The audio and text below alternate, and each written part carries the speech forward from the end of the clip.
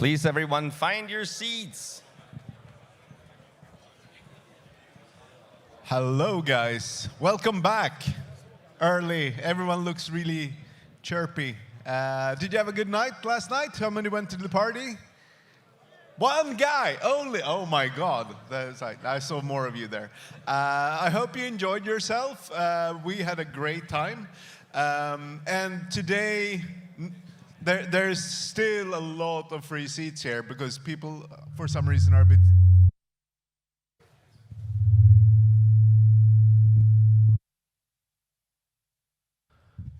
Okay, let's try this again. Closer to the mouth, I guess, with the mics. So yeah, but people are a bit sleepy today, so there's still a lot of seats available over there. Yeah, we are gonna normally have the same procedure as yesterday with the lunch. How did lunch work? Did that work well, getting lunch for everyone? Yeah. So that's good. We're going to do the same thing today at lunch. We're going to walk over the courtyard here, and we are going to do the same procedure that some of you go earlier and some of you go later. Do you want the mic? No, I was going to say, don't forget the workshops and everything, the soldering stuff upstairs. If you hadn't done that yet, do it. There's lots of fun projects up there. And I have no idea how many people are here. But it's cool. You want to say anything else? No? All right. Then we welcome the first speaker on stage. Big hand for Michal.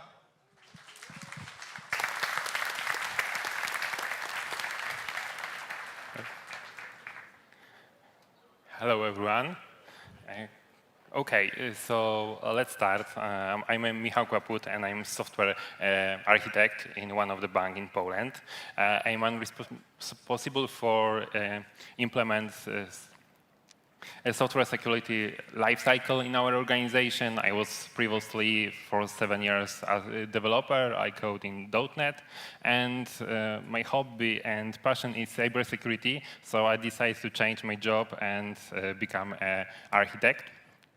And I also like present some interesting things. That's the reason why I'm standing here today. And I also teach a small child how to hack computers in Poland. And I also a part of the group 175C in Poland.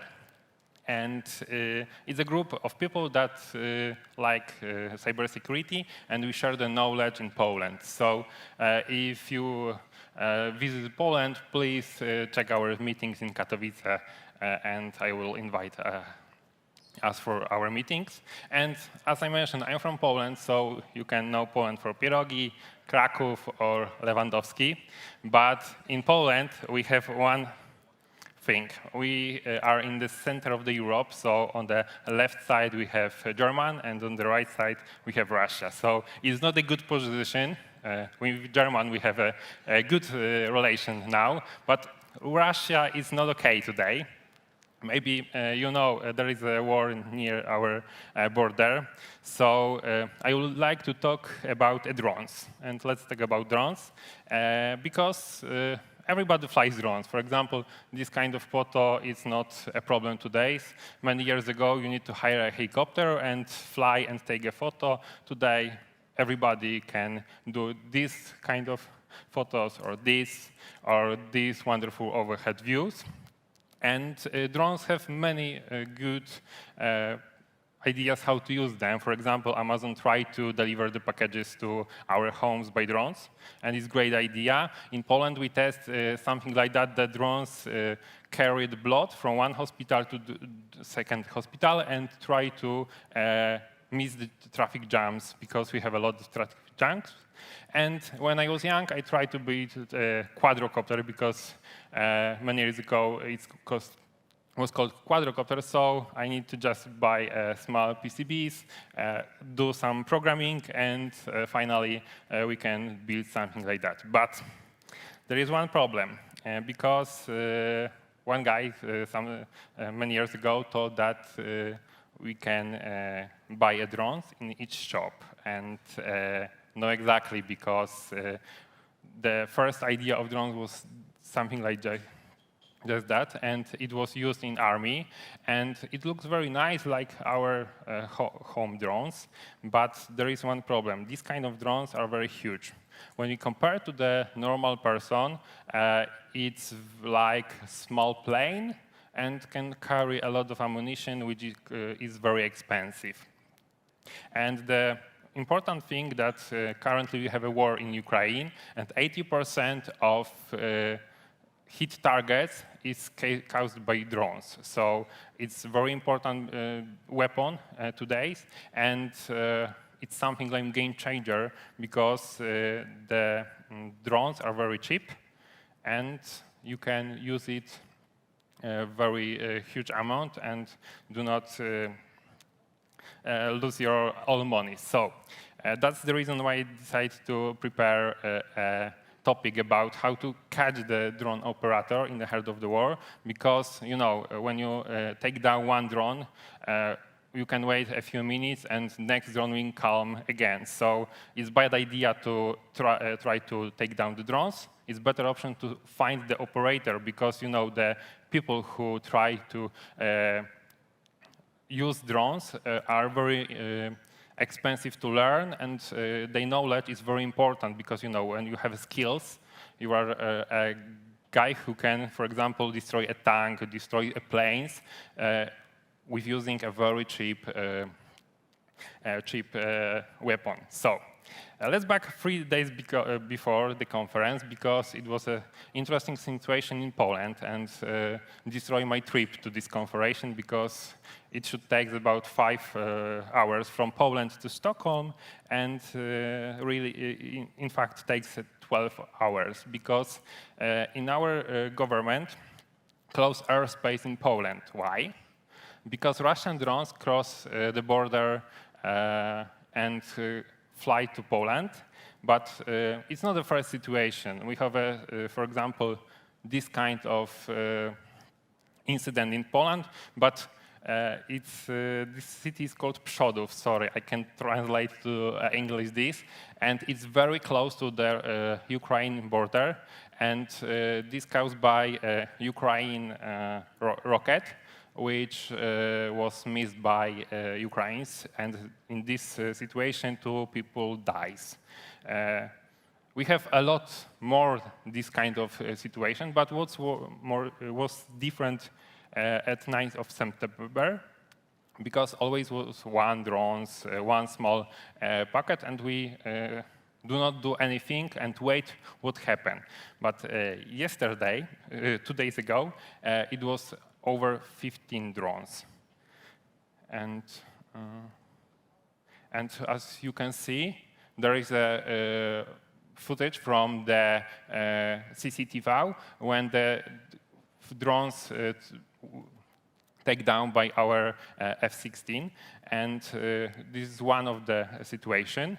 And when we see the information from Ukraine, it's a telegram that try to track all drones and all situation in Ukraine. And when you see the left side of the map, there is a Poland, and there is a lot of traffic and a lot of drones who cross the border. So that's the reason why our airspace was closed, because we need to take down all the drones and check what's happened, because it's not one, it's 15, but there is no confirmed information that it was over 25 drones which fly to our country and do something like that.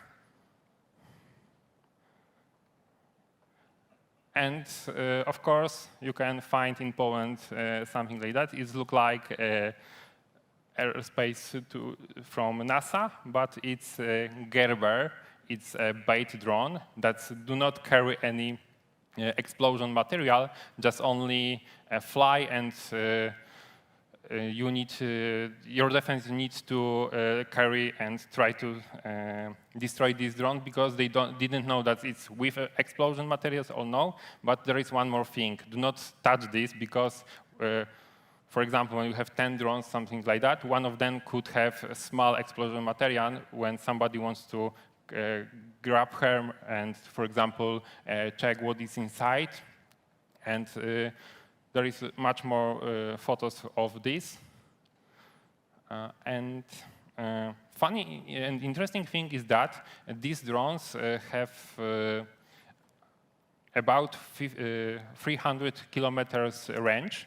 But if they need to be in Poland, they need to take about 600 or 700 kilometers. So they have extra petrol tanks. And you can see how it looks. It's very cheap. It's made from foam, cheap engine, and a little bit of tape and small electronics. And Russian create about 5,000 this kind of drone and attack Ukraine. And I have a map that where in Poland was found this kind of drones. But before this situation and small drones, Ukraine used something bigger. It was called Bayraktar TB2. It's something like USA Predator, but made by Turkish government, and they have something like that. It's very big, huge drones, and it cost about 22 millions, about 6 million euros. And Poland decided to collect the money and give Ukraine this. Sorry for Polish slides, but I cannot find this photo in English. So maybe let's talk about why they do stop using Bayraktar. First is because the drones are very large and very expensive. So if you want to have a huge army with this kind of drones, you need to have a lot of money. Ukraine do not have money currently. And there is a second reason, because after a few weeks, the Bayraktars finish just like that, or that, or that. And this little boy is responsible for that, because there is a big plane. Russia has something like good quality of anti-plane defense, so it's easy to take down one drone. So how Ukraine resolve the problem? First, they buy from Poland something like that. It's Walmart. Our idea, which is a drone kamikaze. And it's only one-time usage. It could destroy the tank and have a very big advantages, because you can start it without a runway. Because huge drones needs to runway, this one, no. But it's still a very expensive drones, so maybe we need to find something more. What do you think about commercial drones? Maybe this kind of photography drones, and carry small bomb to this drone, it could be work. First, let's check how it looks. Bayraktar is very expensive. Walmart still, but we can 3D printed the drones, and Ukraine use something like that. And it looks like FPV drone. It's very cheap electronics, very cheap battery, and if you lost this, you lost about $500, maybe 1,000. And it's okay. Or you can build something bigger, and it's carry about 50 kilograms of explosion materials. And it could be split. For example, one drone can carry 4 or 5 smaller bombs, and in one journey you can try to hit more times. And I found these photos. It's from June, and Ukraine decided to create special containers with all equipment, for example, electricity, connection, and the rooftop was something elite that opened, and the drones could escape from them and attack the goals. And this is interesting films that shows how it works. But I need to one more thing.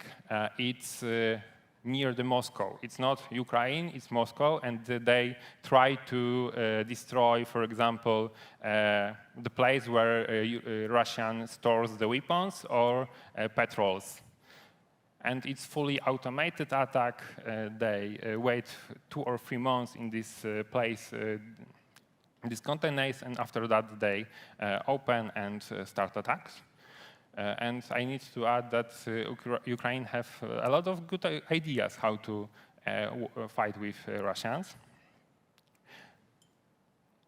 And there is a lot of smoke, so I think the attack is quite good, and they will be happy after that. As I read in the media, they lose a lot of petrol ability to product, so they have a problem with the logistic, how to transport the petrol to the war zone. So, but maybe we can talk about DJI drones because it's a very interesting topic. The drones are very cheap. You can buy it a huge amount from China, and maybe we can use these drones. Of course. So first the question is, what is the range of the drone? And you can find a lot of movies on the YouTube that people test how far we can go our drones to the from operator to the goal. And one of the footage is about 5 kilometers away from the operator. So in war field, it could be okay because it's safe position that you are 5 kilometers and you can put the bomb near. But it's old information. A few weeks ago, there was a release of DJI Mavic Mini 5, and it could go far from the operator, about 25 kilometers. So it's nice to have something like that. And there is information, and we need to one more thing. We can fly, but we need to carry something. And AliExpress will help us. We can connect something like to our drones. We can build everything on AliExpress. So it's very interesting. And after attach this device, you can go somewhere and open this arm and something fall down from the drone. So it could be a small package or it could be small bomb. And after that, somebody could not be happy or still alive. So after the combination of this, it looks like that. But in Ukraine, it looks like that. And how it works, it's very easy. The operator knows where is the opposite, the opponent, and try to find this tank, for example, fly in this place and just open, and you can see what happened. And there is important information because you can ask, but it's small bomb. It do not destroy the tank.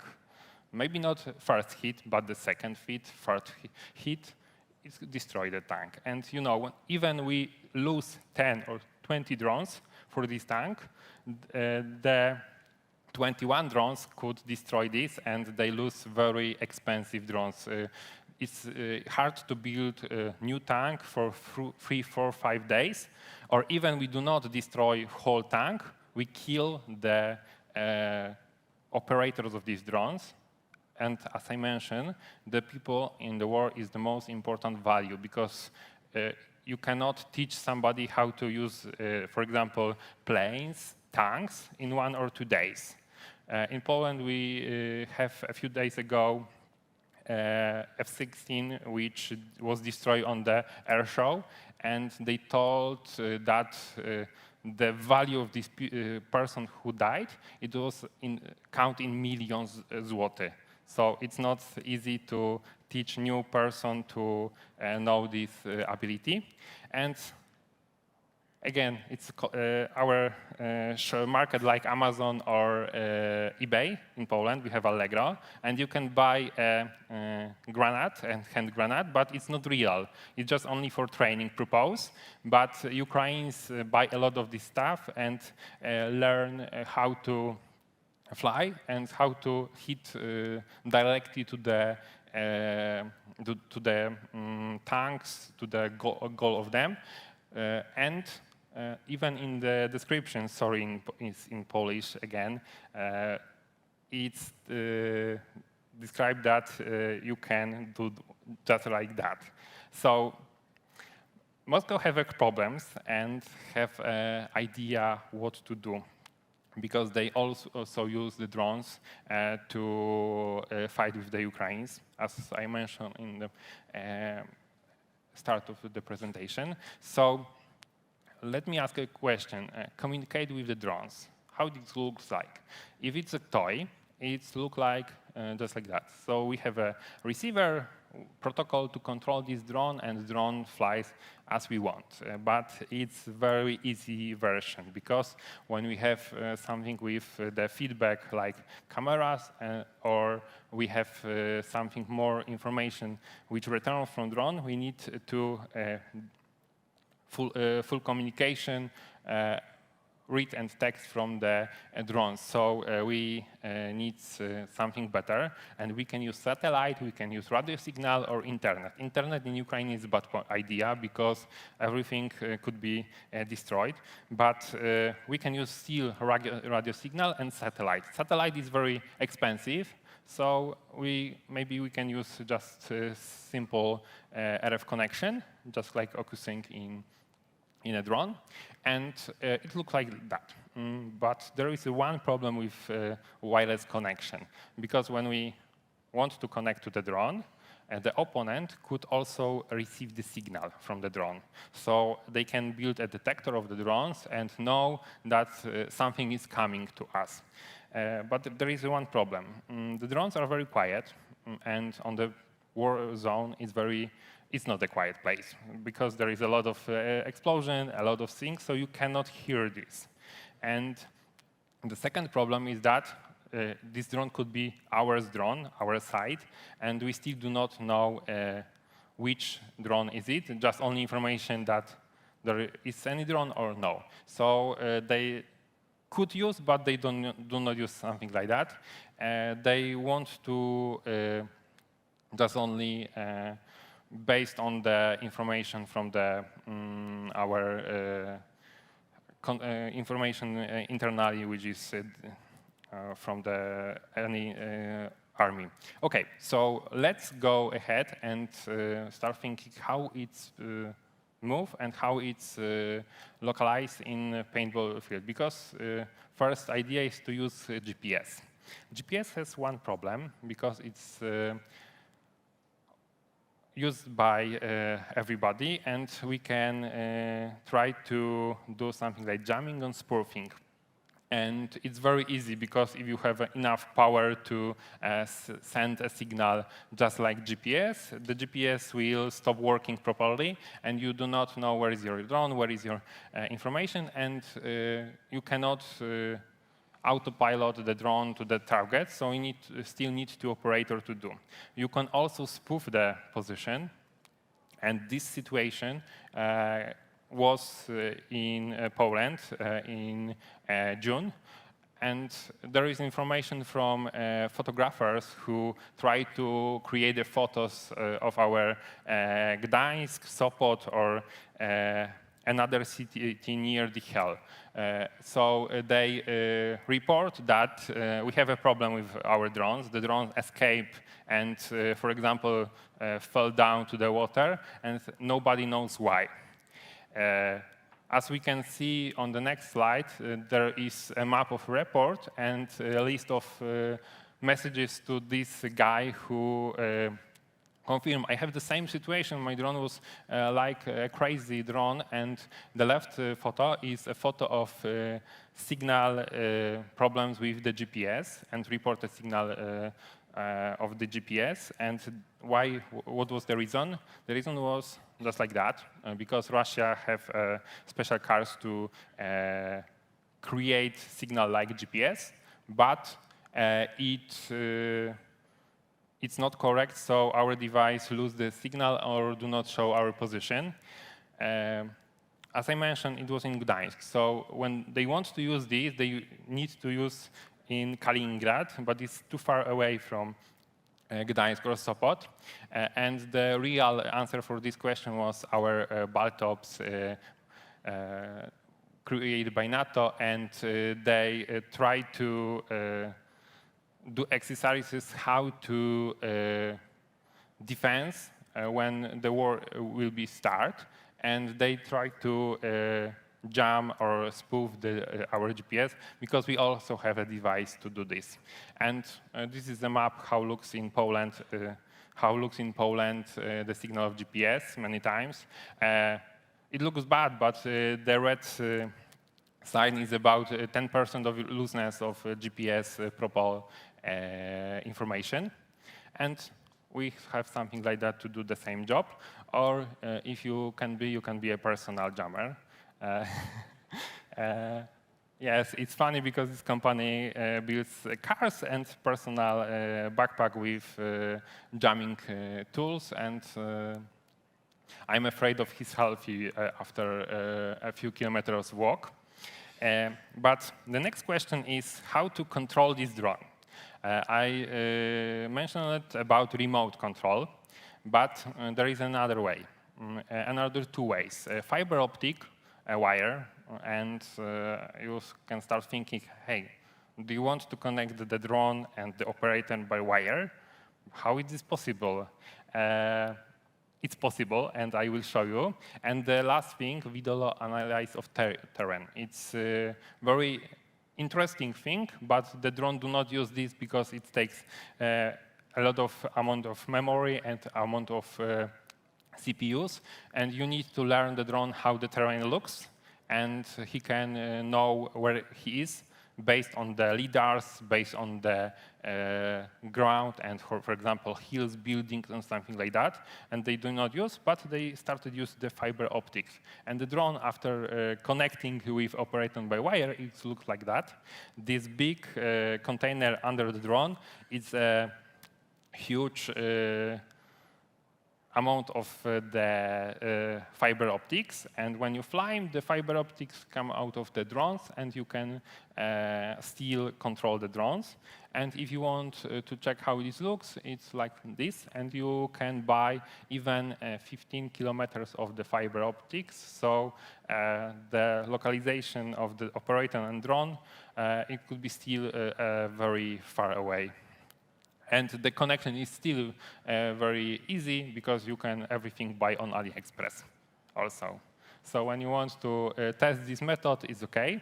And I have one footage from the Ukraine phase zone when the Russian soldiers found this kind of drone when it was flying near them, and they tried to cut the wire. And we need to wait for a second. And this is the drone. And they still wait, because the drone has a camera, so the operator could see them before they... and now they are looking for a fiber optic. Cut. It's not funny, but it works. And the drone disappeared because they lost connection with the operator and probably fell meet with the tree. So the reason is, the question is how we can find a drone operator. If we use fiber optic, you can go back and with using this fiber, and you can see where the operator was. And there was one situation when Ukraine operators sent so much drones that from planes you can see the shines of the fiber optic. Where is this? And the planes go straightly to the operator wired by these wires. So when you use the wireless, it's also possible because DJI drones have a lot of features. Because even child could fly by drones, and we have a lot of options. For example, return to home, auto return to home when we lose the connection, and something more. And how it works. So when, for example, we stop connection, the drones exactly know where was the operator. So he can run RTH and return to home and on their own. It's a special procedure for that, and it works very easy because each changes of the operator position was reported to the drone. So when it's reported, the communication needs to handle this information.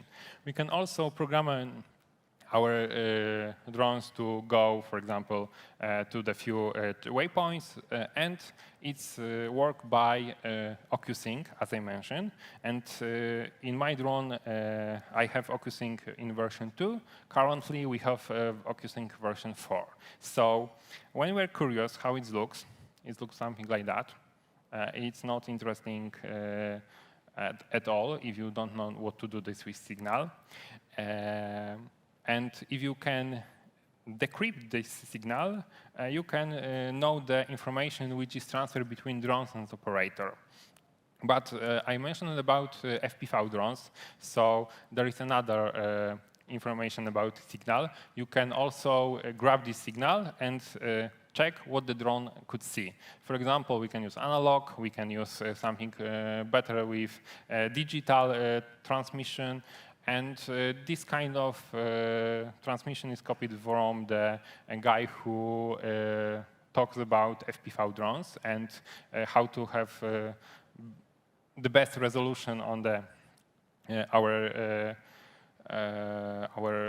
Googles. So how it looks in the war zone?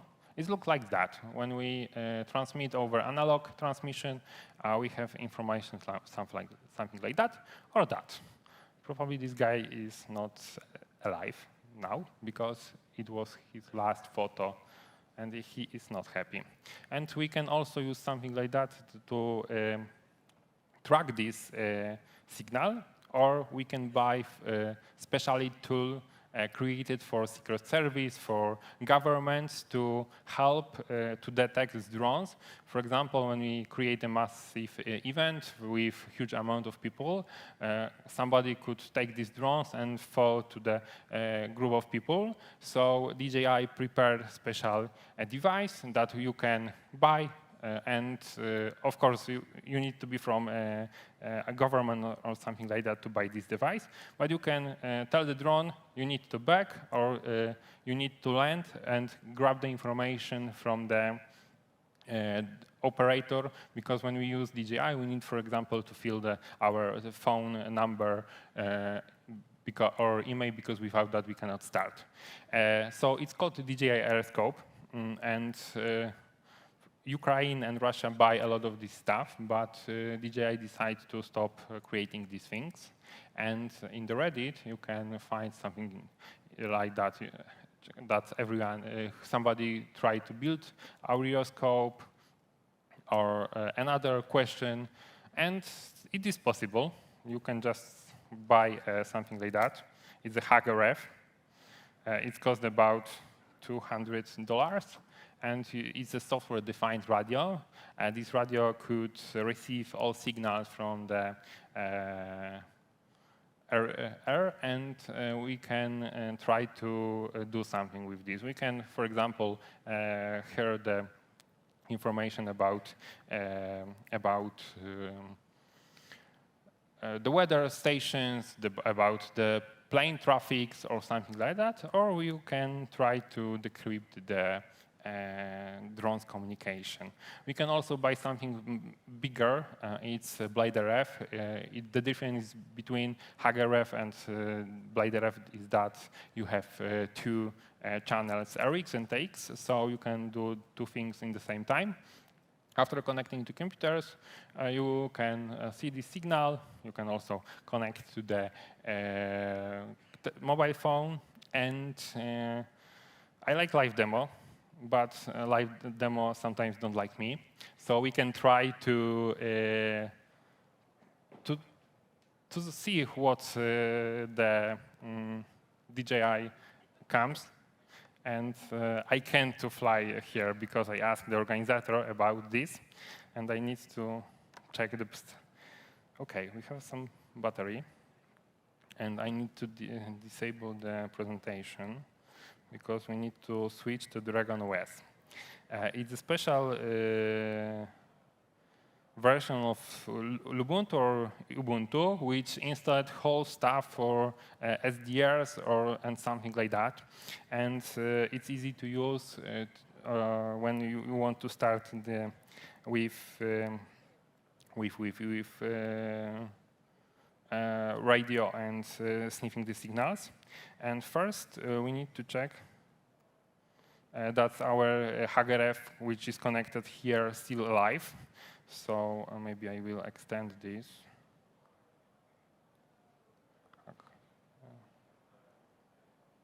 OK, it looks like working. So first step is OK. Our HGRF say hello to us, and now we can try to sniff a signal.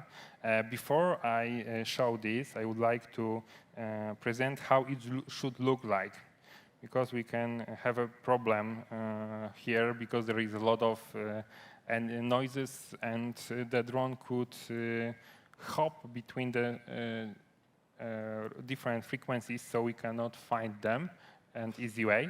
So I will show you my samples. I will open the app which showed on the graphs.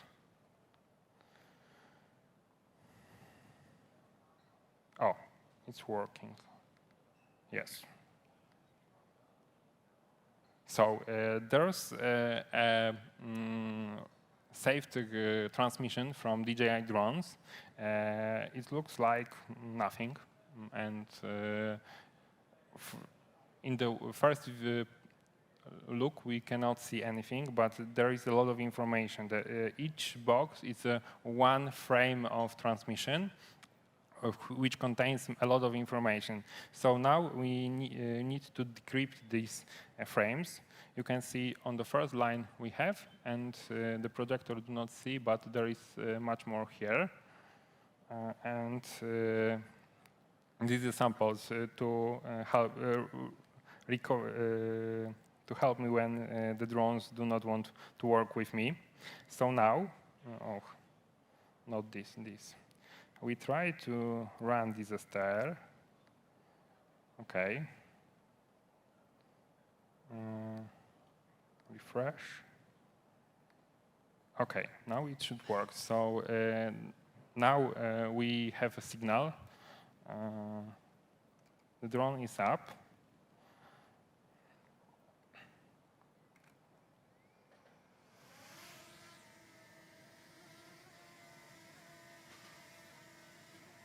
Please be stable.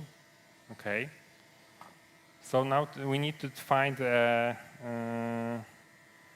frequency which is in this drone.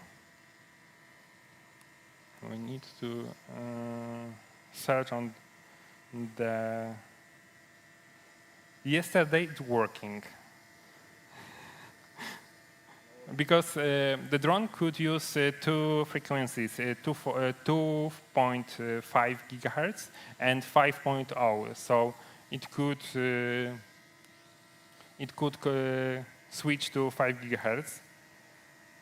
And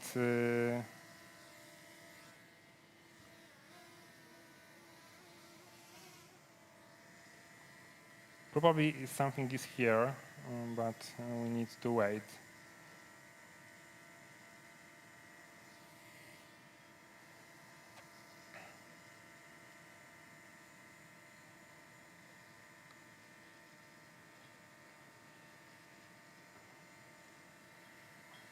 OK, there is nothing. We can switch to another.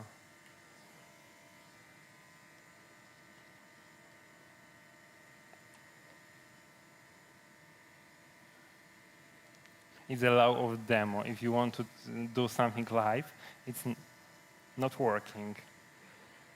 Oh, where is this?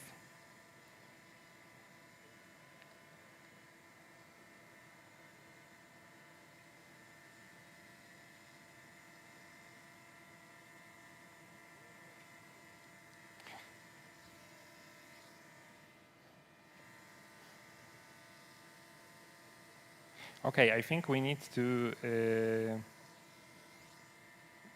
based on the samples example, and I will show how it's work when we decompile this information. but I cannot. I want to take a photo of us. Can I?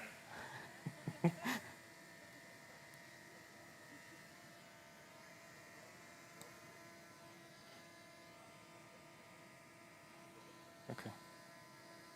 And maybe it's a little bit more. Oh.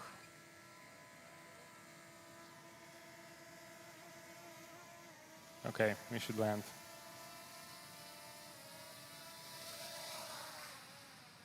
It's very rude drone. Why do you want? But I was prepared because my sample works, and I prepare. What is this?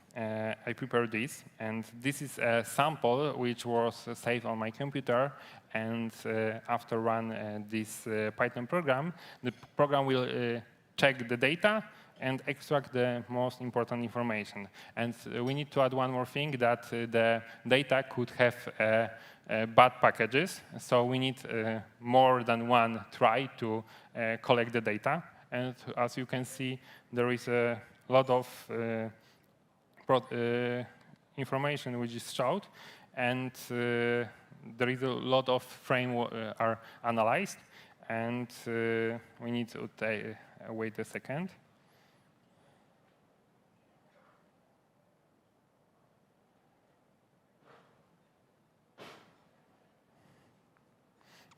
Okay, so we have a few coordinates, and we can check this locating, for example, in Google Maps, and that's the localization of the drones, and there is one frame of good package.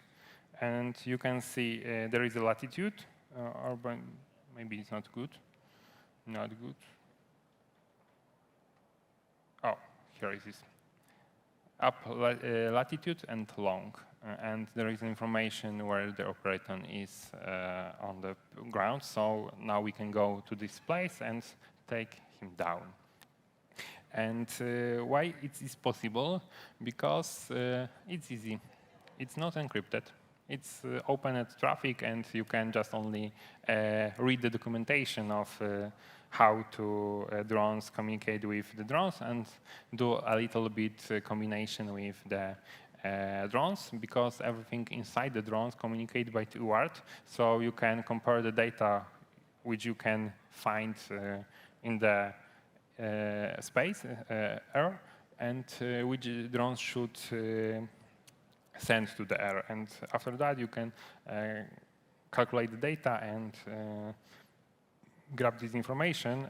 And a lot of people do the same job. For example, in Berlin, in the United States, there are a lot of information how the process of access data to this drone and collect this information. You can find everywhere. I will prepare a sheet with information how to do the same in your homes. And we can back to the presentation. And oh, not this, not this, not this, not this. Okay, so as I mentioned, there is no data encryption. It's a basic security practice. So please remember always we need to secure each communication. And the second thing is that companies try to cut the costs on security, because clients don't want to pay for security because we do not see this. Products work, flies. Okay, so why I need the encryption? I do not need.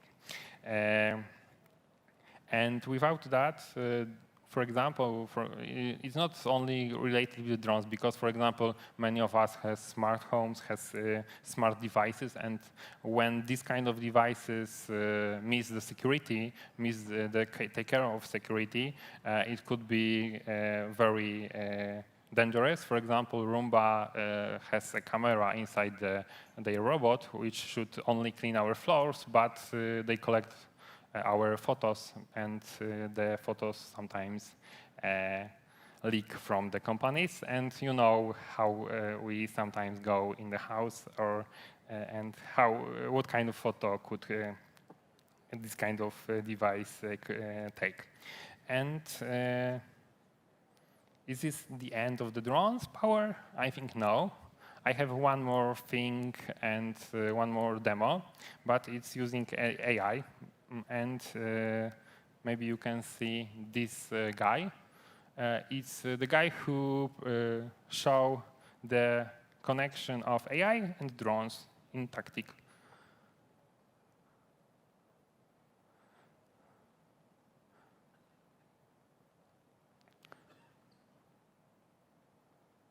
And there is a small explosion material, and these drones detect the face recognition and kill the guy. But maybe on the next presentation without this kind of demo. So this is the end. If somebody wants to ask a question or something like that, here is my LinkedIn. If somebody wants to collect more knowledge or something like that, there is another link. But I need to tell that I forget click publish. And I need to do this after the presentation because currently it's empty. But I will do this, I promise. And the second thing is if somebody have a free time, please leave me information about how it was and write my presentation because it's very helpful for me because I know what I should to improve in my speeches. And thank you for attention. And I want to add, it was my first presentation whole in English. So if I make a mistake, I want to say sorry. Thank you. Okay, thank you very much. That was very interesting. Do we have any questions from the audience? And I mean, it's a big subject, but I guess there must be some questions. Anyone? You know all about the drones. Yes, let's pass the mic here then. Okay. Hello, thank you so much for the wonderful presentation. My question is there any type of encryption, and if so, what type of encryption for the video transmission? It could be IS decryption, and it could be okay. Because you need to encrypt whole packet, not only video or data. So it could be IS or something like that. We have accelerator to do this based on hardware, so it could be okay. Thank you.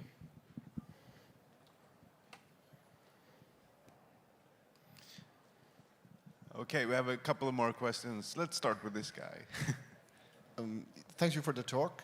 Those signal trucks look, I'm here.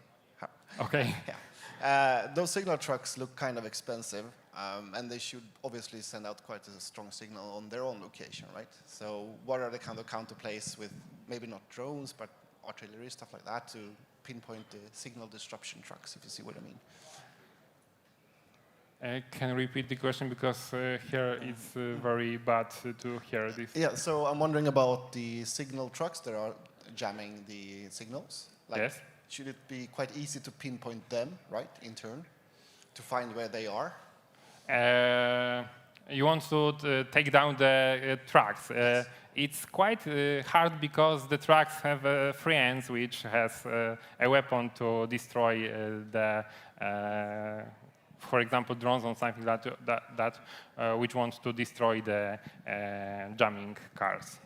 So it's not quite as easy as it looks. You know, there are always a couple of quite different specialty in the one place to cover them.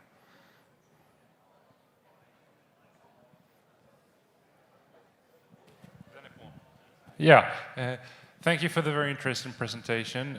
My question is basically, can you use inertia-based positioning systems in drones, or is that is it not accurate enough? Immersion localization is also good, but you know, it should be drones are created for quick action, not long distance information. But I mentioned about the attack in Poland, so it was immersion targeting because nobody controls this huge amount of drones, and they just only have waypoints which should meet, and if they hit the target, it's okay. If they do not hit, okay, nothing's happened. We have a lot of another drones, so we will wait, and it's cheap, so we can accept that it's not high quality hitting the target. But it's a very good question because inertial systems are very interesting and used in rockets or, for example, Patriot or armor missiles use this system to prevent, for example, GPS spoofing or other idea how to make like header for the rockets, and it is one of the way. I also mentioned about video tracking and analyze how the terrain looks, and this is another way too. And you can combine the method. For example, you can have GPS, you can have inertial, and you can have thermal. There is a lot of ideas how to do this. Okay, thank you very much for the talk and a big round of applause. We are going to prep the stage for the next talk, which is on in, you have time to go to the bathroom. We're on at 10 sharp for the next speaker. So the guys can come up here and set up, and we'll be back here at 10 sharp for the next talk.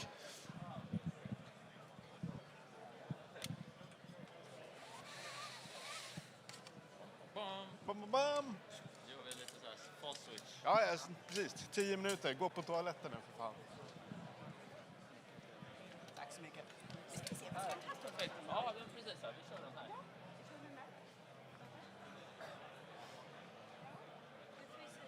Ja. Jag delegerat allt i år, så jag bara pekar på alla. Det där är Viktor också. Funkar det bra för er? Lite blänker eller så? Nej? Ja, men då så. Då kör vi så. Tack.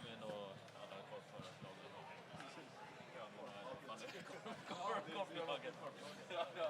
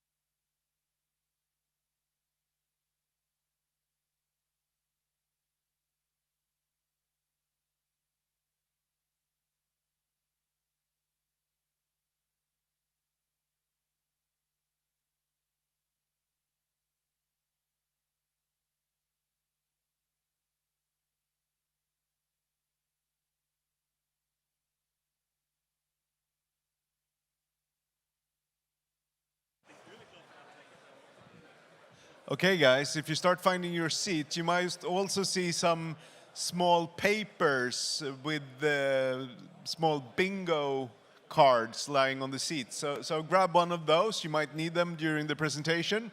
There should be on the seats, some of the seats. Grab your bingo card if you don't sit on them.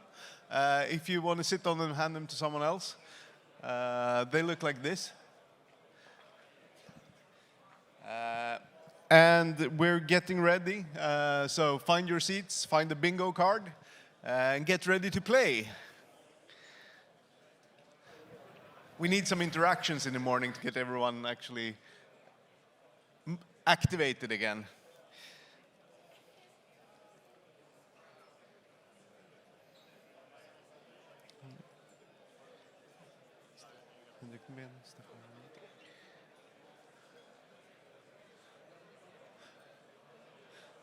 Yeah, there's still plenty of seats in the back to the right of the room from your perspective.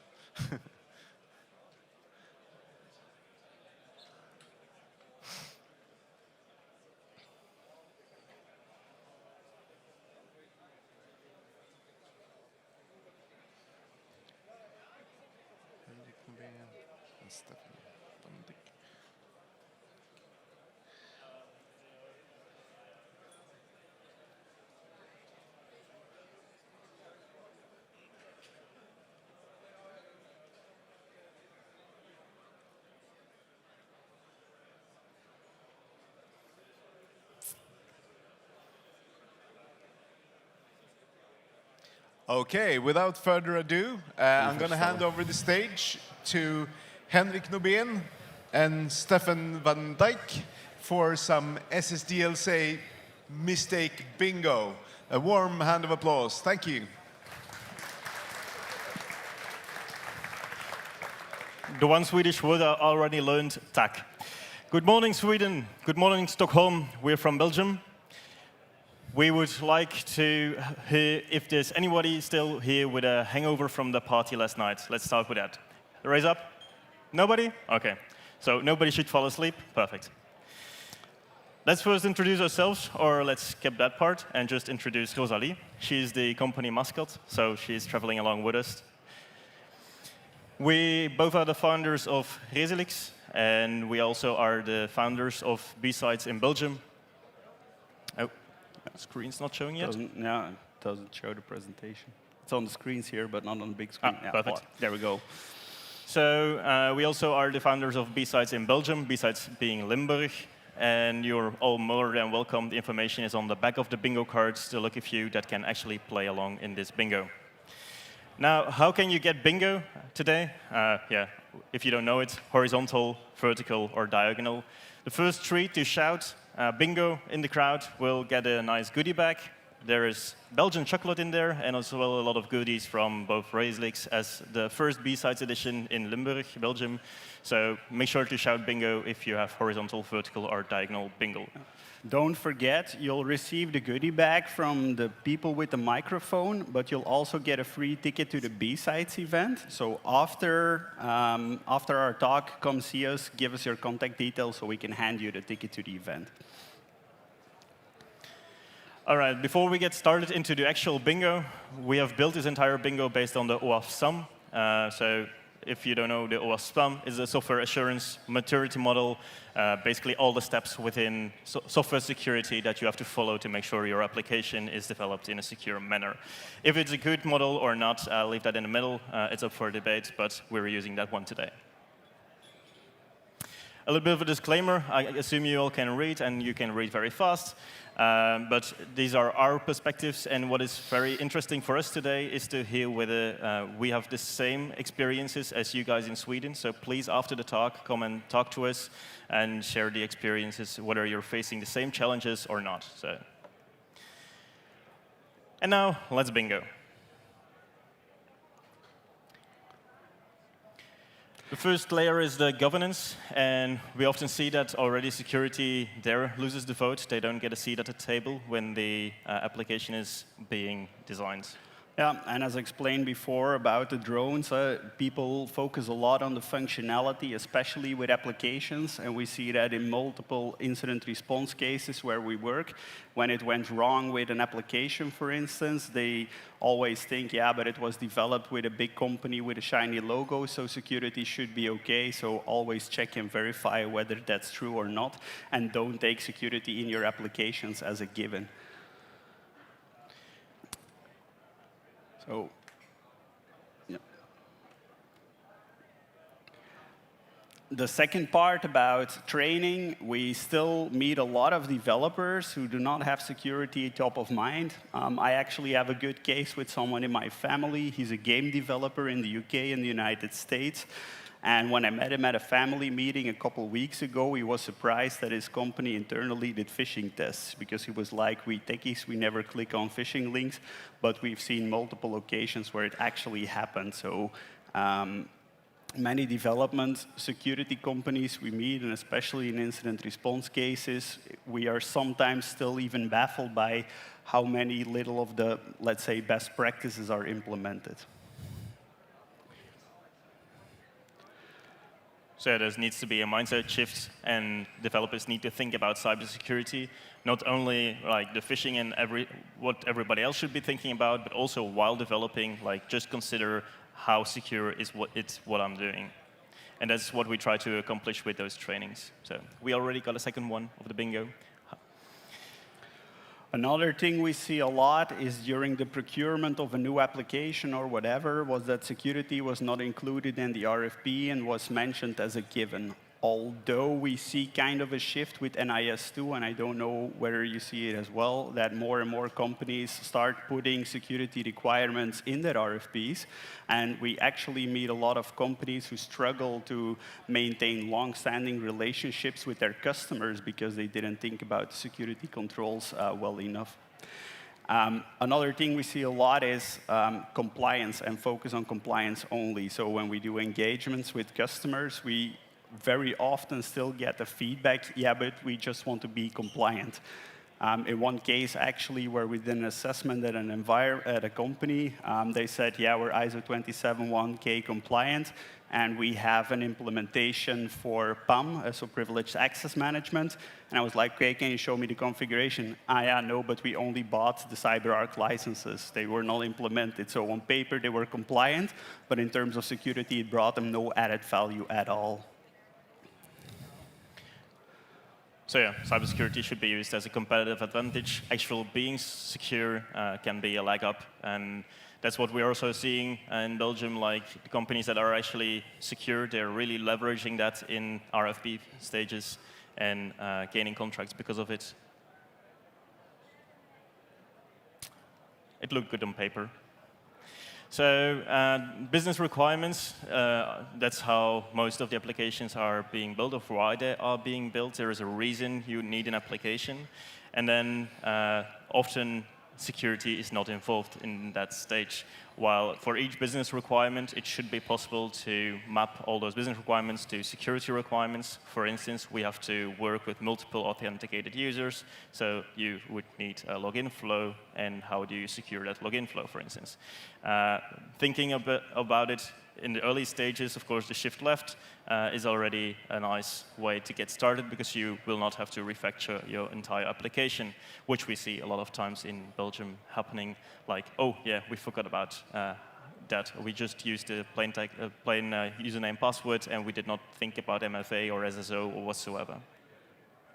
So per business requirement, defined security requirements is definitely a good one.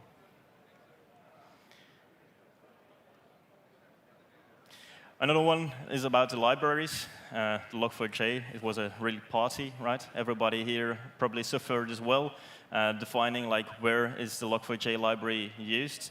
Now, each library is also a third party that you're pulling into your applications, so you need to perform third-party risk management on all of those if they are into critical applications.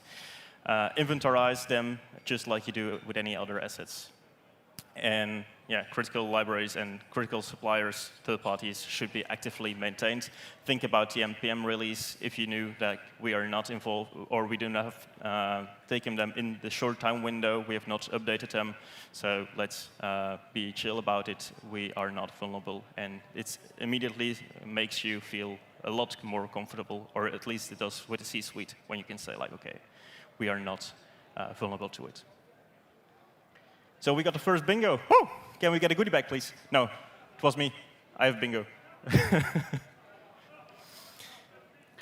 Another thing we meet often when we do engagements with certain customers is like, yeah, we don't have important data. We're an architecture company. We have 50 employees. What kind of data do we have? And actually, it was in a Flemish TV show called Fact Checkers, where they took some influencers and famous people who shared photos of their children online, and they were surprised about how many child pornography videos and images were created based on the faces of those people. So there is a big difference between what you think might be valuable to someone and what is actually valuable to someone. Can you click? So different eyes really have different motives when it comes to data security. So a lot of times people think about the usability factor. This one is taken from a vulnerable web application that is used for educational purposes, but it is also something that I've seen actually in production with a customer. Nice Swagger file, so their documentation is on point already, so that's a good thing. However, we could spot a API spawn API where you can just execute plain commands on the Linux server that's underneath. Very usable for the developers to run some code from the API, but if you go to production, maybe you should think about removing them and not keeping them into your artifacts. So think like a hacker, what can you do wrong? Don't just think about the usability factor, but also think like, what could an attacker do with my application? That's something that's often lacking.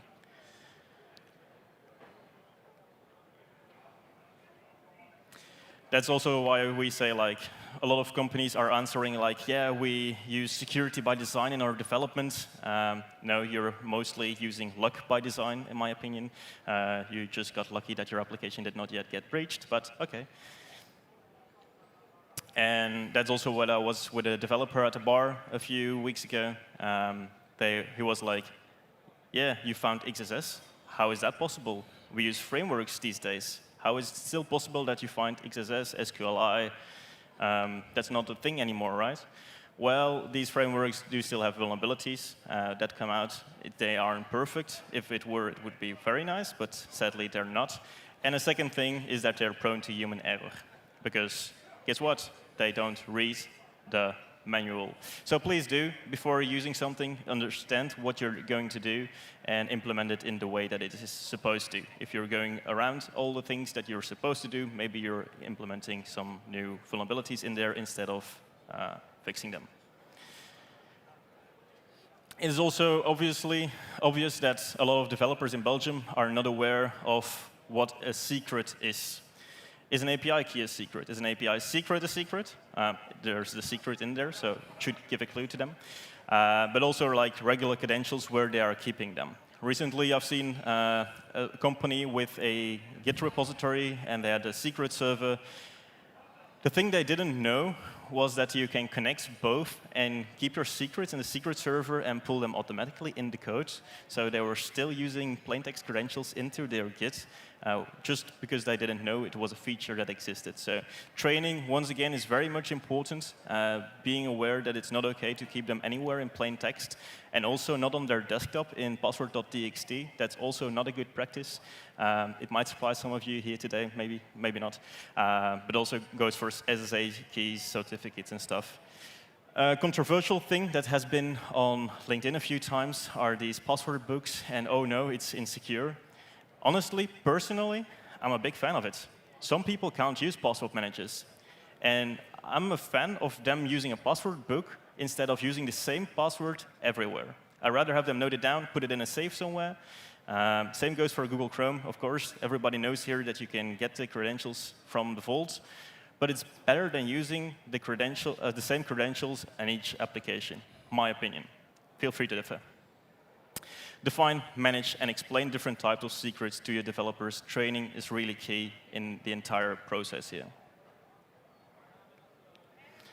And then we come to pull requests. Everybody remembering the exec util, so it's still prone to human error. Don't overload. We have first bingo. Woo! Congrats, applause. Meet you in Belgium on the 13th of March. So a lot of pull requests. So you get a lot of them. Developers are being overloaded. And what now? And they just press approve because there are too many and they haven't checked it. Or it's a senior, he knows what he's doing, let's just approve. Gaining faith, that's how executils also got the backdoor inserted because someone gained faith after all, and they just approved because he's a very good contributor. Provide training, and as we saw yesterday with the machine learning, it might be also, in my opinion, be a very nice future improvement if we could get some automation in there, like to prevent overload of developers in that end. So we also got a second bingo. No second bingo in the audience yet? Okay. Verification. Well, this is something also we see a lot, that when we do incident response at a company, that many of these things were already known. We actually almost never meet a customer that has an incident that was not aware that the vulnerability or the way the attacker got in existed. But usually they were like, yeah, we're still researching on how to fix it. We had meetings with management to see whether it's possible or not. So we see in many companies a lot of paralysis by analysis, meaning another bingo. I think it's a third already, because there was a second one just a there second is one ago. as So well. it's the third. Congrats. Yep. Now I lost a bit where I was. The paralysis by analysis part, it's really something we see often, and we as technical people are not really good at explaining it to business people, because when incidents happen and we meet the senior management, we often get from them, but why didn't we fix it beforehand instead of actually fixing it now and costing a lot more money? So it's better to do something and to start planning already, so make a plan and stick to it, but do something is way better than over-analyzing for years and years. They also come to the implementation then of tools and why you should do the planning instead of just start doing the tooling. So what we've seen a lot of times is that they just implement entire tooling stacks like SAST, TAST, secret scanning, SEA, whatsoever, and immediately right away you lose the developers because they get thousands of alerts and their code doesn't pass the quality gates anymore, so you lose them. And that's a quote that actually one of the customers we recently got to mentioned, like, we have tried implementing SSDLC tooling in the past, but our developers got too many alerts, so we decided to remove the tooling a few years ago, and now every developer in the company is afraid of security. That's also something that's very often seen, like, you want to help the developers. You want to assist them. You want to make them better.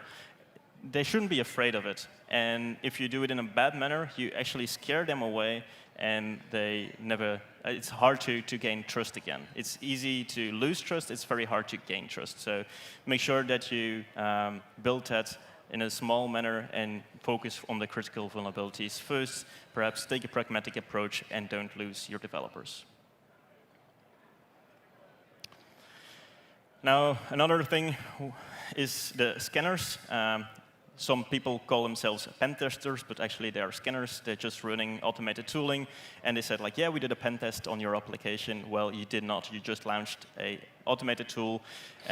Those people are cowboys rather than pen testers, in my opinion. Those are also the reports with the SSL issues coming with critical vulnerability found, depending on where and what it is being used. I myself would not rate SSL issues as critical, personally. Feel free to differ again. But also something that we are often seeing is that they were promised heaven. We are really going to get to the bottom of your application or your network infrastructure or whatsoever. We were promised heaven, but we were given hell. It was finally just a report which we were nothing with. There was no way of guiding us, like how should we do it instead of how we should not do it. So that's also something, how to lose trust of companies. It does cost a lot of money, and if they once got cheated on by some pen testing company, they are very likely not to have pen tests anymore in the future, while they should have. 3 goodie bags are already gone, sorry, but good job. Another thing is determining risk. We see a lot of Excel management when it comes to risk management, and some companies over-exaggerate the risk on certain areas and underestimate risk on another one. And I'm going to give you a prime example because actually our company was founded during the ransomware attack on the city of Antwerp. So Antwerp is one of the largest cities in Belgium. They had a ransomware attack. Hendrik and I were asked to support them with it.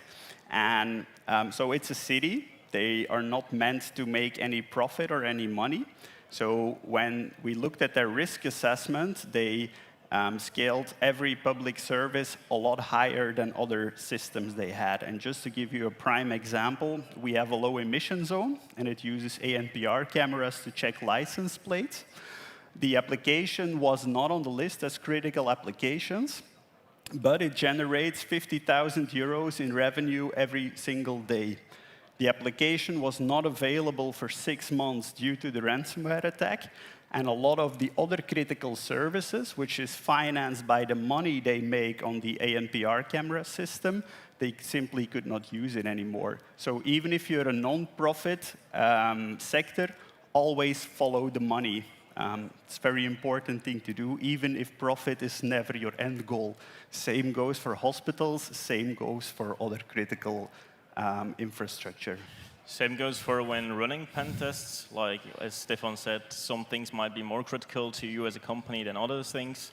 Like everybody likes to gain code execution on a backend server, right? But maybe just reading a certain parameter can already be very critical to your company, and an external firm will never know. So make sure that if you're doing a pen test, make sure that you explain and detail what is critical to you, but also from the other side, if you're a pen tester, make sure that you do not only focus on gaining code execution, but also gaining the objectives of your customer, because that will make them more satisfied. A very good question to ask your business people is to do kind of a role play and ask them, if you had to bankrupt the company within 24 hours, what would you do? And that's where actually you get the most valuable feedback and the most critical applications to protect. And you'll get different answers from everyone in the company because everybody thinks they are more important than anyone else. But at least it will give you a lot of idea on where to put your money and where to focus your security controls.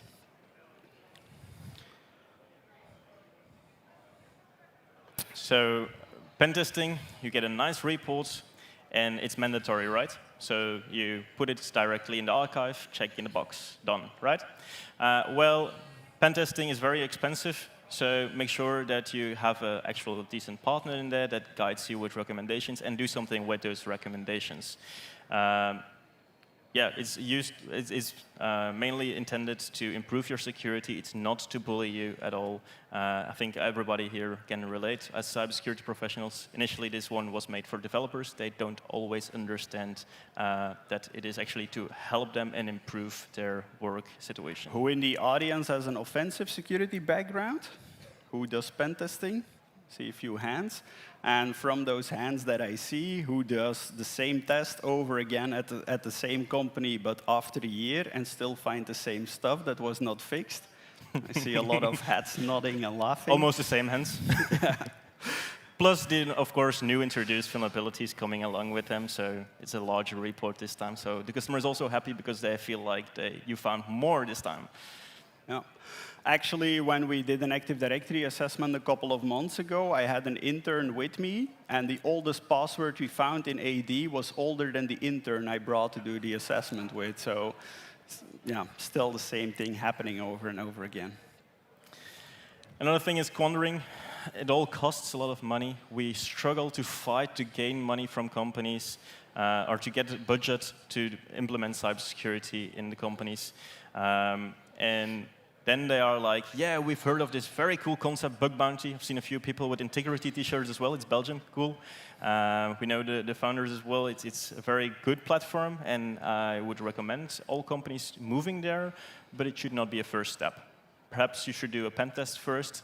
And for instance, integrity is telling companies like, had you done one before?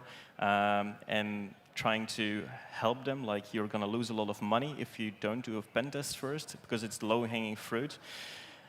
And also a scope review is very important, that you know what they will be looking at. Otherwise, you come like a customer once had, like, no, but we had done a pen test before. Afterwards, it was not the case, apparently.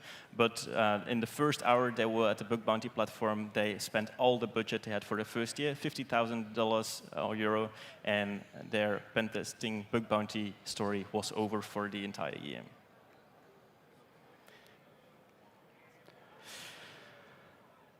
On the duplicates part, so the screenshot you see here is a duplicate vulnerability that I reported to OpenAI. We were not going to mention any companies, but I end up doing it anyway. So who in the audience has a defensive background? So not offensive, but defensive. And who of those has ever found a vulnerability? Okay. This is his moment of glory. Yeah, this is my moment of glory. So after being 12 years in cybersecurity, I found my first vulnerability. It was last year when we started the company, and we used ChatGPT internally. And given that we're a small company, we could only buy the team license. And I asked OpenAI politely if we could use the SSO feature from the enterprise version. And we were willing to pay for it, but they simply did not allow it. But when I looked at the admin console, the option for SSO was grayed out. But if I just added behind the /SSO, I was able to enter, and it actually worked. So I responsibly reported it to OpenAI, but it was a duplicate. It would have been fun to get some recognition out of it, but we didn't. And it took OpenAI. It's a very easy issue. It should have been fixed in a matter of days. It took them more than 7 months to fix the issue. So it's still quite a long time. Now, that once I found my first vulnerability, I start finding a lot more, because actually it's not that difficult. We found vulnerabilities in Microsoft, and especially around broken access control. So finding vulnerabilities is definitely not that hard, even if you're not in offensive security. You should just look for it and know what to look for. And I'm very proud that my offensive background transfers to him in a defensive way. Make each other better is pretty much the thing I want to bring over. Git leaks, so operations, and maybe you've heard it as well. Like John retired last year. We have no clue what to look at. That's coming in this one. But also like in Git leaks, Melexis is a company registered on the stock exchange in Belgium. They're a very large corporation. And well, they got a Git leak recently, and they lost 482 gigabytes of data of their UAT environments.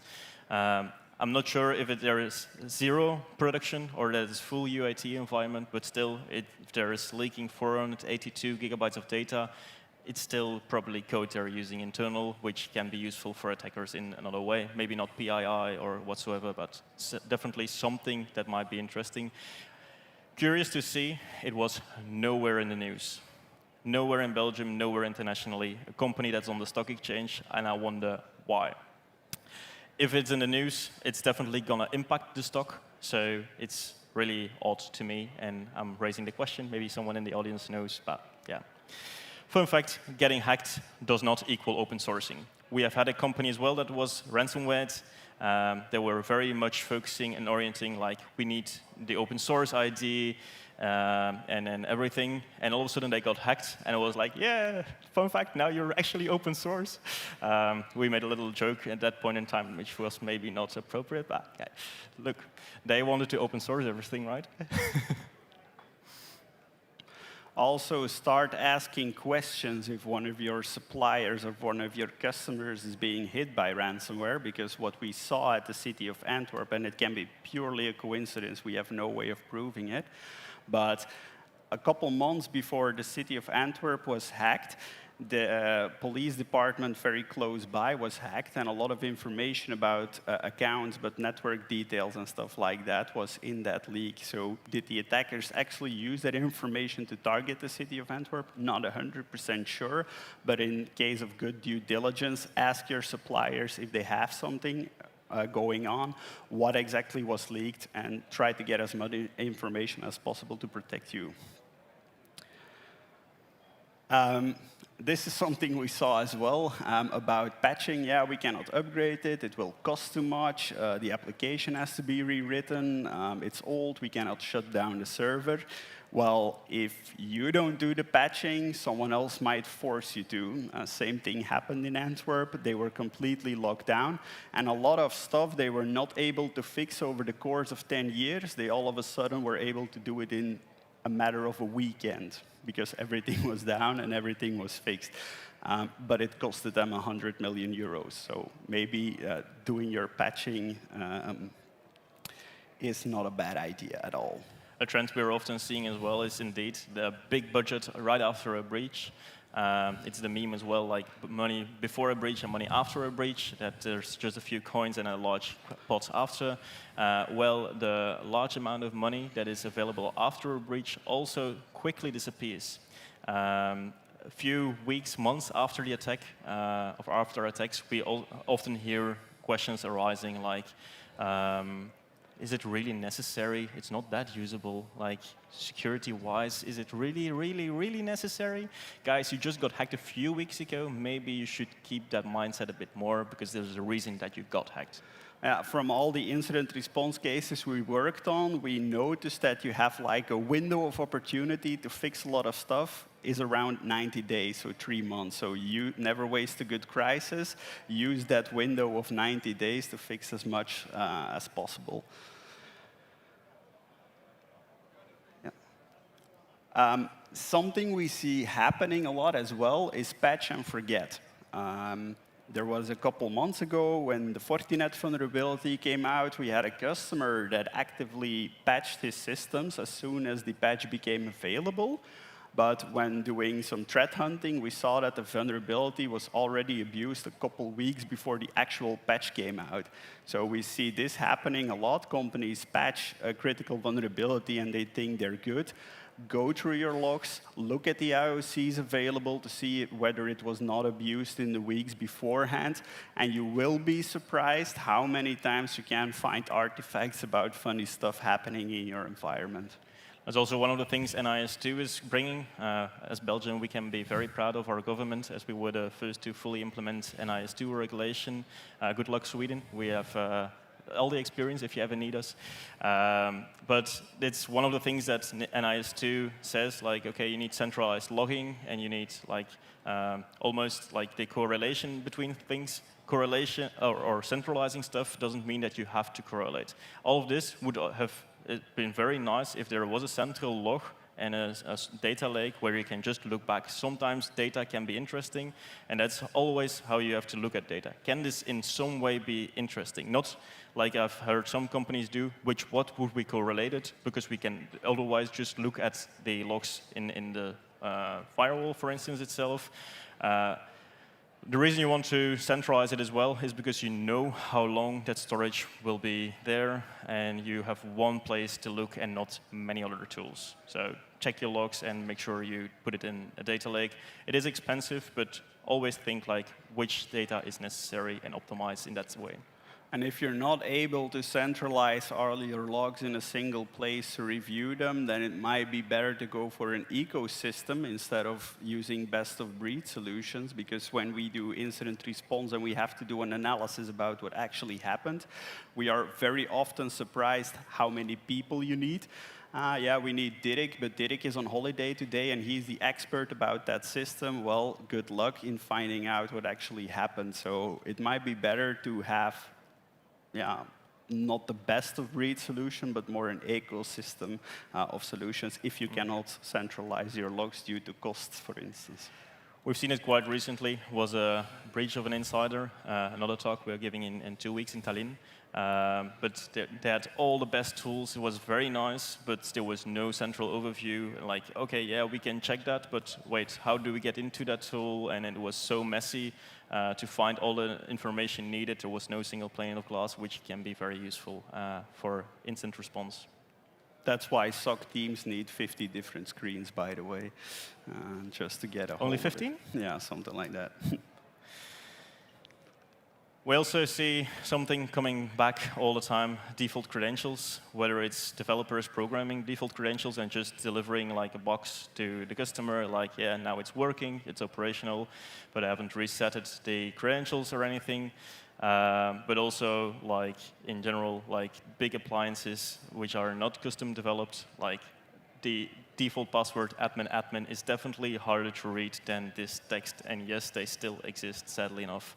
So I wonder why, because there are different solutions these days that default credentials are no longer a necessity, but they keep coming back over and over and over again. Just recent, I found like new client, major amount of applications where we found default credentials set on very critical systems, which made sure they could no longer deliver their support in the first place.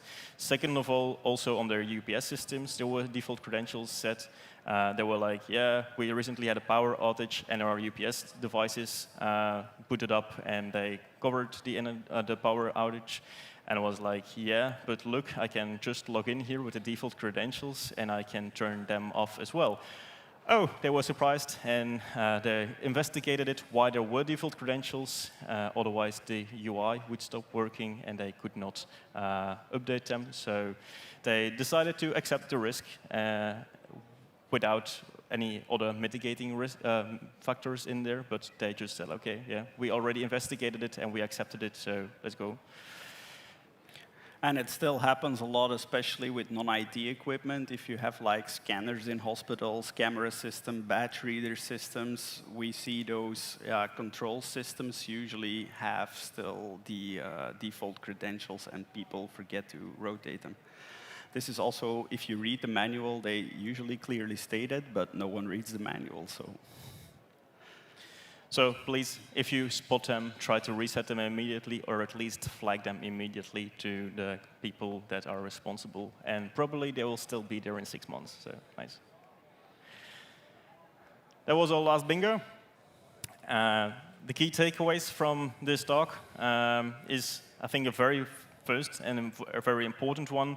General cybersecurity hygiene or common sense is something that already gets you a long way.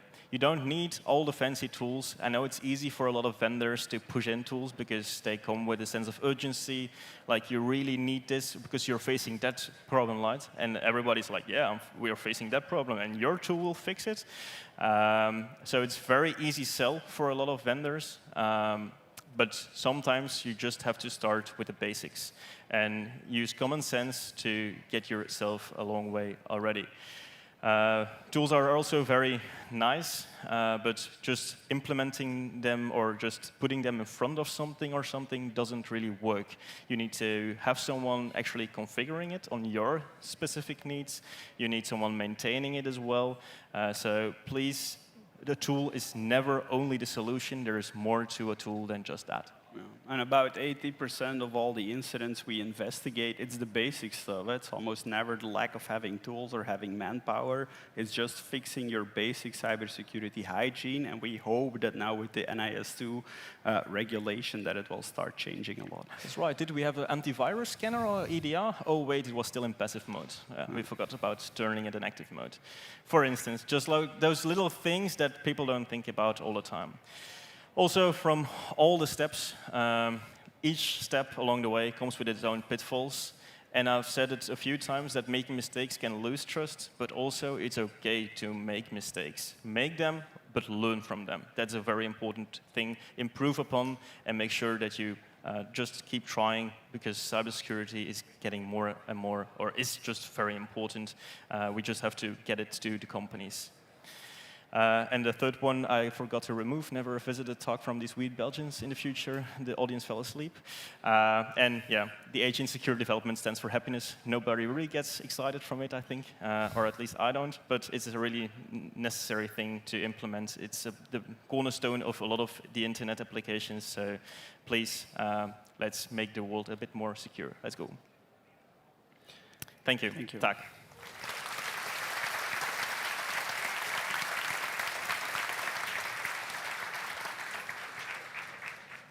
Any questions?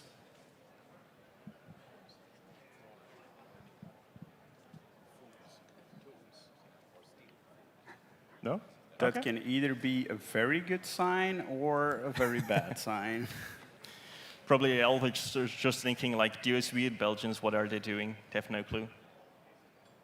All right. No questions? Make sure to hit us up at the bar or something and share your experience, how it is with the Swedish environment, and if you're facing the same challenges as we do, because we're very interested in hearing that. That's something that conferences should be all about, knowledge sharing, so please do. And thank you. Thanks a lot.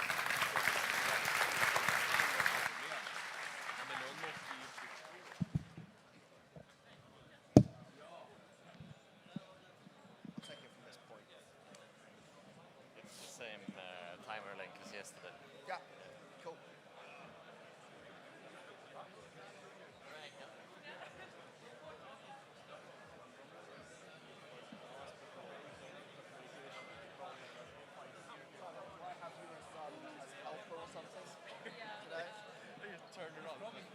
Give me a mic for the Q&A and I'll run.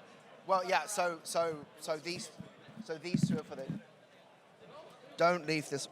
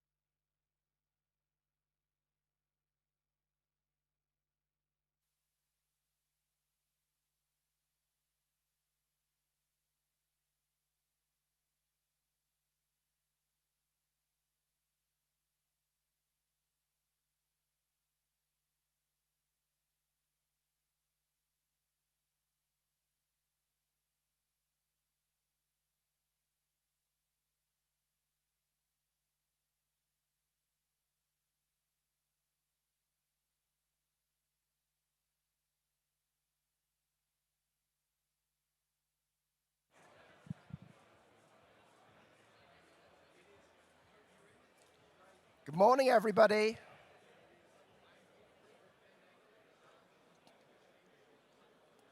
Did you enjoy the party last night? Everything except the rapping. Yeah, no, that was terrible.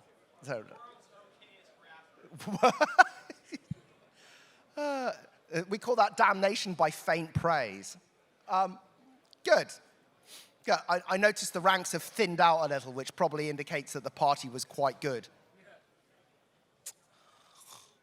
Yeah, so if I can just get everyone to just take your seats, please. Take your coffee, find a seat. Actually, no, I take that back. It's quite full, actually, so maybe the party wasn't that good.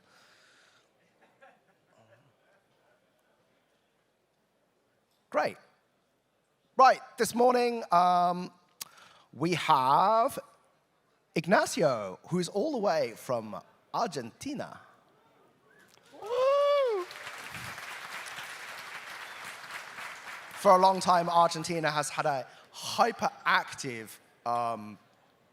offensive hacking scene. Yeah. Let's see.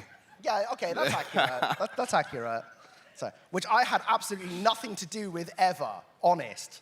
Nothing to do. That's not my fault, not your fault. You know, it just is what it is. Ignacio is an ethical hacker.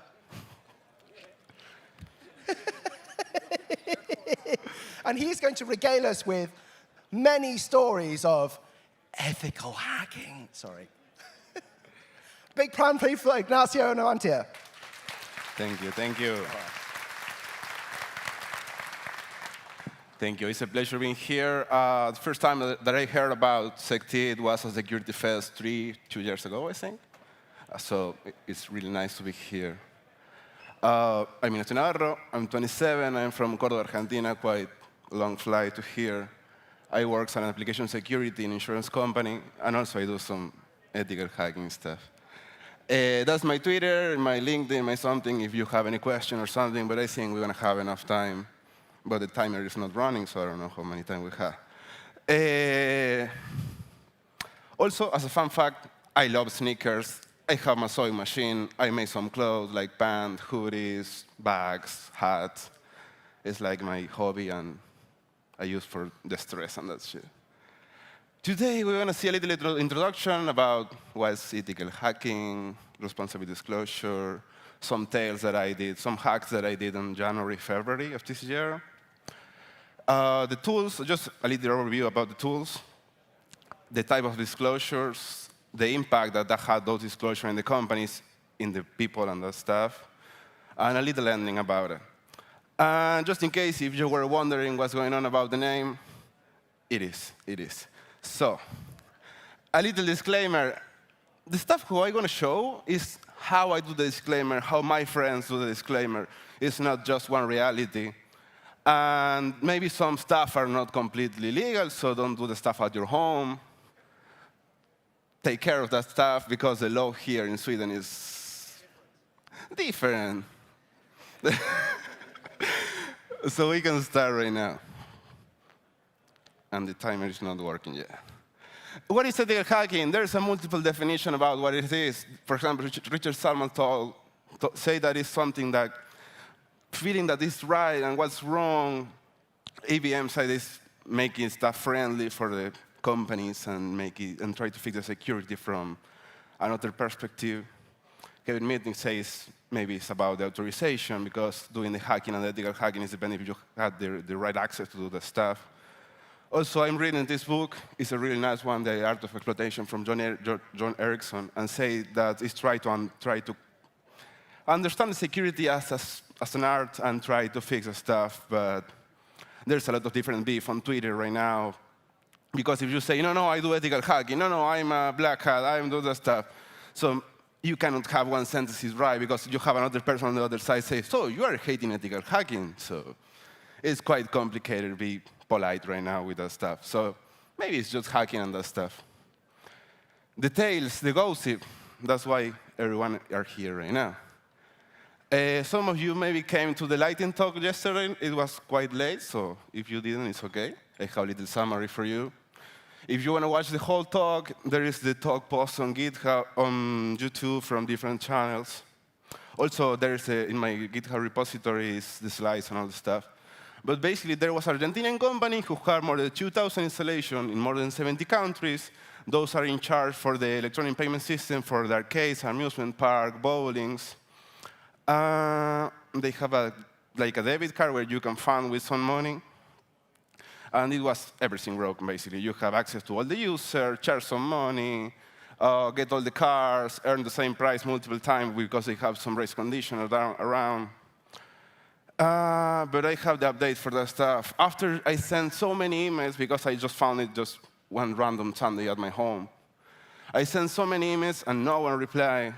When I presented the talk in a conference in Colombia, as I told you yesterday, I had an in-person meeting with the CTO of the company. And he told me, hey, I don't give a shit what are you doing, but my CEO is not liking that you are presenting this vulnerability around the world. So we want to work with you. That's perfect. We're going to say, OK, I'm doing this talk for free, but if you want to give me some money, it's OK. I wrote the 2 reports. I sent them.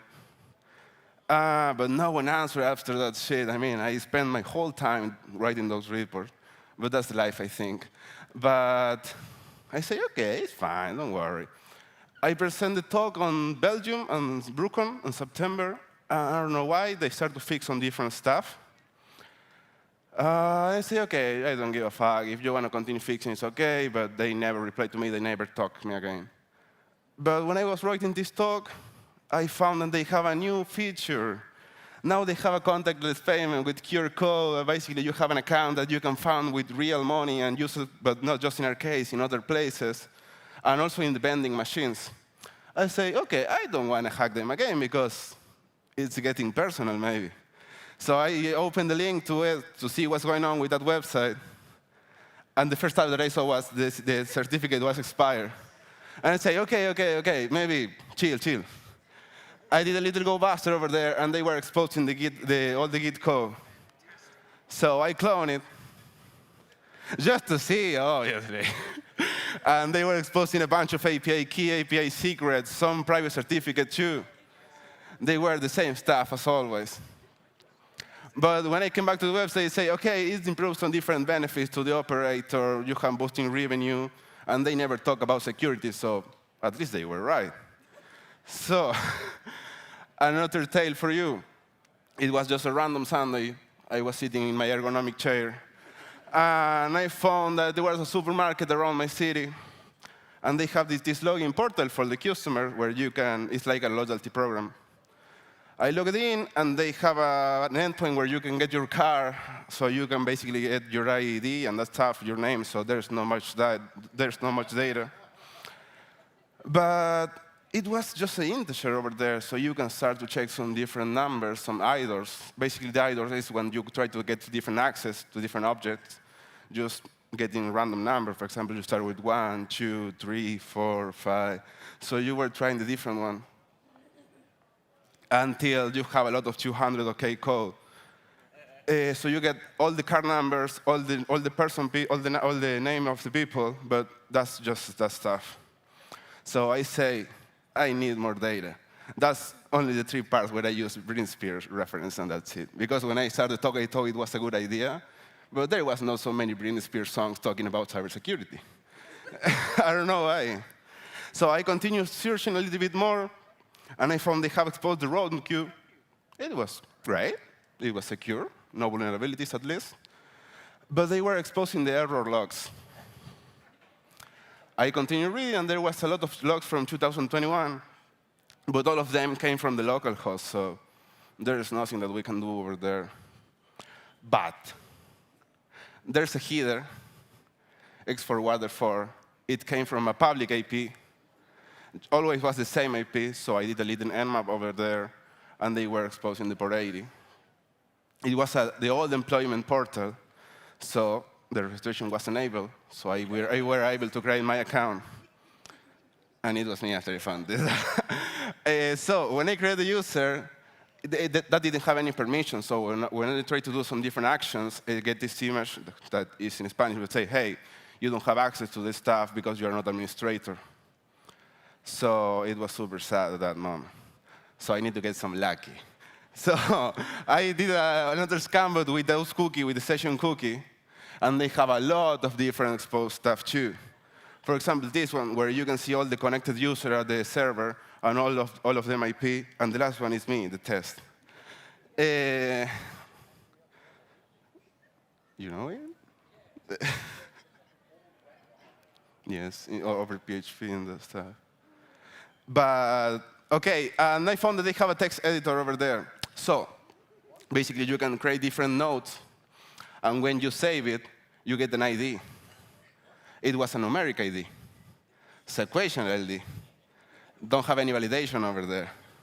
So you can start to check all the different nodes that they have. And for example, you can find some different credentials for the routers from the DVR. And they had a WordPress, because the new employment portal used WordPress. And the credentials were hard code over there too, so you can get access to administrative access to the WordPress.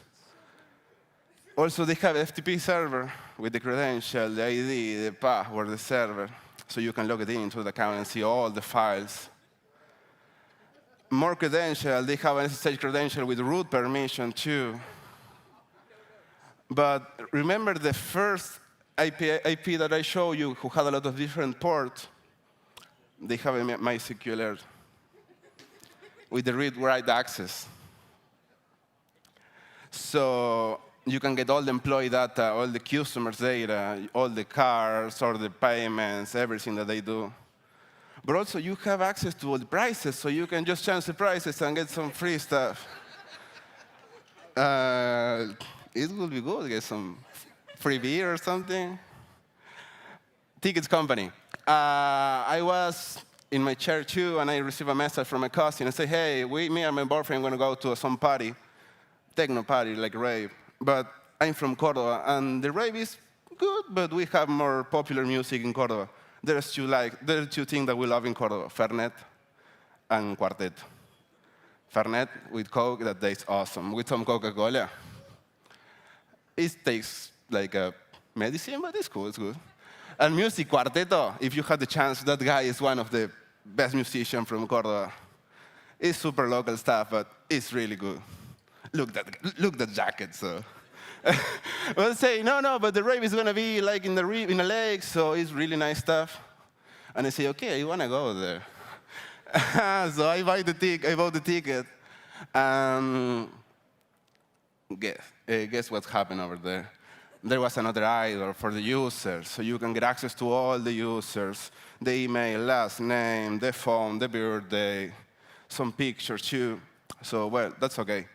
But I try different methods, so I try the put one, and I can change the email without any token. With my token, I can change all the different users. But I can change the permissions. But if I can change the email, I can change the email for the administration account because it was the ID number 1, obviously. So I changed the email, and I reset the password, and now we have the admin account for all the different for all the customers, for all the sales. Get all the tickets, create new one for free, change the ticket, see all the money that they made with that concert. So I'm starting to like techno right now. But it wasn't just techno, because it was software as a service. So they bought the service to another company. So I went to the big one and say, OK, no, we have more than 20,000 event held per year. We have more than 1 million users. So it was a really, really big shit and money. After all this stuff, I'm going to show you how I report the stuff and the feedback. About the transportation company, IDORs. I bought the ticket, you can get all the orders, access to all the bookings, change the name and that stuff. But what happened? What about some free rides? When you generate the booking, it talks with the payment platform and asks for a token and say, OK, this one is your ID, this one is your token. So now when you send the payment, it talks with the payment platform and say, OK, I'm this order, this one is the data, and this one is the order status. But there's no validation about the amount of the money. So when you send the post, you can see there's a place where it says transaction amount at the post. So what happens if we just change the transaction amount and that's it? So if we delete the 50,000 for just 5, the payment is approved, we generate our ticket, and if we check our bank account, it's just 1 cent. And that happened with all the rides and that stuff. And I think this one is the most chill and gossip around this stuff. There is a company who provides some different loyalty program for, I don't know, airplanes and that stuff. So I was doing some pen testing. It was legal pen testing.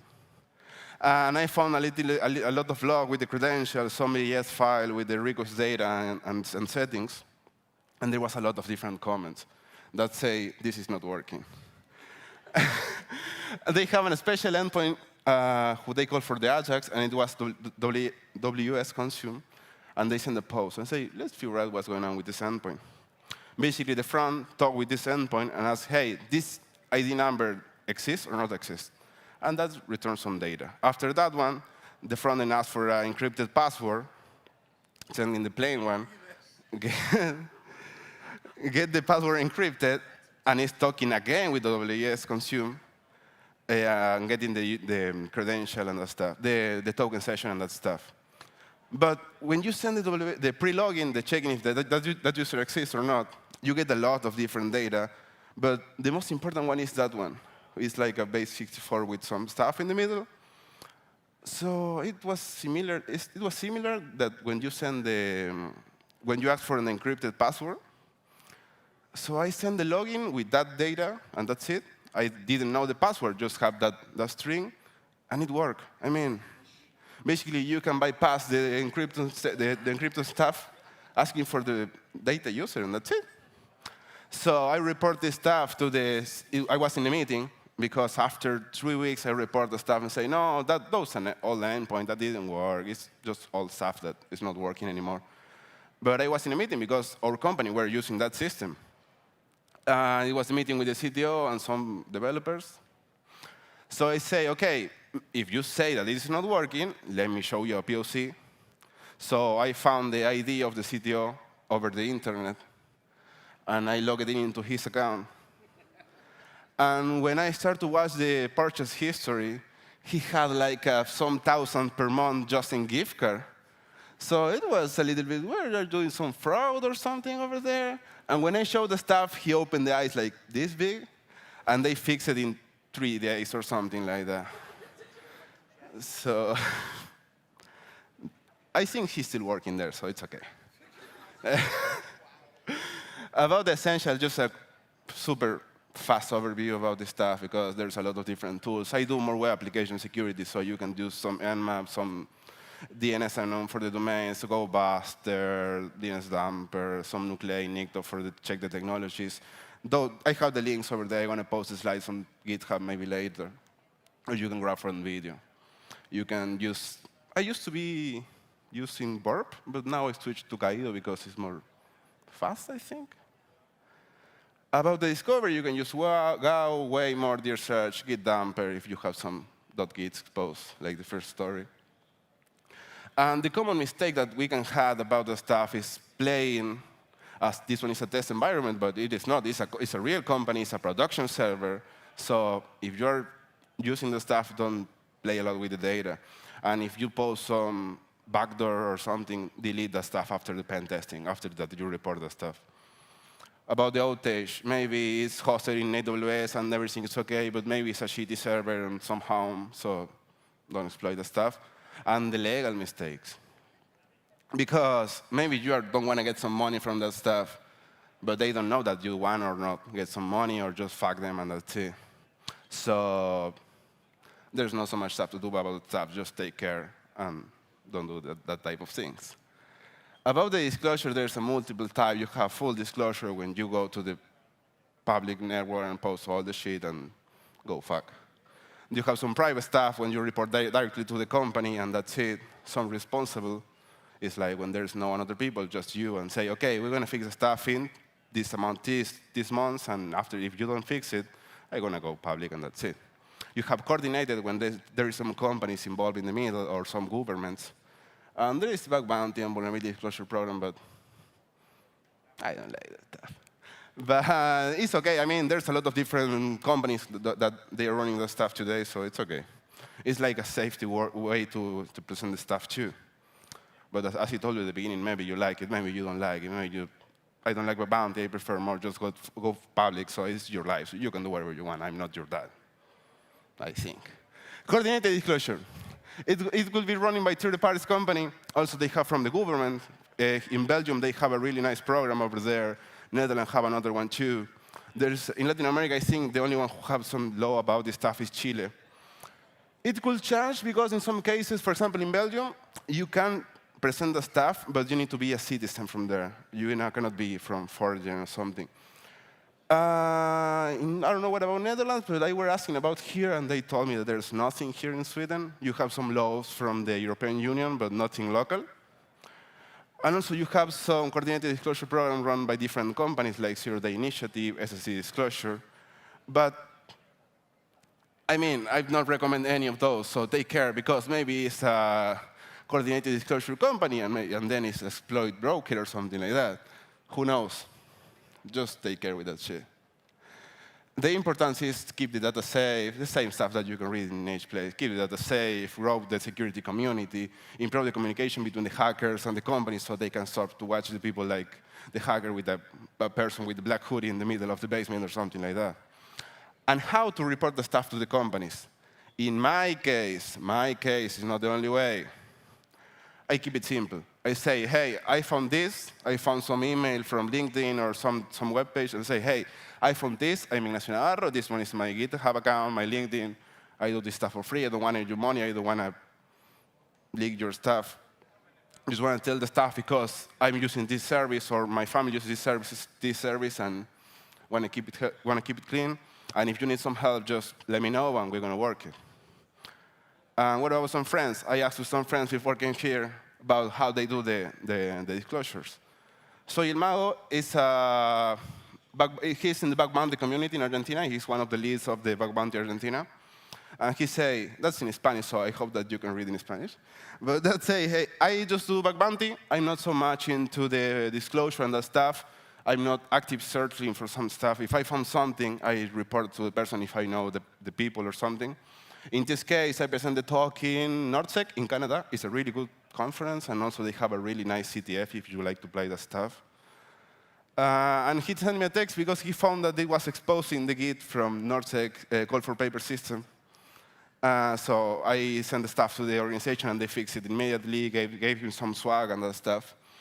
Also, Mauro Heldrich, another guy from Argentina, Uruguay. I don't know why. He's born in Argentina, but he's living in Uruguay right now.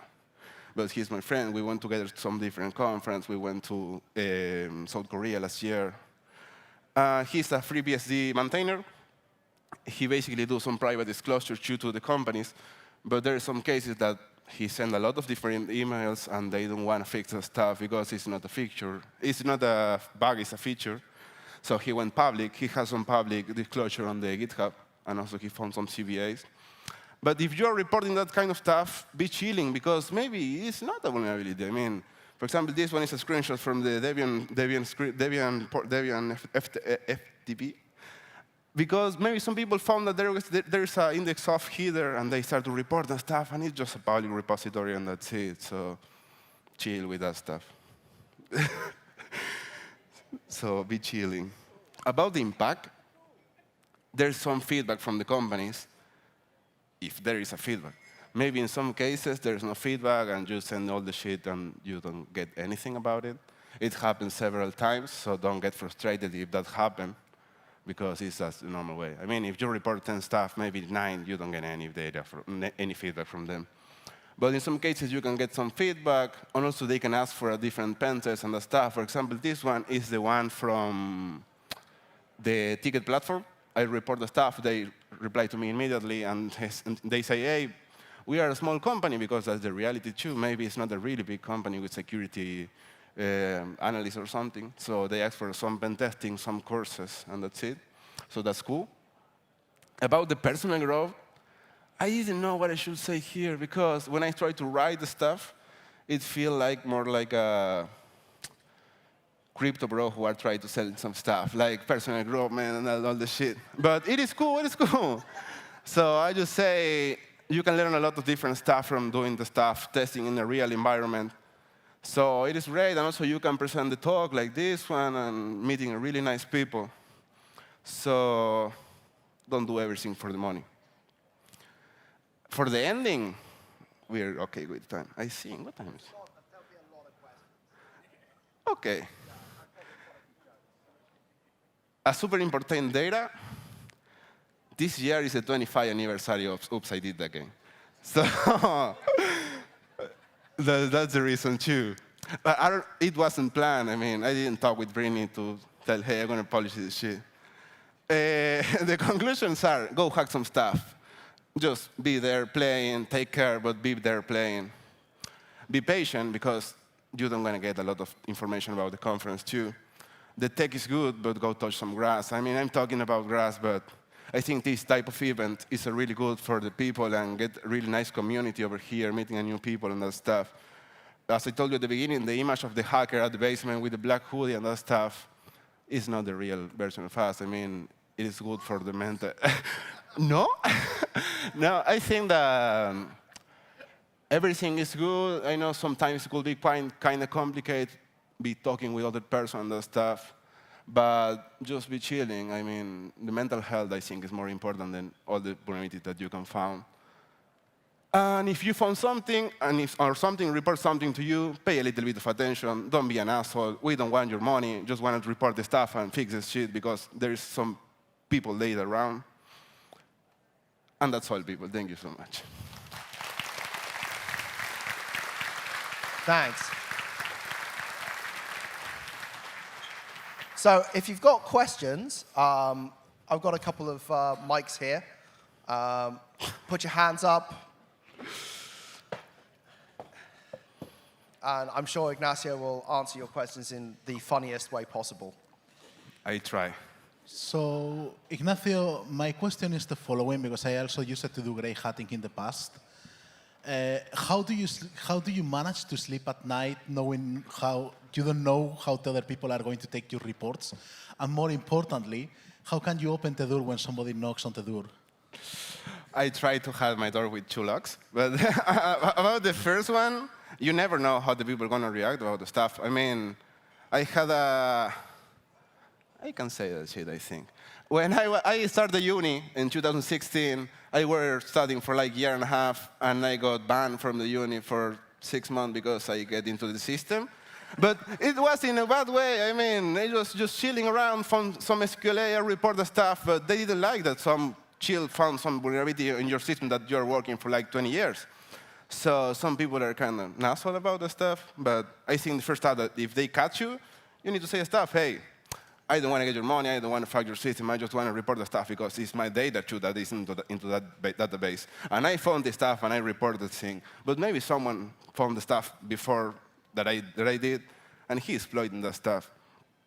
And I left the uni after that shit. But that's the way. Thank you for the presentation. Could you tell me what is the best and the worst answers you received on your report? The best what? Answers that you have received after reporting vulnerabilities. And no, the best I think are those when they are asking for more data or they want to help the stuff. But I think those are the best cases. I mean, those are some of them, but I report some public university too, and they really fix it. They say, thank you, if you want to come to visit the office, you can come. But I think that's the best. And the worst, I think, was, I don't know, the uni maybe? But yeah, I think that I had the lucky that I never got some low problems in Argentina. They take stuff with some care, but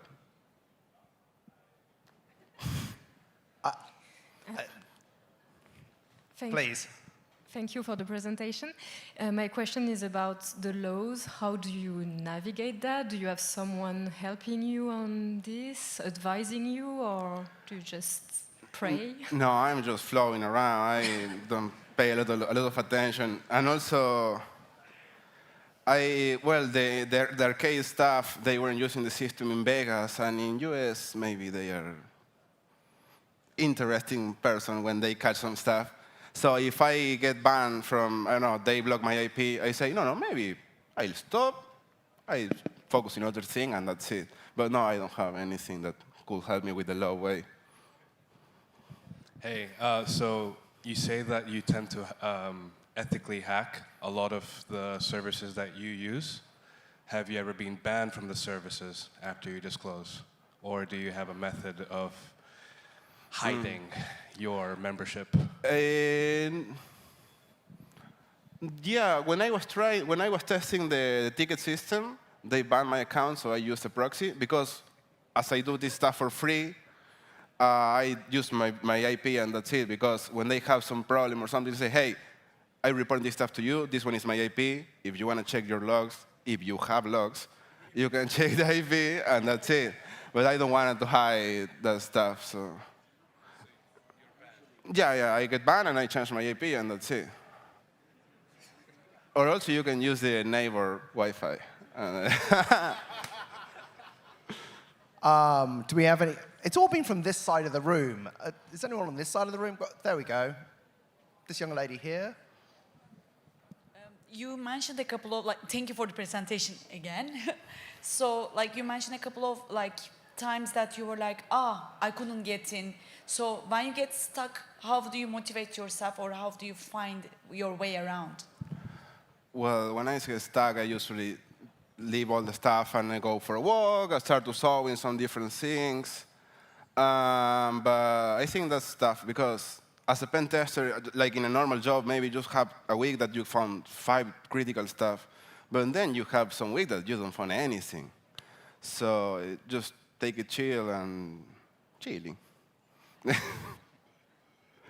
You can ask twice. So my question is the following. Have you ever considered timing your vulnerability reports appropriately? Like, I don't know, maybe trying to see what happens if you send it on Monday at 8 in the morning, or even better, Friday just before the end of the business day, like 1 minute before the company closes? During the weekends, but the time, just chilling, but during the weekend. Because at the week I try to work. I try. Let's see. Do we have any more questions? I can throw in one. Go on then. Do you live in Burp browser when you do your everyday life, or how do you stumble upon this, or do you just get curious when you go for a booking flow or something? I try to leave it open and try to check. I mean, if I need to do some stuff, I say, just for a curious way, say, let's see the request that this page are sending, because just to know where my data is going and how bad is the system. Very good. I mean, one thing just to note here is that, well, most of these are in Argentina. Yeah. They were all in Argentina, or mostly in Argentina? All Argentina. No, I think all Argentina. Yeah. Okay. So they don't care about security in Argentina. Yeah. Well, I mean, so Argentina is really interesting because it's got laws that are fairly weak, and law enforcement is weaker, I think. Yeah, and also it's weird because there's a bunch of companies who prefer hire developers from Argentina, but the system from Argentina, they see the security as optional. Yeah, optional. And also in some companies, I mean, I know that maybe you don't have all the money to pay all the different engineers or something like that, but maybe you can hire some contractor or pay a little bit of attention. If you're a developer and create an endpoint, at least check that another person with another token can access to that element, I think. But so in here actually is a tiny little lesson, because what this actually means is that laws and norms and standards actually really matter. Yes. A lot, because what you've just watched is basically what happens when you have no laws, no standards, no codes of practice, right? Always. And, you end up with This, well, I mean, Ignacio is lovely, but I mean, I'm just gesturing more broadly here about Argentina. Yeah, so therein actually lies a lesson for the rest of us, right? Norms matter, standards matter, laws matter. Yes, and don't do the stuff at your home. Yeah, right. Right, so we actually, are there any other questions? And nobody else wants to listen to my fucking ranting. Oh, look, here's Thomas. Yeah, again, we're going to do lunch. Do you remember from yesterday how it works? So yeah, we woke up there, and I think we're a few people less today than yesterday, so it shouldn't be... It's full, it's full. So the people with special needs for dietary stuff, go and grab your plates first. And the rest of you in the front or in the back, some of you can mingle around. There's more coffee here as well, if you want the coffee before the food, so not everyone takes the food at exactly the same time. And then we meet back here again. So huge round of applause for Ignacio, please. Otra. No, basta.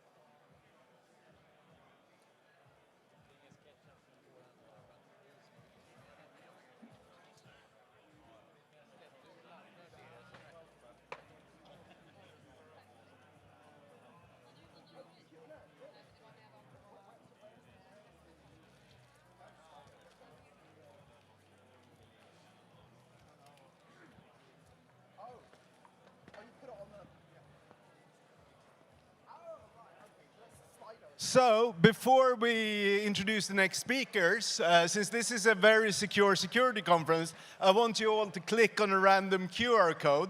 It's totally safe, I promise. And that's what we normally do. We incentivize our people to click on random links that are shortened via a QR code.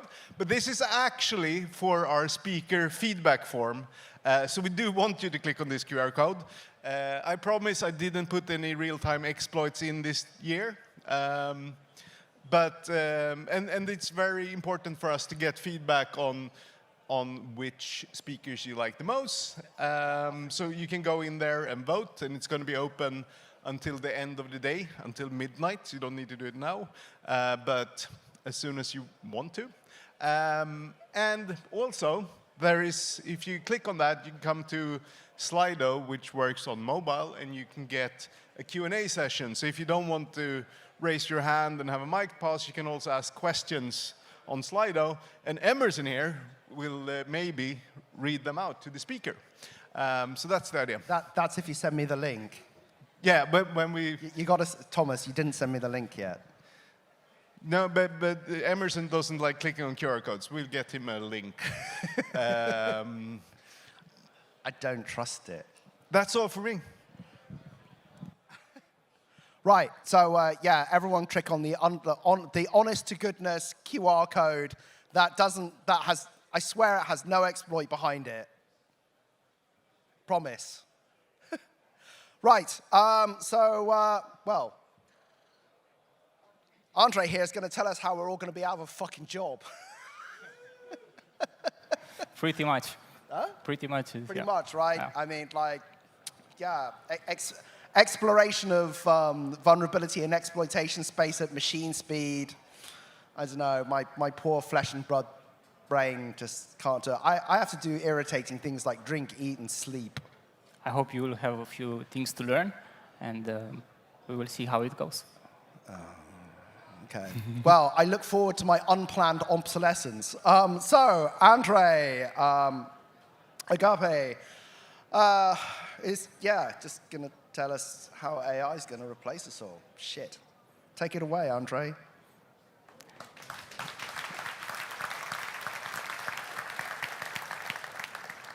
Thank you very much. I'm surprised to see how many people are here.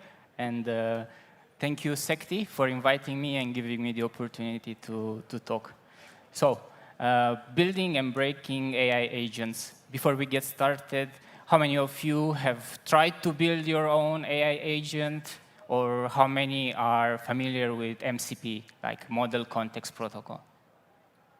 So, quite a mixed audience. We will have a part where we discuss about what it is, how to build it, and second part where we see how we can break it and hack it. So, early this year in June, XBAO, a company from USA, just announced that their AI hacking agent just is ranking #1 in HackerOne rankings in USA. So their bot is pretty much finding a lot of vulnerabilities in the bug bounty programs.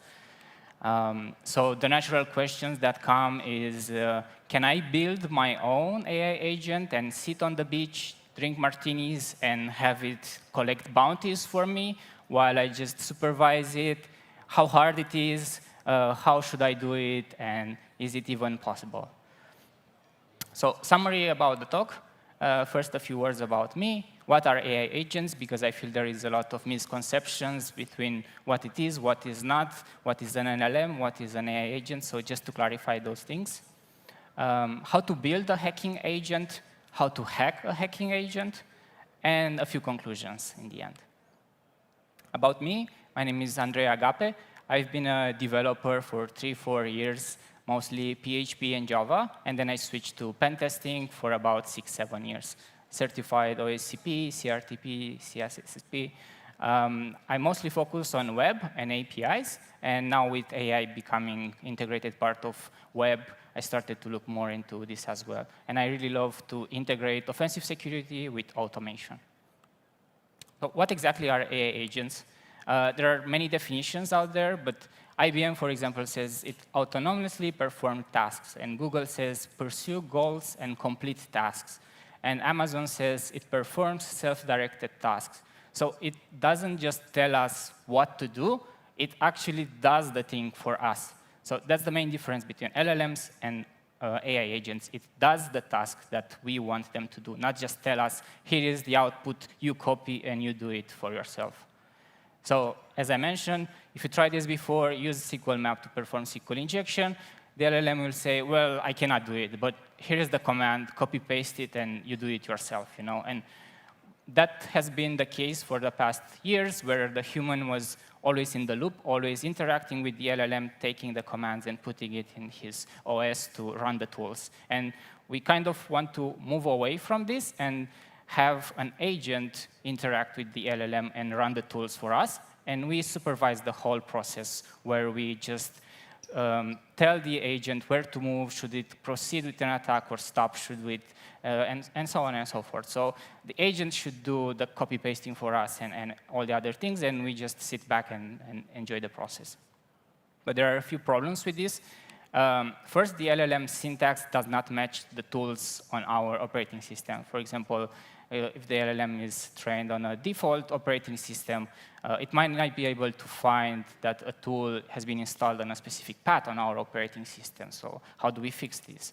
Or if we have to give command line arguments like take the input from this file in my computer, save it in this path in my computer, again, it doesn't know how your operating system is structured to be able to do such things.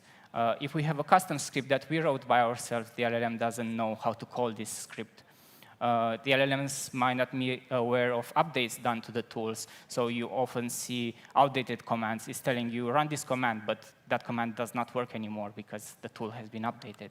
Or if we interact with proprietary API endpoints, again, it doesn't know how to call these APIs, or if we want to interact with other AI agents. So there are many, many problems where LLMs are not able to do this directly with the tools. So that's where the mighty MCP comes into place, where it promises us to integrate tools, automation, custom scripts, LLMs, APIs, everything together into a hacking agent, and make script kiddies very happy about it, because everything just works. So how exactly MCP integrates into the whole architecture? As I mentioned before, we want an agent to interact with the LLM and then call the tools on our operating system. And that's where the MCP helps us. It stands for Model Context Protocol, and you can see it as a middleman between the human, the LLM, and the tools. So it glues everything together and makes the communication possible, the interaction between all the components. You can also think about it as a wrapper, as an interface around the tools that you have on your operating system. So the LLM knows how to interact with these tools. So let's take an example. Let's say you have a prompt, and you do something like, you tell it to do a file folder enumeration on this domain using this list. So commonly what you would do in this case, you would go to Kali, you would look for a tool that does this, like FUF, Dearbuster, GoBuster, so on and so forth. You have to remember yourself the syntax, you have to give the parameters, but as a pen tester, I don't really care about the syntax, the tool that is used. I just want to do the file and folder enumeration. I don't care how. I just tell it the domain and the list that it should use. So if I don't care about the tool, why not create an interface around the tool that can do this for me, and then I provide this schema description about the tool to the LLM to do it for me. And this is what we do with MCP. We create interfaces and schema description of the tools to provide it to the LLM so it knows how to call the tools. So in this case, the schema would have a description of the tool, like what it does, a brute force and file folder enumeration, and it has some parameters that it needs. So we continue this process with all the tools that we need, that we want to integrate in our AI agent to be able to run. And then we have a list of descriptions of the tools. Let's say find subdomains, brute force enumeration, get word list, and then we have a prompt that we give it to the AI agent. But how exactly do these things combine together? Right? How do we make them work? So the process is quite simple. You have the MCP on one side, and the MCP will combine the tool's description with the prompt that you have given in one packet, if you can think about it. And then it will send this one to the LLM engine that you are using, say, OpenAI. And then the OpenAI, the LLM engine, receives this tool's description and the prompt that you have given. So it looks at the prompt, and it sees, oh, this guy wants to do a file folder enumeration on this domain. And then it looks through the list of tools that you provided to it, and it finds a tool that matches the best this prompt that you have given. So in this case, a brute file and folder enumeration. So then it opens this tool, and it looks inside the description of the tool, and it sees like, oh, well, these tools need a domain and a word list to be able to call it. So then it goes back to the prompt, and it tries to find this information in the prompt. In this case, the domain is test.php, and the list is this one. So the LLM found all the information that it needs to be able to call the tool. So now what it does, we go back. The LLM will tell the MCP, you have to call this tool with these parameters based on the input that you gave me. So the MCP takes this one and executes the command that the LLM told it to do. And then LLM continues to look at the prompt, and it sees that it has to do one more task, like order by the most likely path to contain something important for pen testing bug bounty. And this is very generic, and if you look through the list of tools, there is no tool that can do such thing, like to tell you something interesting for bug bounty, So the LLM will say, you know what, I will do it for you because you don't have the tools to do this yourself. So the LLM will look at the information that it has so far, will analyze it, and will format the results, and will provide it to the MCP. So it does the job for it. And in the end, we have a result like this, where part of the AI response is generated by the tool that we have provided to it, like all the list and folder enumeration was done with the tool. But the other part, where it says why this is interesting, was done by the LLM itself. And then the whole package, together, like formatting and presenting it nicely to us, was also done by the LLM, because we didn't have a tool to do that. So to some extent, it's not like it's magic. It just works. Like it knows when to use the tool, and it knows when to use the LLM to format the results. But then if we can use the LLM every time, why not ask the LLM, you know what, do also a query parameter description and do a SQL injection for it. But this is a task that the LLM cannot do. LLM can work with formatting your results, and it can interpret the results, but it cannot perform actions. So in this case, the LLM will tell you, you know what, I cannot do this because you don't have a tool, and I don't know how to do it. So it will just tell you, you have to do this yourself, or give me a tool so I'll be able to do it in the future. So in this case, the LLM will just tell the MCP, try this, and come back to me when you can give me this tool. So this is how it works, and how exactly do we build an agent like this to do such work for us? There are three main components. First is the LLM engine itself, like OpenAI, Llama, Anthropic, Claude, Gemini, whichever you prefer. Then there are the hacking tools, for example, the ones that you have on Kali, like SQL Map, Nmaps, Shodan, so on and so forth. Anything that you use in your pen testing. And then you have an MCP client and an MCP server. So we start with the pen tester sitting in front of the MCP client. And you can think about it as a chat interface, where you directly interact with it. And then this MCP client connects with the logic, because the client itself cannot reply to us. It has to have some LLM that will process our inputs and will give back output.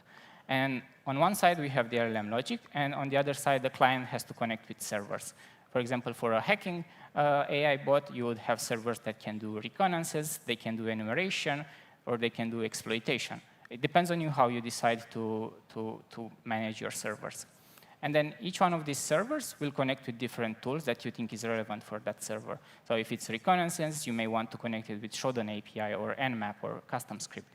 If it's exploitation, you might want to connect it to SQL Map or CVE database API. Anything that you can interact with, the agent should be able to interact with. So let's start with the MCP client, which is this part over here that the pen tester directly interacts with. And there are plenty of clients on the Anthropic websites that you can find. One of the most popular one is Claude desktop application. There are many, as you can see here. Some of them can connect to some servers, some cannot.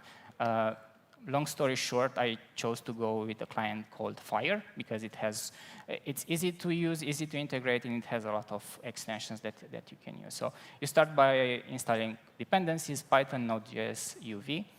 You download the binary, make it executable, and then you just start the client. It looks something similar to this. When you start it, it says MCP was initialized, and then you are dropped in a client that looks like this, which is just a chat. And here at the bottom, you have the place where you can input your prompt. But as I said, the client doesn't know how to reply to you because it's not connected with an LLM agent to process your inputs. So it just doesn't work at this point. It doesn't know how to reply to you. So at this point, we have to connect it with the engine, the LLM engine. And it's this part over here. And to do this, you have to go in the client. You have to configure which provider do you want to use. You can choose from a lot of them. In the left-hand side, you select the endpoint and the API key, so it integrates the client with the LLM engine. And then you go back to the chat, and here you can see all the LLM that you can use. So you can easily switch between which LLM you want to process your prompt. And if the LLM has different models, you can quickly pick between which one do you want to process your prompts. So it's just a lot of clicking around, and it's very easy to make it take your LLM that you want to configure. There are no config files or anything. This is dependent on this client. Other clients may be different. Then there comes the MCP server, which is this part on the right-hand side. The MCP servers are the one that actually do the tasks for us. Again, you go in the UI, you select if you want to connect with a local server or a remote one, or if you want to install one from the market. So to add a tool, if it's local, it's not exposed to anyone else, and it only works local on your machine, on the same machine as the client. So you just have to put the command that should start the server. If it is remote, let's say you have a Kali machine on the cloud, you put the IP of that Kali machine that runs the MCP server. So you can sit on your phone with the client and then use the Kali machine on the cloud to call the tools and do your pen testing. And you can also install MCP from the market using the install, but we will do it ourselves because we don't trust those, and we want to do a hacking one, and there's none like that here. How do we write an MCP server? So writing the MCP server is the one that will make it possible for the server to connect to the tools that we have on our machine. And it's this part with the yellow over here. So we start by initiating the project. It's better to have each server on its own, so we don't mess up with dependencies and we don't interact between each other. So you start with UV initializing based on the server name. You go into that directory, create a virtual environment, and source it, activate it. And then the most important part is to install MCP CLI. This is a library that is used by the MCP server. And if you need to make other things in your MCP server, like network request, install HTTPX request, you will know what you need based on what the server that you have will do. And this is a very basic Python server, how it looks like. You have to import fastMCP, create an object of the type MCP with a name, and then you create functions that you will expose to the LLM agent. So these are the functions that the LLM will be able to call. And then you have to annotate these functions with this mcp.tool, and this annotation will be the one that will create schema about the function. So it will be done automatically. You don't have to write that schema manually. Then you deactivate the virtual environment and you start the server. So that was quite easy, but the tools that we want to use are a bit more complex, so not just a simple add operation that we just saw. So let's see how we connect more interesting tools like Shodan API or Nmap or custom scripts to the server itself. So it looks something like this, where again you annotate the tool, the functions that you want to use, and it's important to use a descriptive name for the functions. For example, find subdomains. Don't just call it ABC, blah, blah, blah, because the LLM will look at this and will try to decide if this is the right function to call for what you try to do, So, and it's important also to give it a good description, like what exactly does this function and this tool does, because otherwise the LLM will be like, I don't know what this does. I don't have any way to figure it out. So just make sure to add description about it. And then since you are using a tool from, for example, from your operating system like Subfinder, you create a wrapper around it using subprocess. and then you just provide the parameters from the function to it. So this is pretty much how you would do it. You can also write the whole logic in the function itself, but this is much more simpler if the tool already exists. So we continue doing this. For example, we can create one to brute force file names and folders. In this case, I have used FUF. And then another tool, like to get word lists from my operating system so the agent knows which is the best word list to use for that type of attack. And in this case, I used like find. So we write as many tools that we consider that is enough for us. Then we restart the server. And then basically, it's alive. Like our hacking agent is ready to be run. So I have a demo, which is recorded. I don't trust the demo gods, so I have recorded it. So we will go step by step. I will also say what are the inputs that I have given to the bot. Maybe you cannot see it down there, but so we are dropped in the chat that we have seen before, and we start with something like, you know what, do a subdomain enumeration on vulnweb.com. And then it starts to look at this. It decides that it will use the subdomain tool to perform this task. And then it suddenly finds us like 26, 28 subdomains for this. And it says, let's continue the investigation. But I say, no, wait, I need a word list to check one of these subdomains first. Don't go yet. So then it looks for the word list. And OK, you have this word list on your computer. Which one do you want to use? And I say, like, you know what, these are too large. Like, I need something smaller just for a quick check. And then it looks again through the operating system, and it gives me some other list that it thinks is relevant. And I say, yeah, you know what, use the quick hits one on the test PHP subdomain. So I don't give it exact path or the exact domain. I just, yeah, use that with that. And then it starts to do the file and folder enumeration. And it outputs exactly what the tool has found for me. So I start to look through what it is that it found. And I see, like, oh, there is an admin path. So my prompt is like, you know what, is there any interesting parameters on that /admin? So I never tell it like what tool to call or anything like that. And the LLM will interpret my prompt based on that. And it starts to look for all interesting parameters on that domain. So it gives me a list of parameters that was able to find. And then I see this, like, what's that C equal M path? You know, like, looks just weird. I never seen this before. So I don't say exactly which one of these paths, just C equal M. And it says, yeah, well, this is typically if you have directory listing enabled. So it's something that you might see. And I'm a bit suspicious, like, you know what, I think it looks like LDAP. It's not, I never seen this before. And then it processes my prompt and is like, yeah, it looks a bit like LDAP, but you know what? It's actually quite common for Apache servers. That's what the LLM will say. So I'm like, OK, are there any vulnerabilities related to it, or what do we do now? And then it starts to print to me like, oh, you can do this, or you can do that, and so on and so forth. So you can see that the process is very transparent between using tools and calling for more information or deciding which parameters should be used where. So everything is just transparent, and it works based on my prompts. So what we can see from this is we don't care about what tool is run on the operating system. There is one tool that will do this for me, and I don't care which one it is. We don't have to worry about remembering syntax, because the LLM will just knows where to put and which flags to use. We don't have to bother with taking JSON from one tool and formatting into XML for another tool, because it will make the things like pipe together. We don't have to switch between terminals, like one running SQL map, one running FUF, one running. Everything is just in this chat.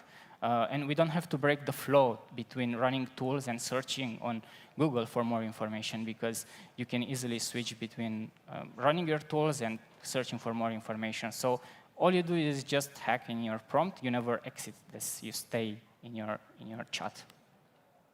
But I don't know if you paid enough attention. There was actually a vulnerability in one of the tools that the bot was running. And at least one, but one was here. And what parameters can I use for file and folder enumeration? And you might think, well, it just needs a domain and a word list, so what's such a big deal about this tool? Like, what can you do with it? But what happens if we call this brute force enumeration with a collaborator server that we control, and instead of the list, we put something like etc passvd or our SSH private key, and let's say we don't control this server, we only have access to the client. Then we are able to exfiltrate data from that server, which is not great. And this vulnerability came, here you can see the collaborator that receives my etc passvd. Here you can see how easy it is to make such a server vulnerable, because I didn't even try. I just really tried to implement a proper tool and not be vulnerable to any kind of command injection, but it suddenly became vulnerable to such a thing. And I was like, what else can it be there? So that's when I moved to how do we hack a hacking agent and just any MCP agent in general. So if you remember this diagram from before, there are many components. And we will look at each one of these components in specifically where vulnerabilities can be here. So first in the MCP client, then in the LLM logic, then in the MCP server itself, and then in the tools. So each one of these is vulnerable to specific attacks. So first, we look at attacking the MCP client, which is this part over here that is highlighted. Client authentication, you think it's important? Nothing. Depends on the client that you are using. You might just get dropped into the client, and then you just ask it, hey, what tools do you have available? And it will list you all the tools with parameters that you have to call, and then you just call the tools, which are running on another server. So you can start to exfiltrate data from there or get a shell on the other server. So this is not ideal. It depends on the client that you are using, but you want to have authentication on the client, especially if it's web. Hidden functions, like we see developers like to make debug functions and secret operations and so on. But LLM doesn't care about this. It will tell you all the functions that are available on the server. So just if you see something secret or interesting, it will be listed in when you ask it for the tools. API keys, again, based on the client that you are using, it's quite easy to retrieve the plain text key. Is not like in OpenAPI where once you have seen the key, you cannot see it again anymore. You can see it every time in this thing. If it's a web, you might be able to find the key in the JavaScript files. If it's a desktop application, you might be able to see it in the config files, which are on the hard disk. So keys, yeah, it's a bit tricky to manage them. Accountability, roles, and permissions. Well, there is no account, so there is one account for everyone who uses that client, which is not great, and everyone has access to everything. Since we are not at that stage of security where we create roles, permissions, and accountability in MCP clients, not ideal. We don't know who did what, who exfiltrated the data, who called the tools. So you might want to consider this if you write your own MCP client. Attacking the LLM integration, which is specifically this part on the left. Again, the clients tend to use, and I have seen this with several customers that we worked, they use just one API keys for the LLM that they use, and this one will be used collectively by everyone who has access to the client. So you don't know exactly which user used the API key to do something or something else. And then if you combine this thing with the fact that you have to provide context for the history and then maybe caching, and every client manages their own context individually, you might be able to drop in a chat and then say, hey, you remember that the finance report generated again?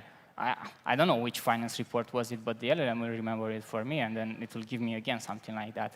Or repeat the job that you did last time, or explain it again, or make a summary of this week. And then it will tell you data that might have been provided by other users, because since all the users are using the same API key and they are all on the same account, you might be able to get this. Very dependent on the client, but there might be chances for you to do this. LLM cost limits. If you don't set a cost limit, you drop in a chat like the one that we have seen, scan/8, and make a very detailed PDF report, and that will create a lot of costs for you on the LLM. or generate video avatars for everyone at your company. So really set your limit on the LLM if you connect it with an MCP client, because all requests and all prompts that you give it to it will cost money. So make sure you set a limit for it. LLM jailbreak, this is a nice one. Since the description of the tools is used by the AI to know if it's relevant or not for your task, I see people putting the security inside those descriptions, something like, hey, if the user tries to access something, don't let him do it. But obviously, there are plenty of LLM jailbreaks techniques that you can do. So just, don't tell us what to do. We will call the tool if we want to call it. So this is not a replacement for proper security. You have to implement proper security for your tools, not use description for it. Attacking the MCP servers, which is this part over here. Server authentication, nothing. Again, you'd expect that authentication is at least the basic minimum. It seems like not.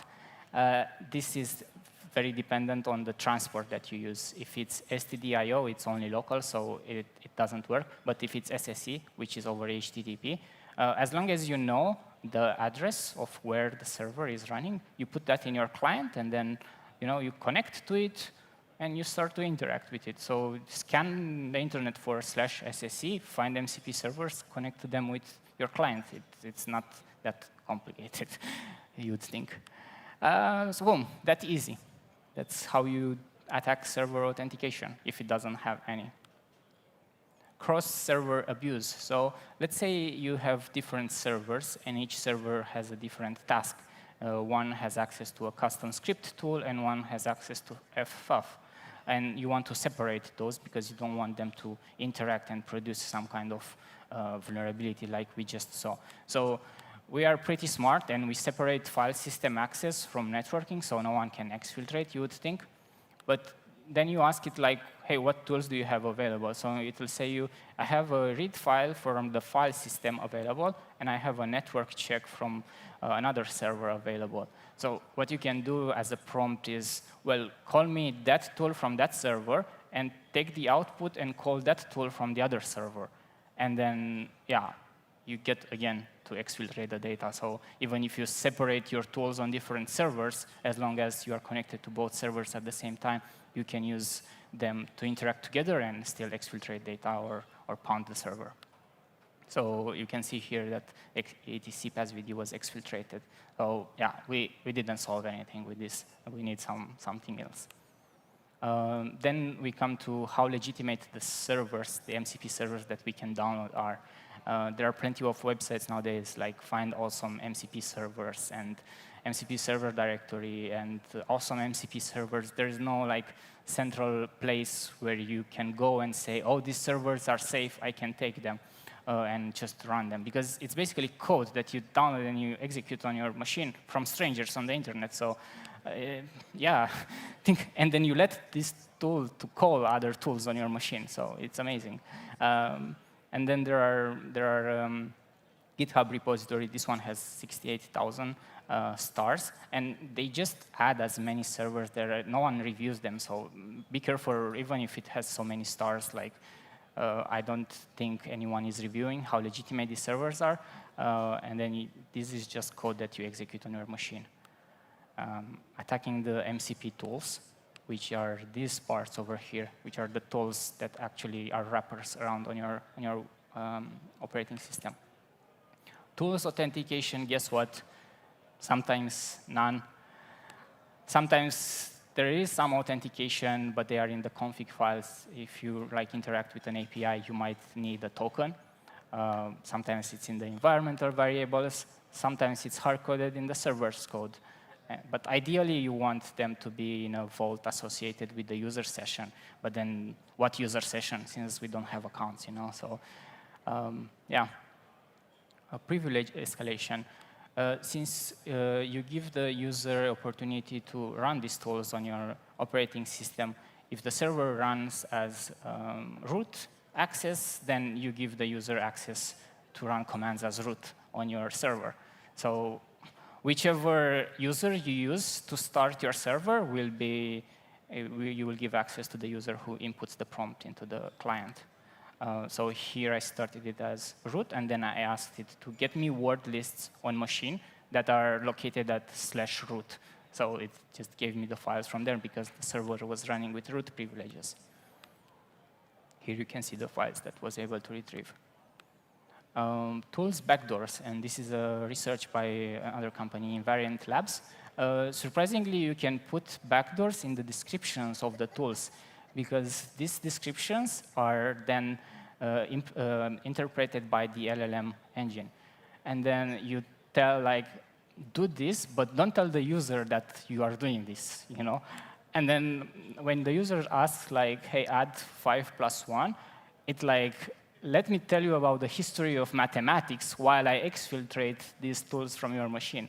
And this is in Claude, and you get an alert about, hey, this tool is trying to access it. But depending on the client that you are using, you might not get any of these alerts, you know. And even if you see the alert, the file is already gone. It already got access to your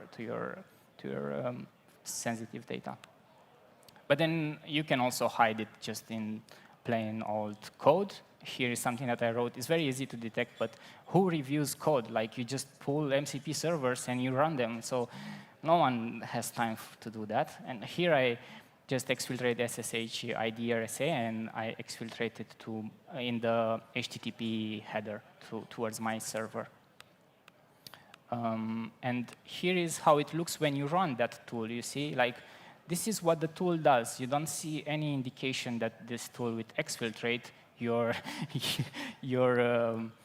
information, your private key. And then you see, like, OK, I did it. This is the response from the server. No indication whatsoever that your key was exfiltrated. And on the right-hand side, with the blue, you can see what requests were made by the tool. But again, there is no indication. There is no transparency for you to know that this is what happened actually in the background. So it's magic, but sometimes it's black magic because it's also stealing your stuff. And here is the key that was exfiltrated in the HTTP request towards my server, while the user thought that I'm just checking this website, you know. Injection, obviously, this might have been the first thing that you thought about, but command and code injection, depending on how you write your wrappers around your tools, this might be sensitive to injection. If the tool connects to an API, and the API is vulnerable to SQL injection, IDOR, SSRF, then the server is implicitly vulnerable to that. Any CV related, if you have a tool that is vulnerable to an exploit, you can just put the exploit in the prompt, and then it will run it through to your tool. You can do things like call tool X with and SQL injection payload, and if it goes to a vulnerable server, you get SQL injection. Or if print reports from with ID 1 to 10,000, and then it's like you have an intruder running on that API, which is hidden between the MCP server. Or connect to a collaborator server, and then you get SSRF to your collaborator server that you are listening to. So important thing to keep in mind, the client prompt is the tool's input, and we need to do input validation. So how do we fix this? Yeah, good question. Starting point. Client authentication, accounts, and roles would be an amazing starting point. Like, don't just drop the client into the chat and let it run arbitrary prompts.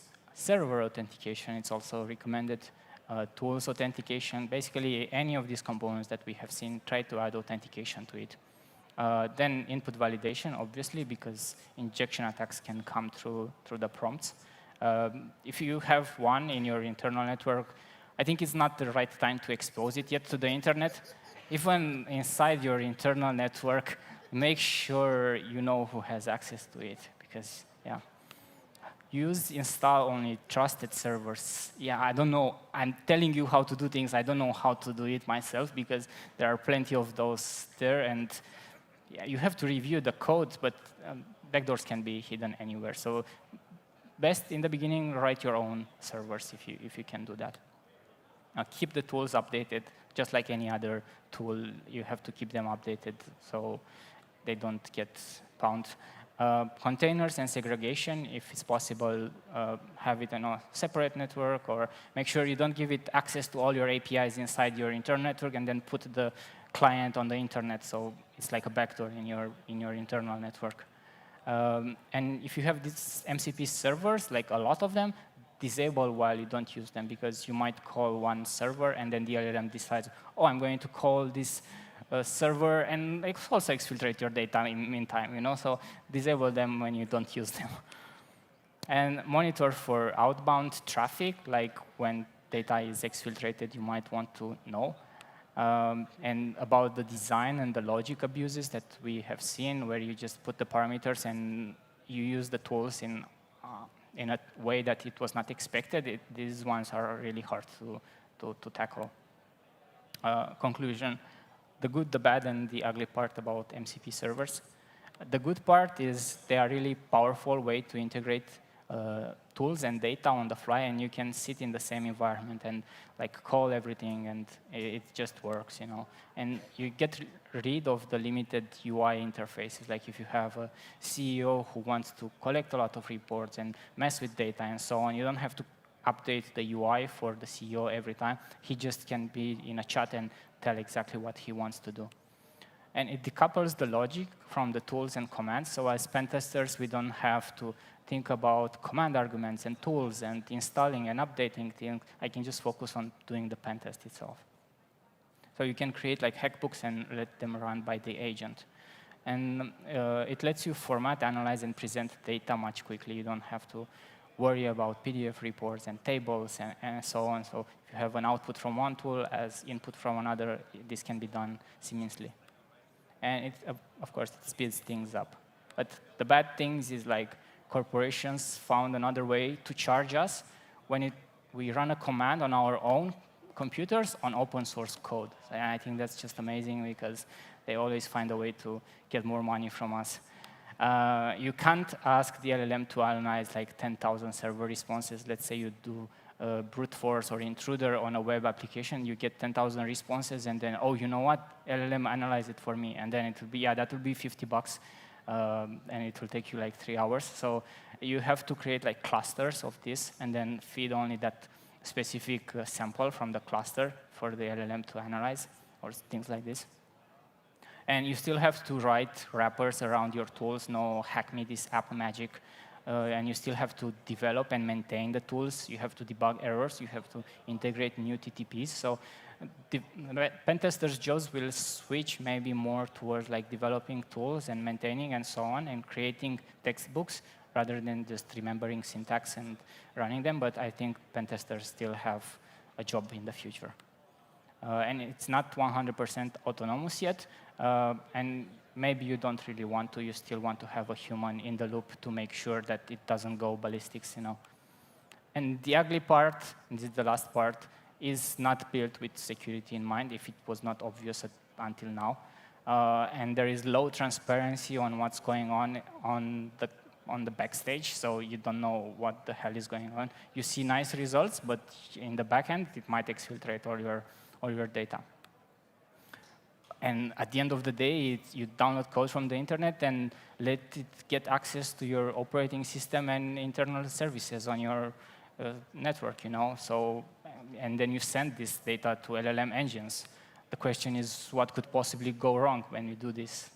Yeah, and I want to say good luck to Blue Team when they have to secure this thing. That's pretty much it from my side.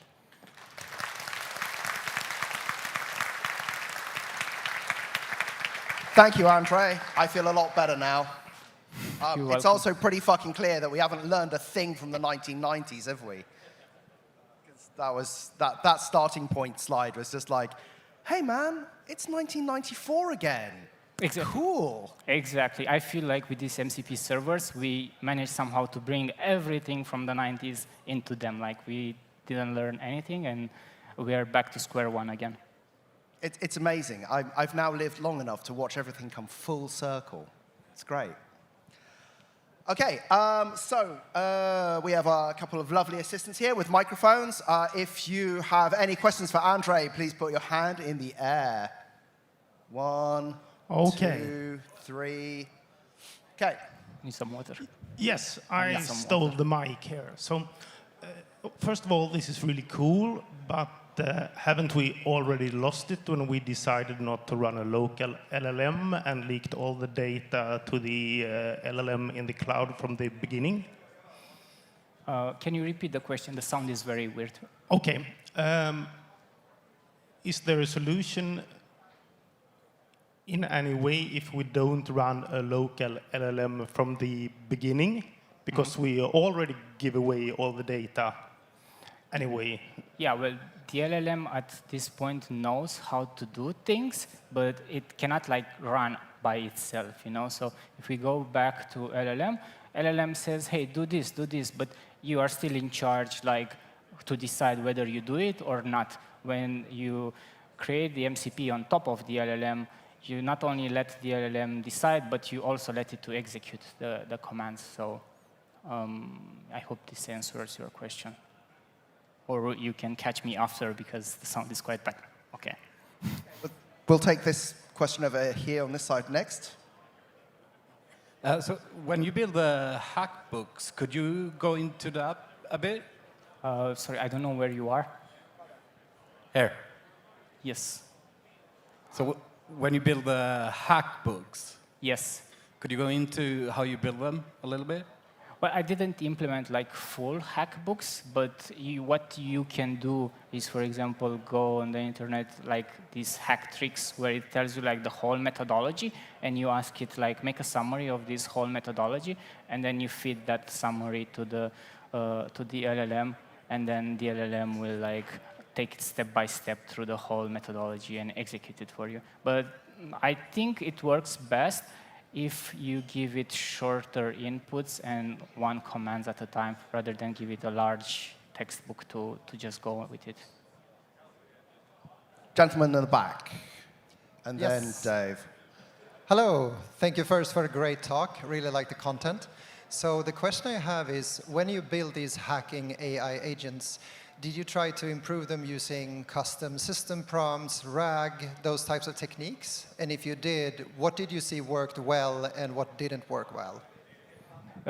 One thing that I really want to do, but I didn't have time, was to communicate with it through voice. So instead of like typing, it should be able to do voice recognition and then like interpret what I say and like take the command and execute it. And this way you can be on your bike with your headphones on and like communicate with your MCP server to tell it like how to hack the things, so you don't even have to do the commands.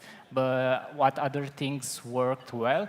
I think a lot of very descriptive interface of the tool. So the more description you give to the tool, the better the LLM can decide whether that's the right tool to use for it or not. And other things that you can use, like feed it some kind of resources, well, it's, for example, CTF walkthroughs. So the LLM has more inspiration on how to do very technical pen tests, and like feed it better input lists for payloads and so on. Okay, and last question. Hey there, Int 80 from Dual Core. Hey. I like your walkthrough, and part of the value that you advertise is that MCP helps you set up that you don't have to remember all of the configurations for how to run a particular tool. Yeah. However, in creating our own MCP servers, we have to instruct in Python, in this example, how to run the particular tool, which feels like man pages, but with extra steps. Yes. So I'm especially lazy. What are your tips for using an LLM to generate these MCP servers for me? I generated some of these tools using the LLM, like the functions that you have seen. I generated them, the wrappers around it. So you can definitely do it. And as you said, if you combine it with the man pages, it can create like very detailed description of it. So use something like more dedicated to code generation, combine it with the man pages, and then it can create very nice tools for you to expose.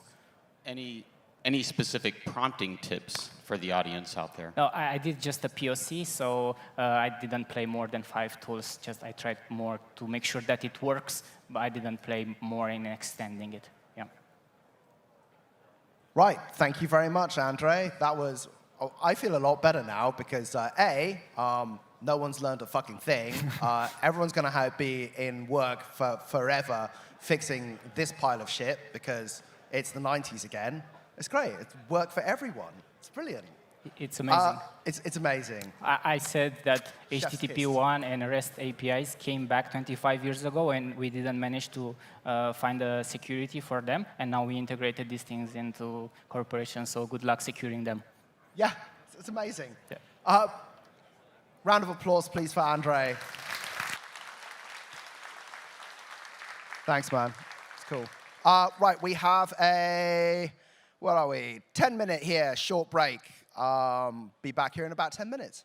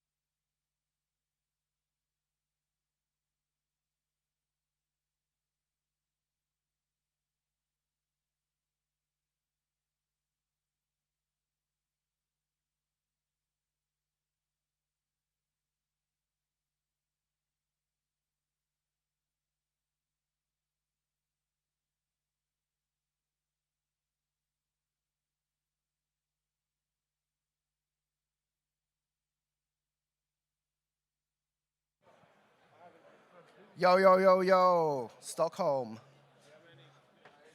Can I get everyone to take their seats, please, for the next talk?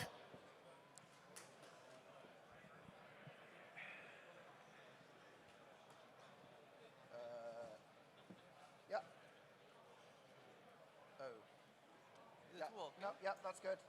That's good.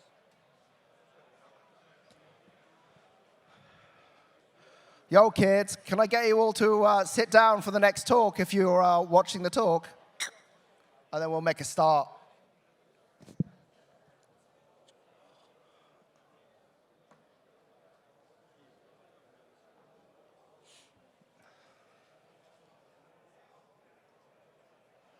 Okay, that's kind of good enough. There were supposed to be 2 speakers, but one of them had to pull out, unfortunately, right at the last minute. So we have Jonathan. Yes. Jonathan Elkabas. Yeah, can you hear me, by the way? Yeah. Oh, awesome. Yeah. Everyone can hear you. Yeah, this is all about how we've probably managed to recreate something stupid, because now we've decided to go and move identity into the cloud, which is an absolutely brilliant idea. No, that's good. That's good? Yeah, it's good. Okay. Which is an absolutely brilliant idea, because just remember, there is no such thing as a cloud. There is just somebody else's computer. And it's your responsibility to compound their errors with your errors in order to make everything better, worse? Worse, better, different? Secure, let's say the word. Secure. More secure. More secure. More secure. More secure. I'm just going to use the air quotes. So large round of applause, please, for Jonathan. Hey. Thank you, guys. Okay. So, before we started, let's get some sense of the room. How many of you guys ever work with Azure, Microsoft cloud provider? Ooh, a lot of hands. Okay. How many of you work with Entra ID? Ooh, a lot of. And how many of you configure application in Entra ID, work with groups, users, and all the IT and security configuration? Oh, really technical audience. Awesome. OK, so my name is Jonathan, and today we're going to talk about a tool I co-authored with Tomer that's called Entra Goat. Me and Tomer both work at Paris, a cybersecurity company specialized in Active Directory and Entra ID. So we're going to talk about a few things today. First thing first, the background story on why we created the tool. Secondly, we're going to talk about the very big title, identity is the new parameter kind of things. We're going to delve deep into the whole situation with Entra ID and the problems it currently have. And then we're going to show you what Entra Goat is all about. And we're going to deep dive into all the scenarios. By the way, spoiler alerts. OK, so the Goat projects are basically a family of deliberately vulnerable environments that push code into certain environment. That can be CI/CD Goat, AWS Goat, Azure Goat. But the reason we developed Entra Goat itself is because first thing first, it didn't have any Goat project for Entra ID especially. And we love CTFs, and we wanted to draw more attention to Entra ID and bring new audience to the field. And by the way, I think that Capture the Flag challenges are one of the best ideas to learn new things, because you actually have to perform hands-on actions on the field that you're learning. So let's get started with the theoretical background. The identity is the new parameter kind of thing is very popular in the last couple of years, maybe even 3 years, because if you get a valid credentials, you don't need any sophisticated exploit in order to bypass the defense, because you have credentials. And I asked Opus 4 by Sonnet to give me all the resources that use this kind of phrase, and it gave me a lot.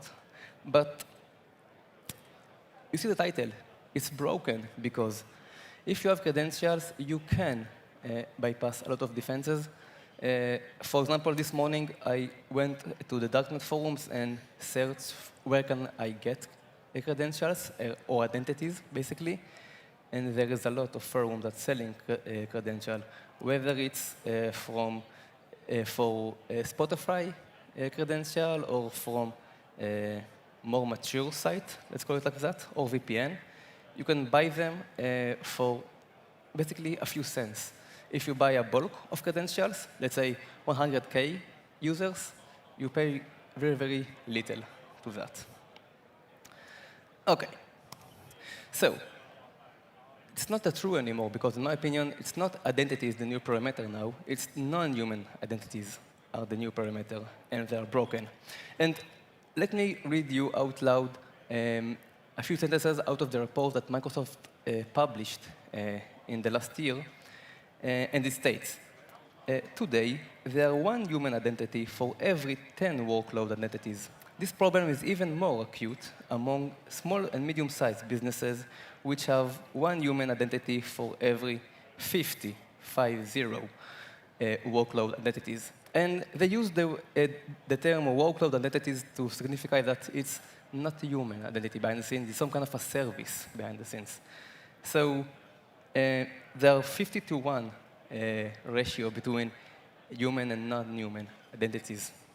And more of that, out of the 209 million cloud identities identified in 2023, 50% plus were identified as super identities. So you might say, OK, it's just 50%. It's not that a lot. And in addition, what can a super identity can even do? Well, according to their report, a super identity is a user or a workload identity that has access to all permissions and all resources across your entire cloud estate. In my opinion, it should not be called super identity, but rather super duper ultra mega pro identities, because again, all permission and all resources in your cloud estate accessible to those accounts. And for every 3 human super identities, there are 7 workloads identities. And they also mention a bit more data that only 2% to 3% of the overall assigned permission are being used. So we have a ton of super identities, and we assign too much permission to them. And by the way, guys, this report is by Microsoft, right? They created this product. OK. And while we're talking about Microsoft, maybe showcase an attack on Entra ID on Microsoft themselves. So in the beginning of 2024, APT29, also known as Kozyber, the Russian Foreign Intelligence Service, SVR, performed an attack on Entra ID of Microsoft. The attack, in very, very short brief, it went like this. They password spray. And by the way, take a look on the words that they're using, because many lawyers went over this wording. So whenever you see legacy test user account, keep that in mind. Okay. So this group, APT29, they password spray on a legacy test account. That legacy account has some kind of a permission over an OAuth app, and that app has a connection in Microsoft's own cooperate tenant, and by that they were able to create another privileged account inside Microsoft's own tenant and consent to another privileged people and read their mailbox. But if we maybe take a zoom on the specific attack path that were used in this scenario, we can see the very, very straightforward attack path. A user account can manage an application that can manage a service principal inside another tenant that basically has privileges on that tenant. Okay? And in the report itself, they even mention what Mitiga themselves think that the issue was. And they said, the app role assignment read-write-all role in particular suggests the attacker could assign app role and manage permission across the tenant, a capability that would significantly amplify their access to the control over corporate resources. So I saw that report when I was creating Entra ID, and I thought to myself, how can I recreate that exactly attack path that you're seeing in red? And I came up with 2 scenarios. And in fact, those 2 scenarios are the easiest scenarios of them all. This is the first scenario and the second scenario in the tool out of the 6. So how did we come to that place that it's so basically simple that with a few strategic steps you can compromise the whole Entra ID environment?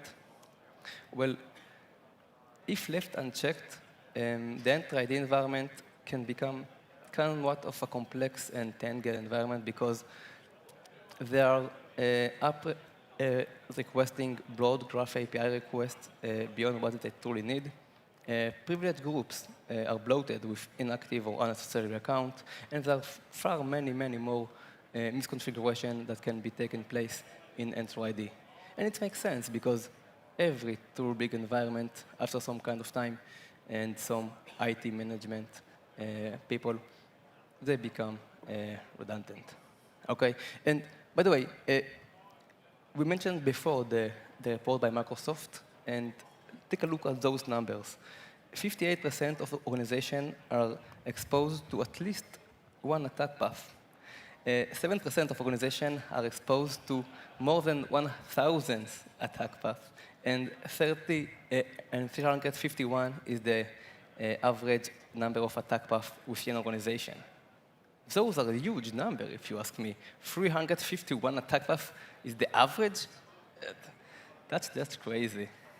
Okay, so what Entra ID does, basically, it reproduces the most common attack path, the most popular attack path in Entra ID in your own test tenant. That way, you can deploy the scenario and test them. Basically, attack, extract the logs, and learn how you can defend your own real tenant. And let me just emphasize 2 words on that presentation. Your own test tenant, okay? One of the most common questions I got while presenting this presentation is, can I run it on production environment? Believe it or not. And I always say, guys, this tool deploy vulnerable configuration to the tenant. You should not use it, and I repeat, should not use it on a production environment. Simply don't do that. Okay, so we saw the problems and the misconfiguration that can happen in Microsoft Entra ID. Let's delve down a bit more about what Entra ID truly is. So Entra ID is an open source, deliberately vulnerable Entra ID environment designed to simulate real-world misconfiguration and attack path in a hands-on CTF-style lab. This is how it looks like. Pretty much a React app that runs on the web locally on the machine. And you can see that each scenario it comes with a few hints on how to solve it. And basically, it's a learning lab, but with a CTF twist. Because, as I said earlier, I truly believe that the whole gamify experience of the learning is very important, okay? Because it's more engaging. So Entra ID is a hands-on learning platform first, and then a CTF-style challenges. And in order to support that integration purposes, we built it to be beginner-friendly. So even if you never worked with Entra ID before, you still can spawn it up and learn by following the solution steps in each one of them. Okay, so each challenge, and there are 6 challenges. Each challenges come with a unique attack path, nudges, which is basically a step-by-step hints, setup and cleanup scripts, because we do want to push and deploy the vulnerable configuration into the tenant, but we also want to clean it afterwards. We don't want to leave anything behind. And in addition to that, it comes with a full solution workflow file. Basically, all the commands you have to run in order to execute the attack path. Okay? And in addition to that, we also published a blog post on each of the scenarios in my company blog post that covers all the theoretical background behind each attack. So why the attack is even being possible to run. And another very popular question that we get when presenting this the Entra Goat is how much does it cost? Because I have to spawn some resources in the cloud, right? So the answer is very simple. It costs nothing because Microsoft charges you on resources, not on identities. So whenever you spawn even thousands of identities in the cloud, it costs you around nothing. And believe me, when testing the Entra Go tool, I run, I think, like thousands times all the scenarios. It cost me nothing. OK, how much are we in time? Awesome. So let's go over the scenarios, and let me explain to you why we created each one of them and how you can attack each one of them. So the first scenario is all about service principal ownership. As I mentioned earlier, there's plenty of workload identities, non-human identities being deployed in Entra, and they're privileged. So this scenario, the first scenario, covers exactly that. Because application ownership is a legitimate administrative feature in Entra ID. It is designed to support decentralized administration tasks across the large organization and to enable teams to manage their own enterprise application. But it can also be attacked that way, because when applications are granted privilege roles, ownership assignment can become a liability. Because if you're an owner of a service principal, you can manage it. You can add a credential to it, and you can authenticate using that service principal. And you know what? Maybe let me take a step back and explain why this is even possible. Because it's an application. You should not be able to log in with it to Entra ID, right? So Entra ID behind the scenes have two objects, two identities for an application.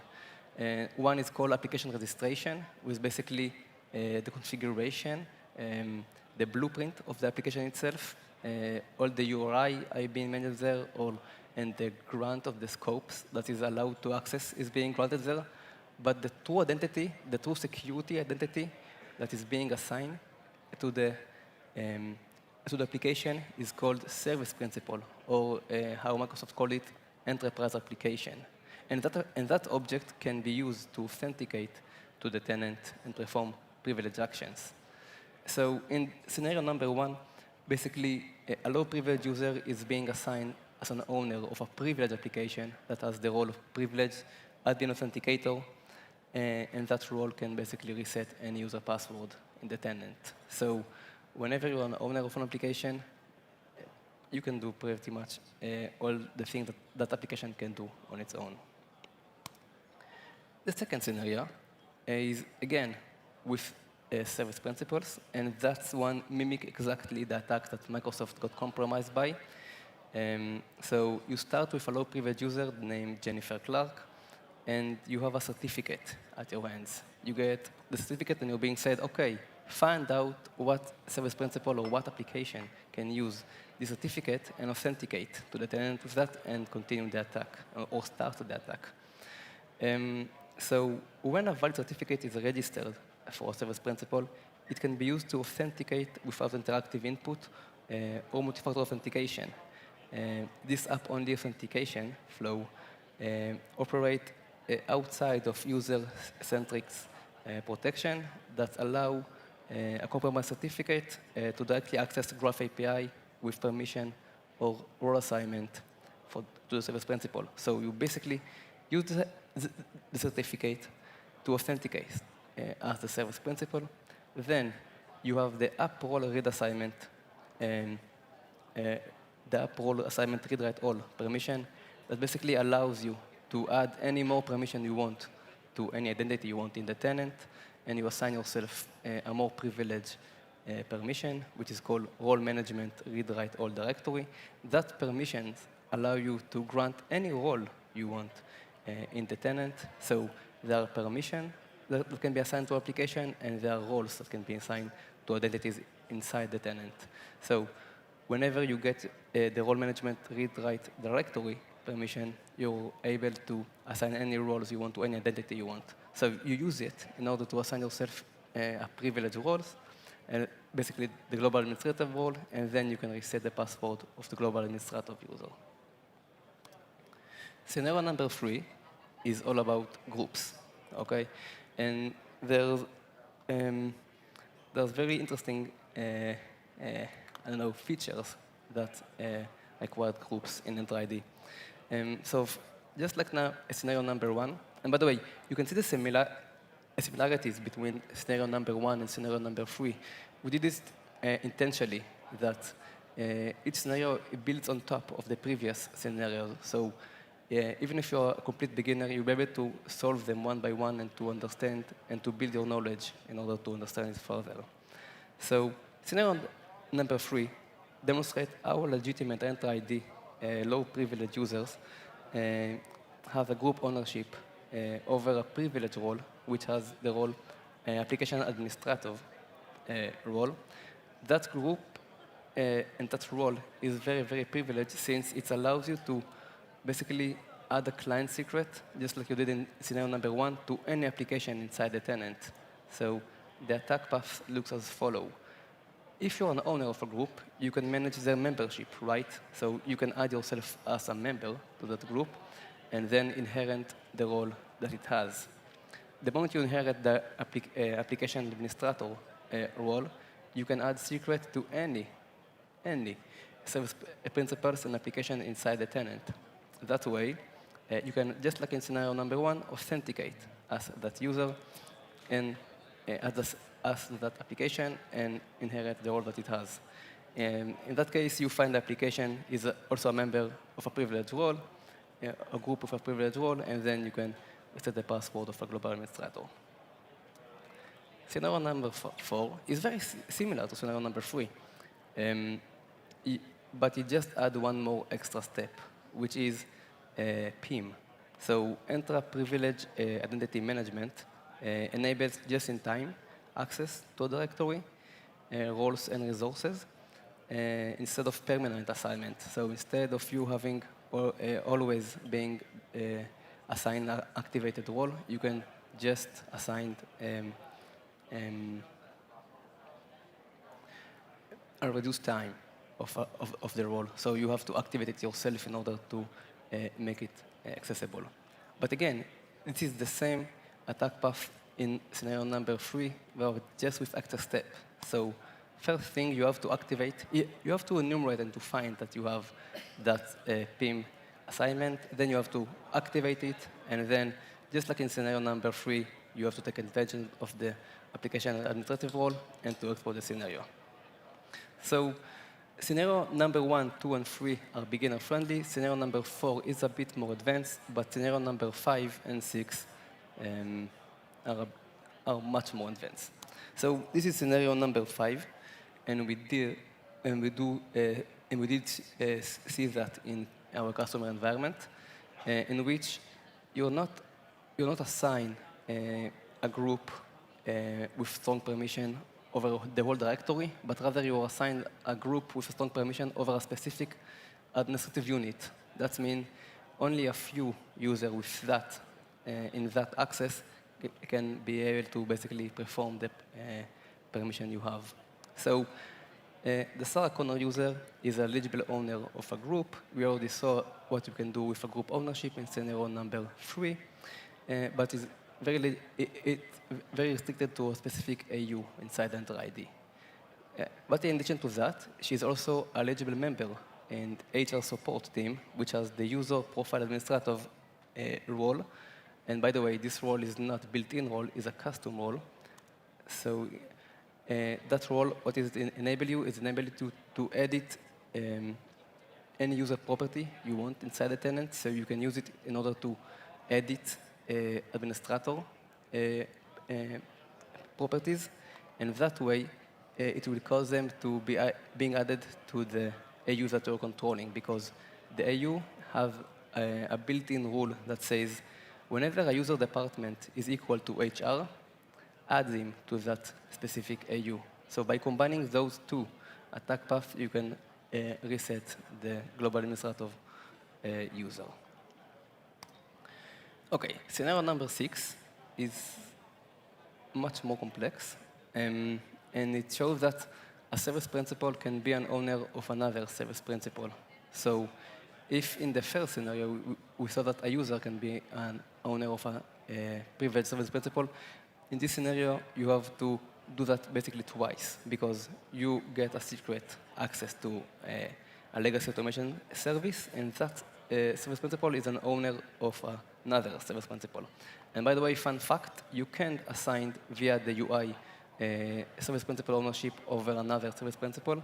You have to do it via an API. But the attack path is somewhat complex to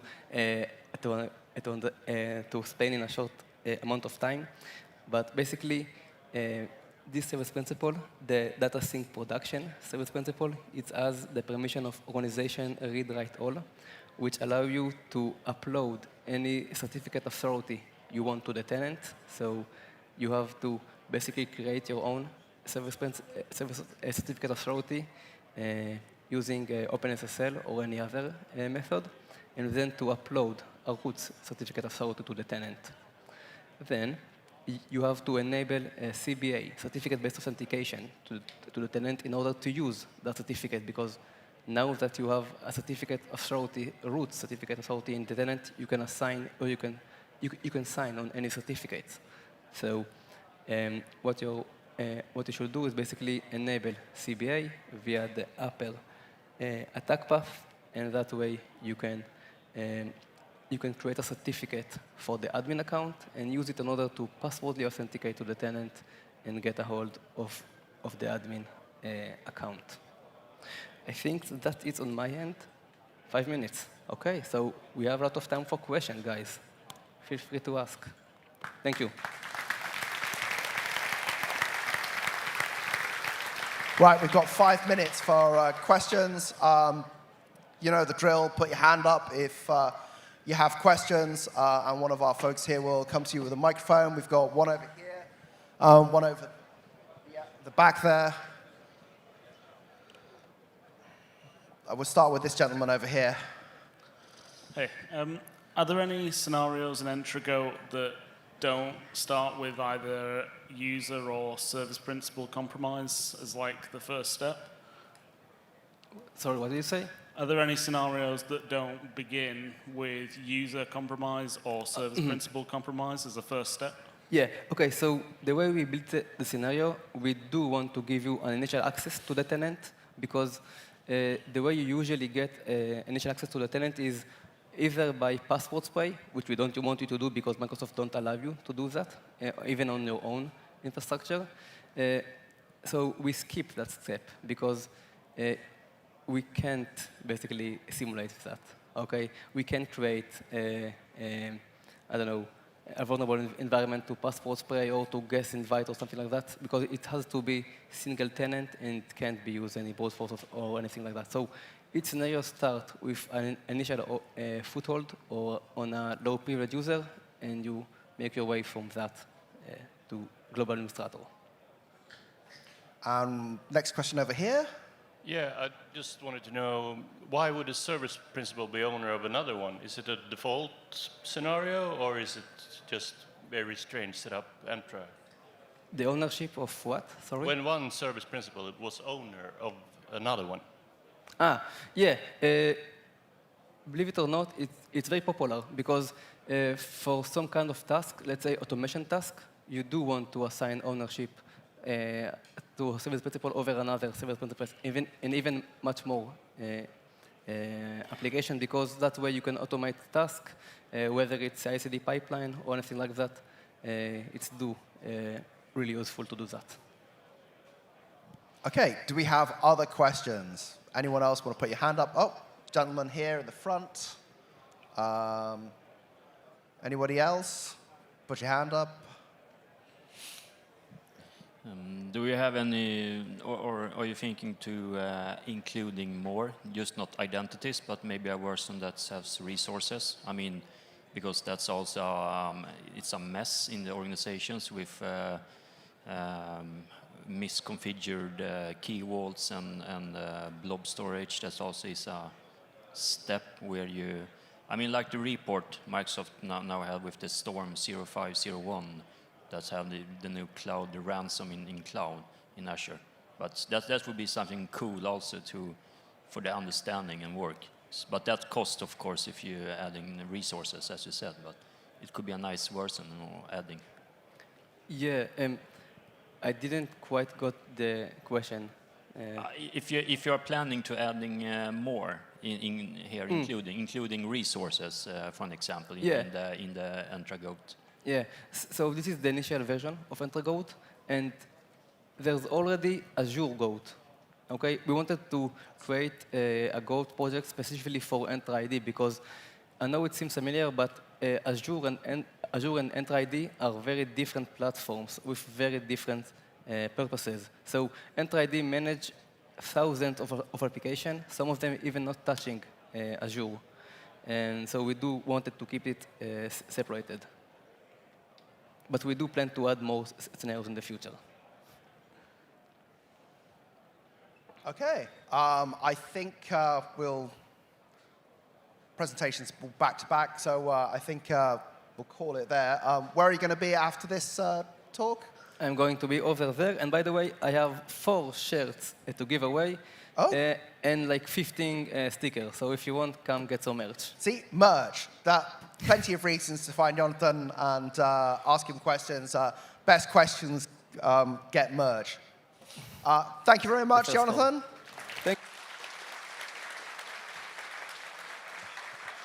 I'm now even more thoroughly confused about identity than I was before.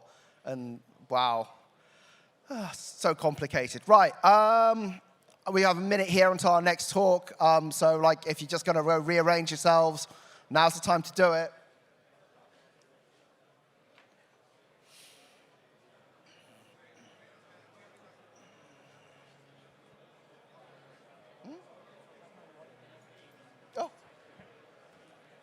Oh, shit. Oh, shit. The phone is yours as well? There you go.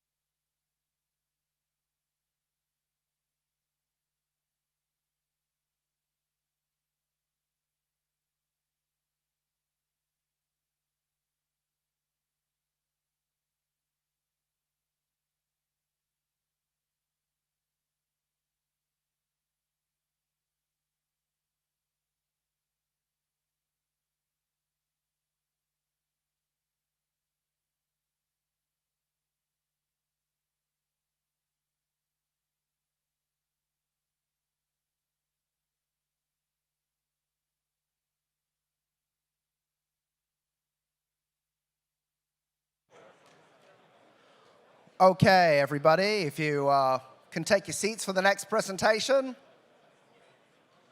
Whenever you get around to it, you know, I'm watching you. And if you're all sat at the back, can I get you to actually come a little bit forwards? Because I see a lot of people parked around the back, just standing around. Just come and take a seat.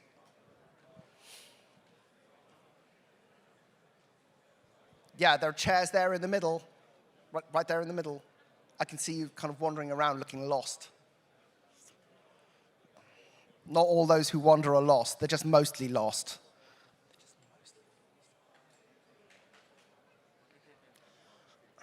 Okay, so depending on where you are in the world, they're sometimes known as the cheese, the 5-0, the popo, but here we just call them cops.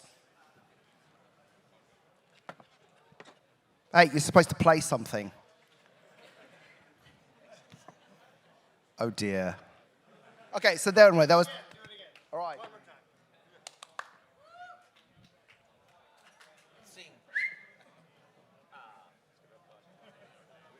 Technical difficulties. Yeah, they're just going to come in. Look, it's your local police. And they're nice. Play up, play up. Funkar inte? Nej. Va? Woohoo! What's up?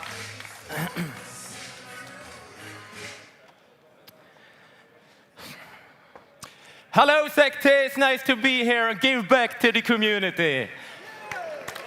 Yeah. Today we're going to talk about offensive CM, when the blue team changes perspective. On stage is Arkan and me, Shanti. Hello, hello. My name is Arkan. We both work for the Swedish police SAT group. I have a background as a police officer, and I work mainly with blue teaming. Shanti, what do you do? I have 8 years in offensive security and 9 years as a blue teamer. Okay, so before we start the presentation, we will show you a lots of queries, and we will drop them on a GitHub repo. You will have the link in the end of the presentation. So just relax, hop in. Shanti, let's hit the road. Tell them more about offensive CM. Thank you, Arkan. The problem with traditional CM solutions are they are reactive, always playing catch up with the threats. It's time to stop being victims and start being bad boys. The typical flow for a CM solution are alert generated, breach detected, status too damn late, response always behind, and our solution is go offensive. What if we stop being sitting ducks and start hunting? Turn your CM system into a weapon and find low-hanging fruit before the attacker do. Okay, so how will we do that? We will do it, I can fix it, Shanti. Yeah. How we will do that? We do it by using Sysmon and Windows event logs in our scope for this presentation. We will look for system services in possible user writable paths. We will look for scheduled tasks in possible user writable paths. And we will look to DLL hijacking opportunities in user writable paths. And in the end, we will talk about some software deployment fades. You can think they seem like WinPeace or Procmon in some areas, but instead of looking into a single client, we can query the whole enterprise. By doing so, we use bigger guns, get better hunts. That's how we win. So let's talk about system services. A service is a background process running without user interaction. And if this service is pointing to an insecure path, we have ourselves a privilege escalation. So when using CMs, you create queries, and you can generate alerts.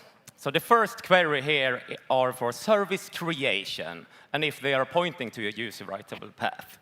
So we can use the event code 4697 or 7045, and then we check if the path pointing to program data users, or Windows temp. And if so, we generate ourselves an alert, and we potentially have a privilege escalation. The next one are for service executables, and if they are run from a user writable path. And we can use event code 4688 or event code 1, process creation. And then we check if the parent process are services.exe, and if the child process is pointing to program data or users. If so, we generate an alert, and we follow it up, and we have ourselves a potential privilege escalation. The next one is this old school unquoted service path, and we check for that as well. So we can check image path, and if it's not includes a quote, we get ourselves an alert, and we follow up and check the access control on the folders, and potentially have ourselves a privilege escalation. The next one are scheduled tasks, and tasks sometimes run as a system, and if they are pointing to a user writable path, then we have ourselves a privilege escalation. So this query checks for scheduled task creation. And the same mindset there, if it's pointing to a user writable path, we potentially have ourselves a privilege escalation. So we can use this event code 4698, and if the scheduled task pointing to program data, users, or Windows temp, then we get ourselves an alert, and we follow it up and potentially have ourselves or privilege escalation. Thank you, Shanti. Okay, so DLL hijacking, what is that? It's a hacker technique when an attacker makes a process load a malicious DLL. We can query for some of the opportunities in the theme. So we can start with the first query. This is a wide query that will look into every possible user writable path. So we use the sysmons event code 7 when the system user is loading the DLL from a typical user writable path. As you see, we use the file extensions DLL, capital DLL. Be aware that it could be something else. The second query is a more specific one. So this one uses the same event code with the system user, but in this time we are more a process specific. In this query, we look for the print service. So what we have here is the print isolation host or spool SV, and if it's loading a DLL outside a common path. So we are more interested in the user writable paths. And by doing so, boom, we have our first 0-day jackpot. So this 0-day is heavily related to the Epson printer models, some of the models. What happened is that a user triggered some events. We catched them with the previous query, and we started to dig into it. So to get a bigger understanding, we contacted the user and asked her what she was doing. And Maria, she told us that she was using this Epson printer to print footprints for investigation on high-quality printing papers. So we're like, okay, it's something happening when the printer is used. We started to do test prints on the same printer. So we're firing up test page on the test page, we're up to 2, 3, 4, and suddenly my phone calls, and it's Maria. This time, she's a little bit mad, but still really polite. And she says this, Erkan, is it okay if I change the high-quality premium papers to regular ones because you're wasting them with your test pages? Sorry, Maria, about that. That's another story. Let's show them the demo for the vulnerability.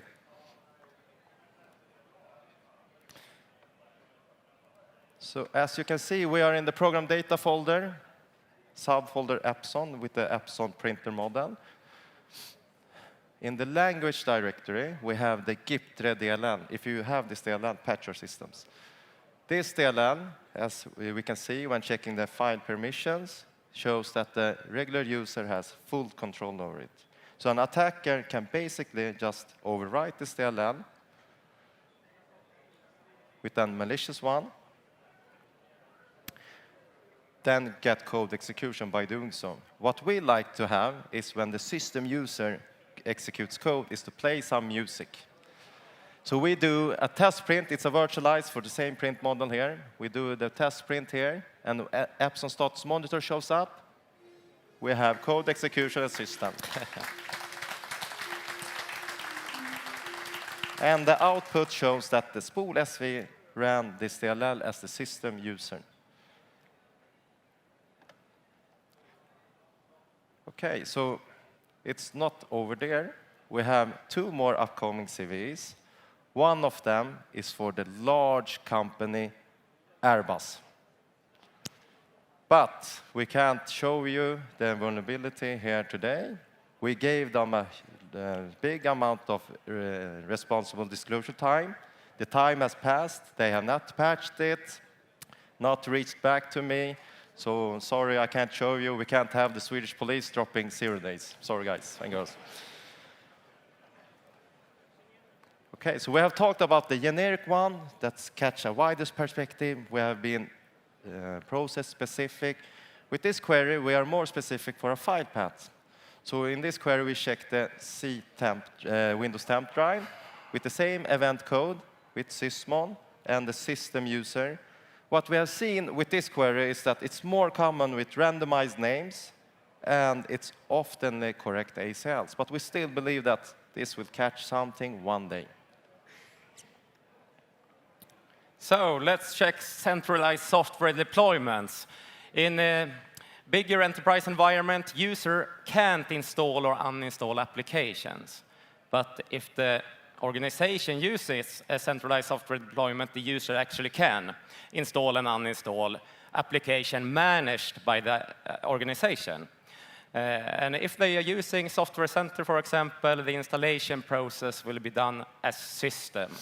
So the problem occurs when the application itself have a weak file or folder permissions, because then we can misuse this and give ourselves a privilege escalation. So this query is a generic query. This will not only fetch SSM installations, it will check for services and scheduled tasks, etc. So what we do is using event called one process creation, and we check if the user executes as system and if the process executable pointing to program data or user, and then we follow it up and potentially have a privilege escalation. Arkan, do you have anything about this? Related to the generic query, I have example for you. What we have that in our test environment, we have a user trial testing a software application, so it's before it reaches the production. It's triggering this event. So what we have is that the services.exe is spawning a child process, a system from the program data folder. So when we dig deeper into it and check the file permissions for the executable, we see that the built-in users group has only read and execute permissions. So a binary replacement is not possible. So our message for you, if that happens to you, is to not give up. What you can do is check the folder permissions. So we did that. We checked the folder permissions, and we see that the built-in users group has write access to the folder. And by doing that, we maybe have a DLL hijacking. Let's check that. So we fired up procmon and looked if it's tried to load any DLLs, and we saw that it tried to load 7 DLLs from the same folder. Let's show a demo how it could look like. It's not the real application, but it's the same thing. So we have here is the program data, then /my application /badboys and badboys.exe. The permission shows that the built-in users have read and execute permissions. Binary replacement, not possible. We check the folder permissions, and we see that the built-in user group have write access. So let's look with procmon. Is it trying to load any DLLs? We set up the filters and are looking for name not found. That's the indication. We're firing up the bad boys executable, and as we see also here is it trying to load several DLLs, so we can just drop u.dll in the same folder and get the system code execution by doing so.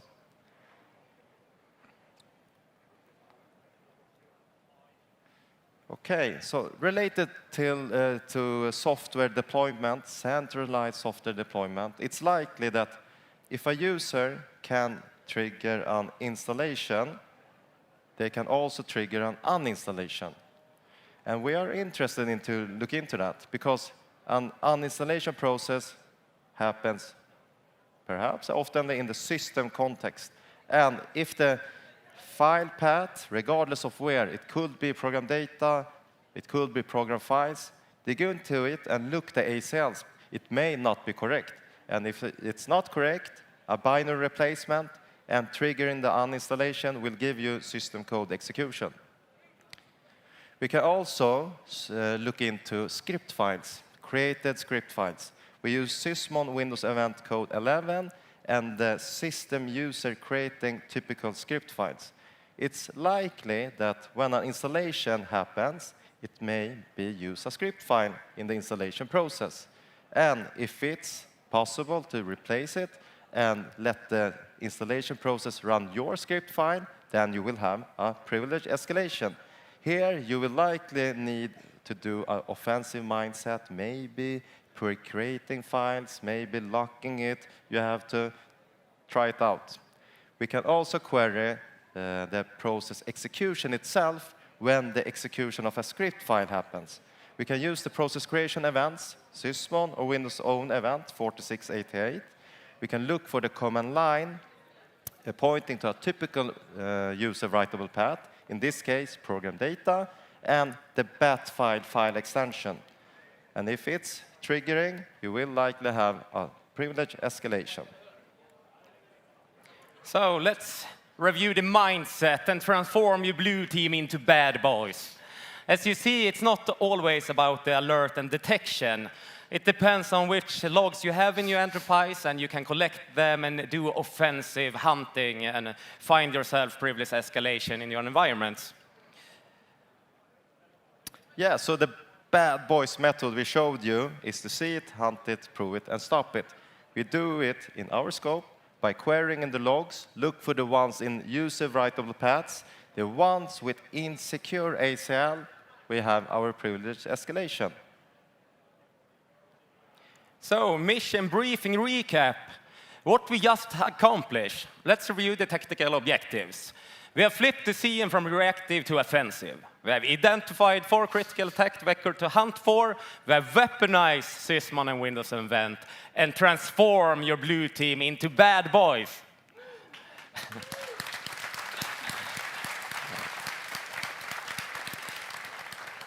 And it doesn't really matter if you don't have a CM solution. You can use your EDR solution and do similar queries for. Yes, so the offensive arsenal we deployed and showed you is to use system services in typical user writable paths, schedule tasks in user writable paths, the DLL hijacking opportunities in user writable paths, and in the end, the sum of the software deployment fails. You can think it like that. It's a one case, but many corners. There's much more to look into, much other areas to look into. So it's only a one case, many corners. You go out and find them and let us know. So we have a bonus query for you. During my years, I have 3 native Microsoft CVs. And Arkan really want a Microsoft CV. And he was so close. Arkan, do you want to talk about it? Shanti, I knew that you would bring that one up. Okay, we start with talking about the query itself, then we can talk about the one I just missed. So the idea behind this query is to use the process creation events when the system user executes processes from, in this case, from the C roots subfolders. So think it like c:/my application/myapp.exe. Why is that interesting? It's because the default inheritance of the permissions for applications installed in the C root drive is that it gives every authenticated user modify access. And that's an issue, because then the user can modify the files, drop files, overwrite files, and this is happening if not the installation process itself adjusts and correct the ACL. Let's show you the demo of the Microsoft CV I just missed. It's not related to the Windows native, it's related to Windows SDK. So we use the March 25 release. We install it, and we install the Windows IP over USB. It creates a system service, and the service will run as the system user. And it's created in the C:\Microsoft shared and the subfolder of that. So it's in the C root drive. And when we're checking the ACL for the executable, we see that the authenticated users have modified access, and that's an issue. Then it's possible to replace files, in this case, drop files, by looking at the folder permissions also. It's the same. This one has a DLL hijacking vulnerability, and it's possible to replace the binder itself. So thank you, Shanti, for bringing that one up. So we are reaching the end of our presentation. Our message for you is to use the SIEM as a vulnerability scanner, do your queries, fine-tune them, and make alerts of them. Then just relax and let the environment work for you. You catch the alerts, dig into them, and you will likely find something interesting. Because that's how we do it at PMSAT.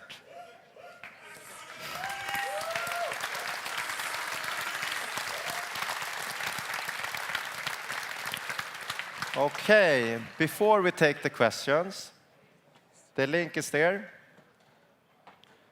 But we have an issue, Shanti and I. As you see, the theme is heavily based up on the Bad Boys team. And we both have been arguing about the subject, and we would like you to help us to put an end to it. It's about who is the Will Smith character. Shanti is saying that he is the Will Smith guy, and I'm saying that I'm the Will Smith guy. And we have been arguing for many years. So what we would like from you is to help us by, we can do it like this. The one who gets the loudest applause will be decided by the community as Will Smith. So if you think that Shanti, the man, the myth, the legend, my brother from another mother, the one who is always in time, the one who never missed a meeting. If you think that he's the Will Smith guy, please applaud.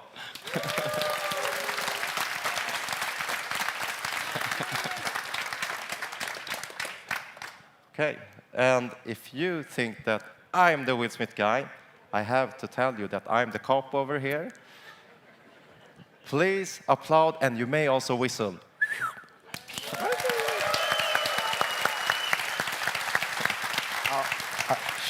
Shanti, finally, the community have decided. It looks like that we will keep arguing because it's a tie. Oh, that's the most Swedish thing ever. It's like, oh, we can't decide winners. We're all just going to have to hug it out. So we do have 5 minutes for questions. These guys, you do have a stand, right? Yes, we have a booth over the.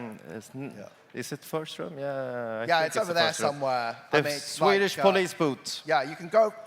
You can actually find your cops and not be terrified of them. I don't know. I'm used to dealing with like British police who are like quite mild-mannered, and then there's American police who are fucking terrifying. Because it's like, don't shoot. I know I'm not white. Don't shoot. See, I'm not black. Please don't shoot. Sorry, that was probably unnecessarily mean. It's okay. So, so we've got a couple of microphones out. If you've got questions, please put your hands up. Otherwise, you can find these guys at their booth. Any questions in the room? Yes, one here. Should I continue? Yeah. Thank you for the presentation. It was like a TV show. It was really good. And I want to ask you about the false positives that you are creating to many, I mean, very good queries. This is really good. What is the number of alerts you are receiving, and how many of them false positive? Okay, really good question. Yeah, so software deployment have often strict correct ACLs. Temp folder also with randomized names, so it's hard to abuse it. But it's a reason why we are showing you this. We can't, this is the only ones that we can talk about. It's more we maybe could talk about, but not here. So I promise, if you have a large environment with a dynamic environment with installations and people doing lots of stuff and using every type of application, try this out. It will give you results. Yep. Another one. Who have the most CVEs from you? Okay. I can't beat the Microsoft native. One of them is like 10, so he hasn't. But if we talk about in production and the privilege escalations, who is it? Yeah, so official, he's the winner. Unofficial, I'm the winner. Do we have any other questions? I'm just looking to see if there are any hands. Right. I guess it's, we have 35 minutes now. Thank you very much for being quick. For Fika, coffee break. Come to the booth. Yep. Yeah. We have the link Come to the there. booth. We can answer private questions. Yep, private questions, police merch. Thank you again to the cops. Thank you. We'll see you back here in half an hour.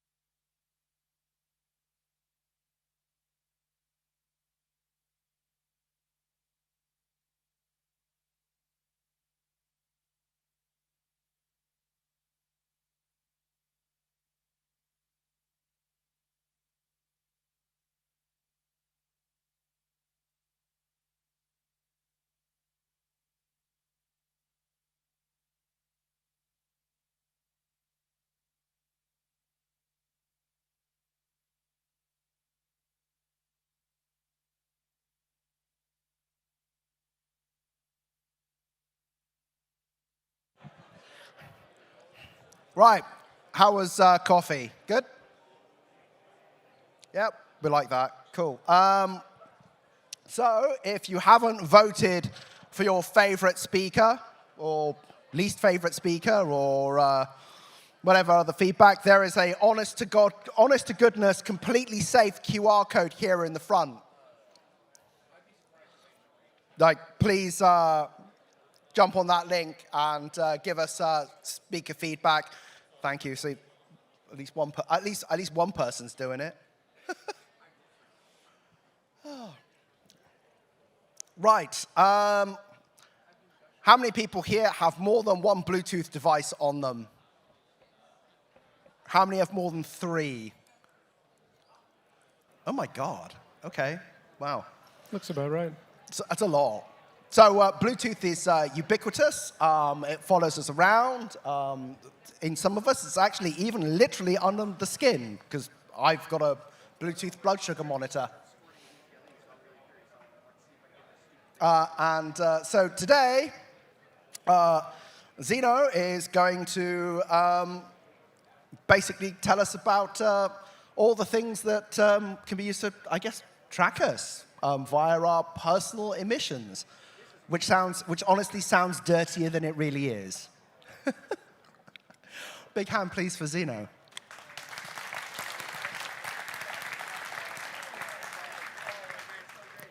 The intro was a lie. I don't care about Bluetooth tracking, not super interested in that. But for those of you who are interested in privacy and Bluetooth and tracking, there will be a little bit in here about that.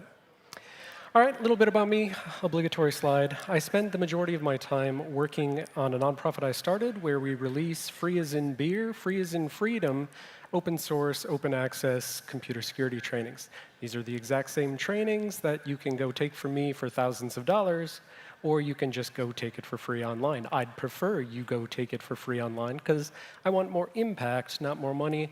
I want more people to know what I know. So go check that out. A bunch of other people have contributed classes as well.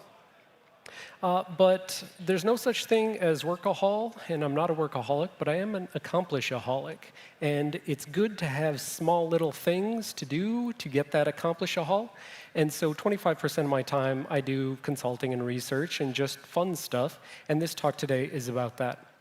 And I see that I left it off my bio because I'm not one to sit on my laurels, but if it helps you for credibility's sake, before I started the nonprofit, I worked at Apple from 2015 to 2020 as the lead of the firmware security team.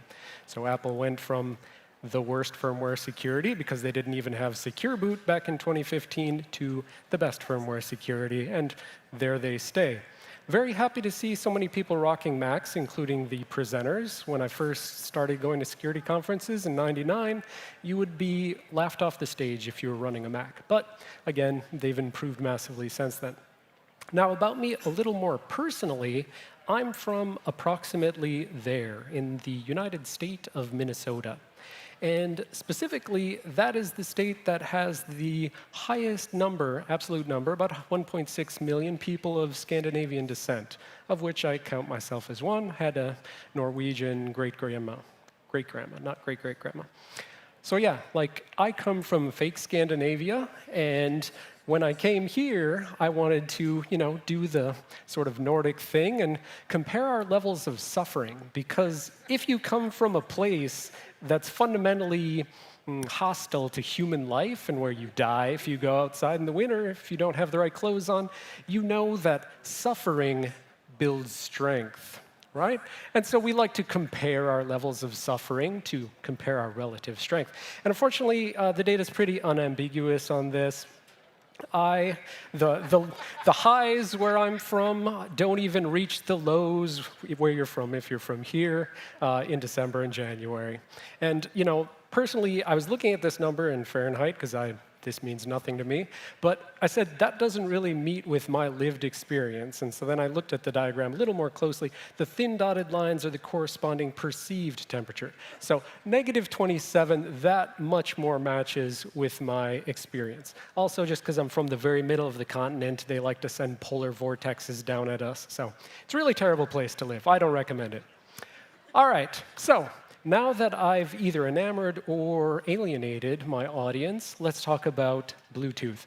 coincidentally, a technology of Scandinavian descent.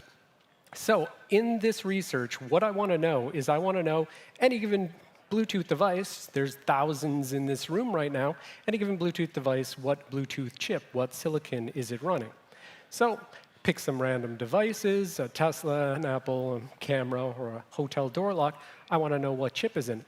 Now, I happen to know that Teslas have Texas Instruments, Broadcom in Apple, except they just finally released the Apple first-party Bluetooth Wi-Fi chip with these most recent ones. That's great. And Silicon Labs in that. But if I encounter some random device, like a hotel door lock, how do I find out what Bluetooth chip it has? But why would I even want to know what Bluetooth chip it has? Well, the reason I want to know is because I want to know whether a given device is vulnerable to over-the-air, firmware, chip-level exploitation. So in the past, starting in 2018, that was our first instance of a just send a magic packet, low-level link layer, BLE packet, pre-authentication, nothing about that pairing stuff you may be familiar with in Bluetooth. Nope, all pre-pairing, just send a magic packet, get arbitrary code execution. Texas Instruments, 2018. Simu Labs, from researchers from TU Darmstadt in Germany, they found vulnerabilities like this in Bluetooth Classic, LMP, the link layer of Bluetooth Classic, in 2019 in Broadcom chips. And then in 2020, my wife, Veronica Kova, she presented at Black Hat US her findings in Texas Instruments and also Silicon Labs chips. So again, magic vulnerability, send a packet, get code execution. Now, it's probably worth saying that Veronica is a former NSA capability development specialist, and she doesn't just, put out there, I found a vulnerability and it's probably exploitable. No, she put out actual proof of concept, run arbitrary code on these particular chips. But here's the thing, we couldn't make a big hairy deal about it because we didn't know what the impact was. What devices are running these vulnerable firmwares? We don't know. And ever since, I've been trying to figure that out. So for the purposes of this talk, there's Bluetooth Classic, BC, and properly this is known as BR-EDR, but that's the old original circa 2001 Bluetooth that existed before Bluetooth Low Energy. That's the more modern version, released in 2010, and I'll refer to that as BLE. And then BDADR. If you hear me say BDADR, that is the Bluetooth device address. That is the proper name. You'll often see it misreferred to as a MAC address. Sometimes it behaves like a MAC address, but especially in Bluetooth Low Energy, most of the time it doesn't. So it's not a MAC, it's a BDADR. So the talk is about Bluetooth printing. And so the code is already out there, released in 2023, but just slowly, with my 25% of my time, improving things since then. So what's Bluetooth printing? Well, it's Bluetooth tooth printing, right? And there's the definition for you. And why tooth printing, not fingerprinting? Well, you wouldn't fingerprint a tooth, would you? So data collection can take a variety of physical forms. How do you collect the information necessary for tooth printing? So you can start with a random laptop, and you stick some dongles and stuff attached to it, and that's the most convenient way to get started with things. And this is how I teach a class that I'll talk about later on. If you want something small and inconspicuous, then instead we have the simple just get a Raspberry Pi and get a battery. Now, that can take a small form factor like this, smaller than a phone. This is what I use when Veronica yells at me for taking my big box around because she finds this too suspicious.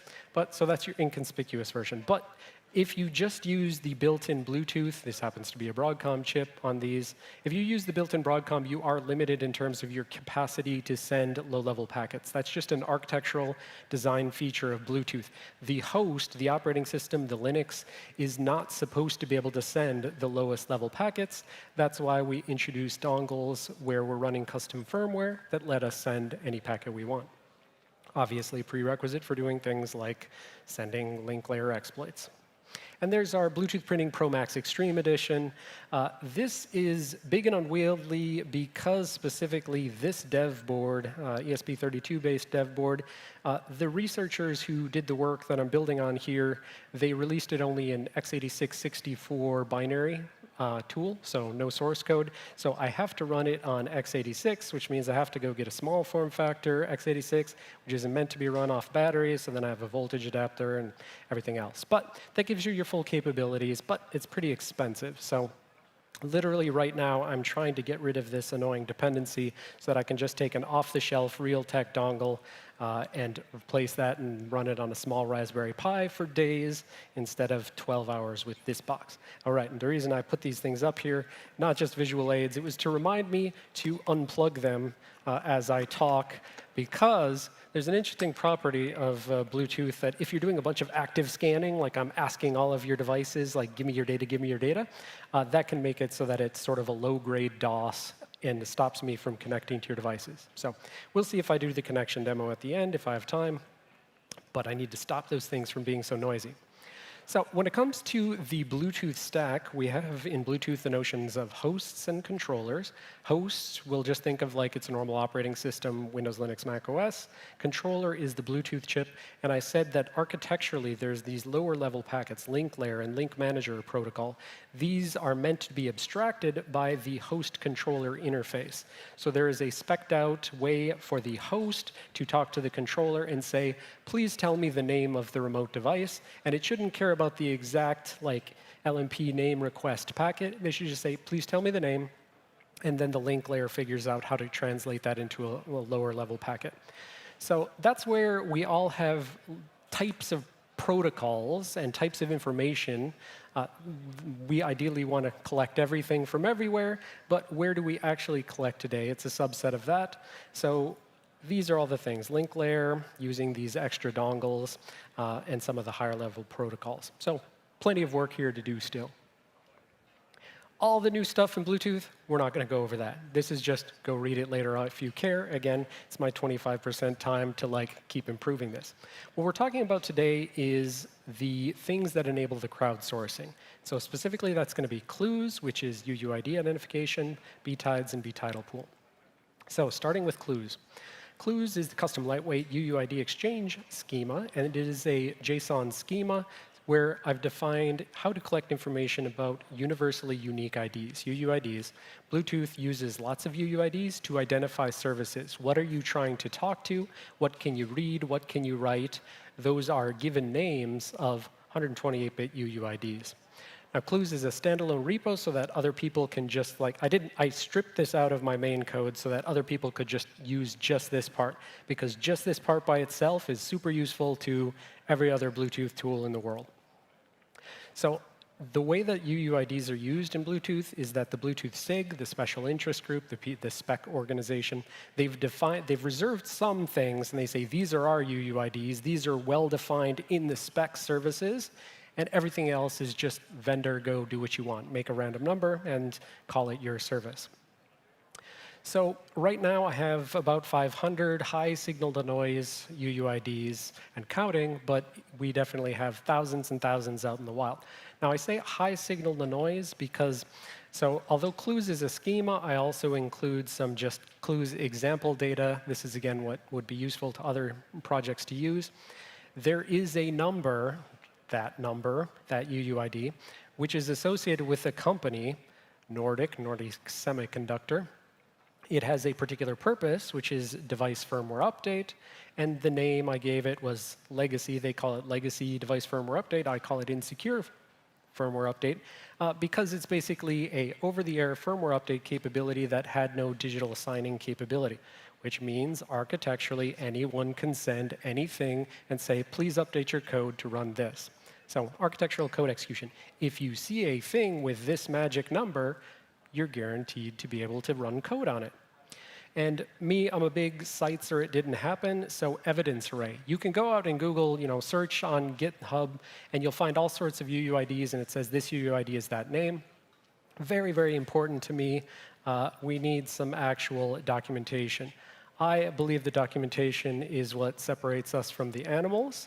And so I don't want to just say someone somewhere said that this UUID is this. I want to say here is an attributable source. It's also on archive.org because these links break all the time. Literally, as I was building this, one of them for Amazon stuff disappeared, and it wasn't on archive.org. So off into the ephemera. So I want to walk you through just a couple examples of using tellmeeverything.py. This is sort of the main interface to the information that we scrape all this information, we shove it into a database, and then we pull it back out in some sort of human-readable form. But it's human-readable, with an asterisk, because what I would, if you just jumped in right now and tried to use this, this would be like trying to read the super low-level details of how like Nmap OS fingerprinting works, if you didn't know what TCP/IP was. Okay, so I don't claim that this is something that you can just jump in right away, but I'm going to pull out a couple of little things, and then I'm going to explain how we make this actually usable and actionable in the future. So I picked a random device. This particular device, I said, let's back up a sec. What's my goal again? My goal is to know what chips are in devices. Are these devices that I'm seeing out here vulnerable to our over-the-air exploits? So this particular device, I can see it's got Nordic Semiconductor. I see it's got this magic DFU service that indicates it's probably vulnerable. But I picked this one because there's another data source that I can pull from that's called BLEscope. BLEscope was some academic research where they basically went and scraped a bunch of Android packages, and then they extracted UUIDs from calls to like Bluetooth APIs in Android. And so they basically could say, all right, this particular Android package for this particular company had that UUID in it. So it's just a big mapping of UUIDs to packages. It's getting a little old and stale at this point. We need to refresh that data. But with that data, the fact that it says LoRa star, and this data, the fact that the name is a smart U, then you just Google it. And what do you get? You get a Bluetooth ironing board. I don't know why that exists. I don't know what the Bluetooth adds to the ironing board. That was just, I literally had never seen this. I just picked the first thing that had BLEscope data, and it was an ironing board. Cool, but what can we learn about the ironing board beyond that, right? Other than the fact that it's vulnerable to the Nordic chip that it's using. Well, there's all this stuff. This is, let's see if I do that. Nope, doesn't make it big. I'm not going to do it. OK. This stuff, too complicated to talk about for now. This is GATT, the generic attribute profile. But this is like kind of the meat of Bluetooth Low Energy. It is the interfaces to services. So we'll talk about little bits and pieces, but I can't go through all that. But the next information that's relatively easy to understand is SMP, Security Manager Protocol. This is the pairing stuff. When you think of Bluetooth and you think of pairing, that is managed by the Security Manager Protocol. And so, oh, there's my Nordic thing. So down here, one of the things that I can extract from trying to pair with the device is that it does not ask for secure connections pairing. There is an old form of Bluetooth Low Energy pairing that is now called legacy pairing. But basically, between when Bluetooth Low Energy was introduced in Bluetooth 4.0 and then 4.1, they only had this legacy pairing. And so Mike Ryan back in 2013 basically said, hey, you're doing a pairing, you're exchanging PIN numbers and stuff like that. But it turns out it's just easily architecturally brute forceable. So those 6-digit pins could just be trivially brute forced. If you just watch a pairing, you don't even have to like try 1111, 1112. You just watch the pairing and you win. So they're always architecturally vulnerable. Then they introduced in 4.2, here's our new secure connections. It looked much more like Bluetooth Classic. It's using elliptic curve Diffie-Hellman. So it's still vulnerable potentially to active machine-in-the-middle attacks, which is what they have another security bit to deal with, whether you're asking for please protect from machine-in-the-middle, or whether you're just saying, nah, it's good. I'm good with being machine-in-the-middle. But yeah, so legacy versus secure connections pairing. If you don't ask for secure connections, an attacker can always downgrade you at pairing time and say, or they can just watch someone else, like two entities that are not the attacker, watch them pair and then decrypt their subsequent communication. So just kind of easy stuff that we can pull out by doing an active query. All right, now I promised a little bit for the people who do care about things like tracking and privacy. I added this in here because an EFF guy was asking me about the privacy implications of automated license plate scanners, collecting Bluetooth stuff, so those things that like watch people's license plates as they drive by.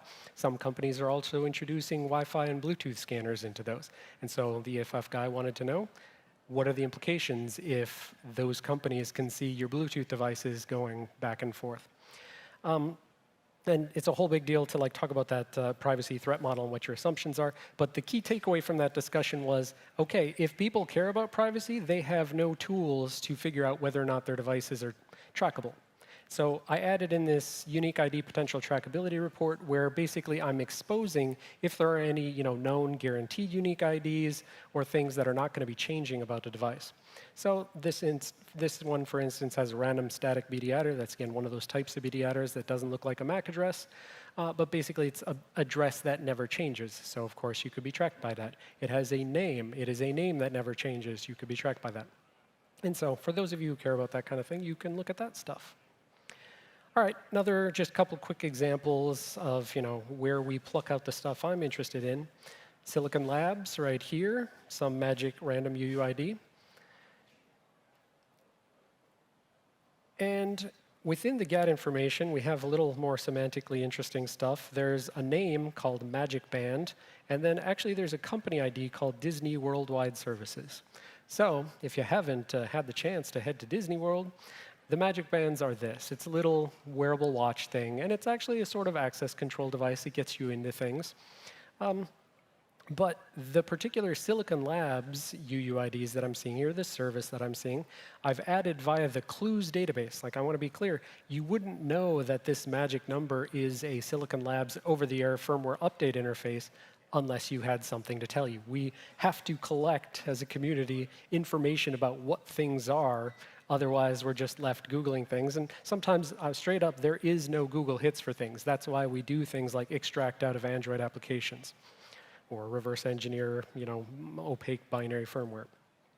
So anyways, Silicon Labs, cool. You go look it up. You find out Silicon Labs has an architecturally secure, signed, digitally signed firmware update. So great, that's secure, except that back in 2023, some researchers presented at hardware.io that they had found an exploit for the secure update process for Silicon Labs. So although this says secure boot, these particular Silicon Labs chips do not enforce a signature at every boot. They only enforce a signature at update time. Send an update, check the signature, it's all good, go ahead and flash the update. Well, send that update, that malicious attacker-controlled input, and maybe you exploit the update process and take control, and now ever after, because they don't have secure boot, you have persistent code execution on the flash chip. So, but how do we know? Is this vulnerable to that particular exploit or not? We don't. We don't, and that's the problem.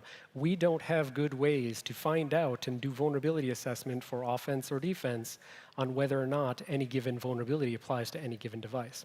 Sometimes it falls out easy, but most of the time it does not. And then this was mostly just a curiosity thing. I was wondering why I see Amazon Alexa on this thing, because as far as I know, they don't have speakers or microphones.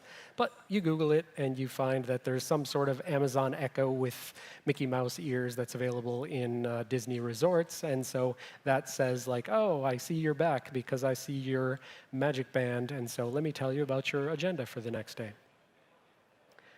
All right, final example. Here's a Texas Instruments one. We go, we dig down. We have some good information on this one. This is some of that GAT information telling us model number, serial number. We've got some names in here like Aruba and HPE Aruba, so we might be able to infer that it's probably something like an Aruba Wi-Fi access point. And then down here, we see that the specific UUID that tells us it's Texas Instruments is once again one of these over-the-air firmware updates. Just harping on over-the-air firmware updates because if anyone wants to do some good research, there's a whole bunch of problems with over-the-air updates in the Bluetooth ecosystem. But I told you that the ARMIS folks back in 2018 found the first ever over-the-air arbitrary code execution in a link layer pre-auth packet. Well, because they're the sort of VC-funded place that makes the logo bugs, they bundled together 2 bugs. There was a Stack Overflow, if I remember correctly. I can't remember if it was Stack or Heap Overflow. And then the other one was just a logic bug in the firmware update. Specifically, these Aruba access points were built on Texas Instruments chips. They were using Texas Instruments firmware update. And essentially, they said in the vulnerability disclosure, what it boiled down to is a security through obscurity thing. Texas Instruments gave people an architecturally vulnerable firmware update thing.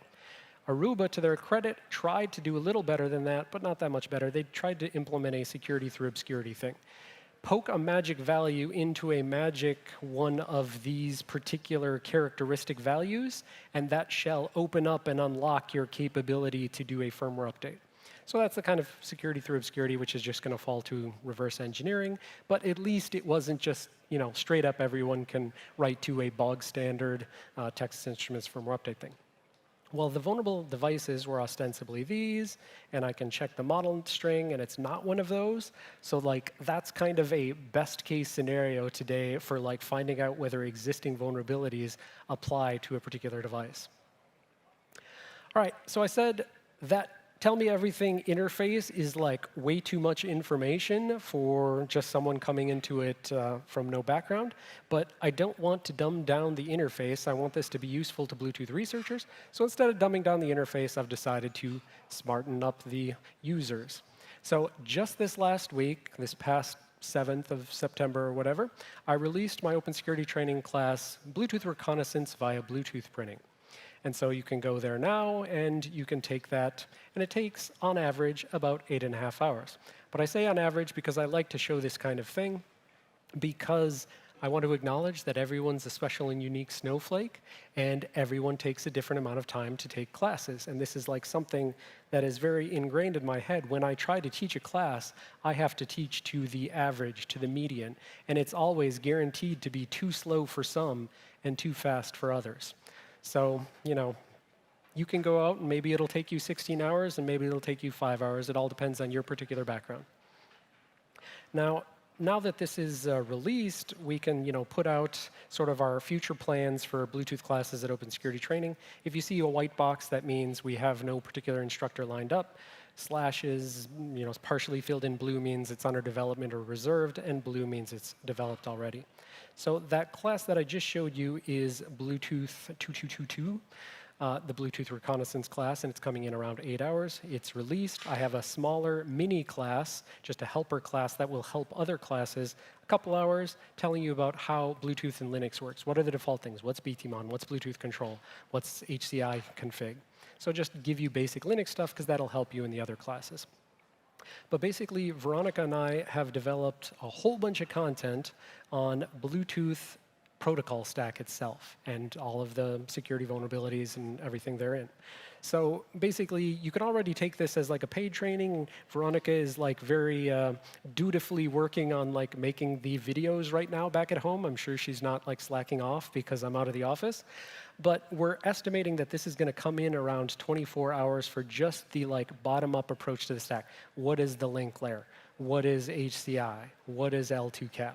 So basically, this will give you the information you need to know at every single level of what's the protocol and what kind of things do security people care about in the protocol at that level. What vulnerabilities have there been in the past?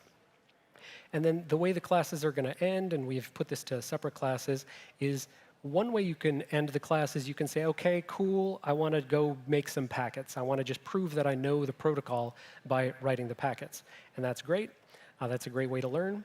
And the other way it can end is you can either A, learn how to create packets and then go to vulnerability hunting, or you can skip directly to vulnerability hunting. So if you already know what buffer overflows are and race conditions and use after free, if you already know how to hunt for vulnerabilities, we've taken the Zephyr RTOS. Zephyr is basically the Linux Foundation officially blessed RTOS. It's the Linux of RTOSes.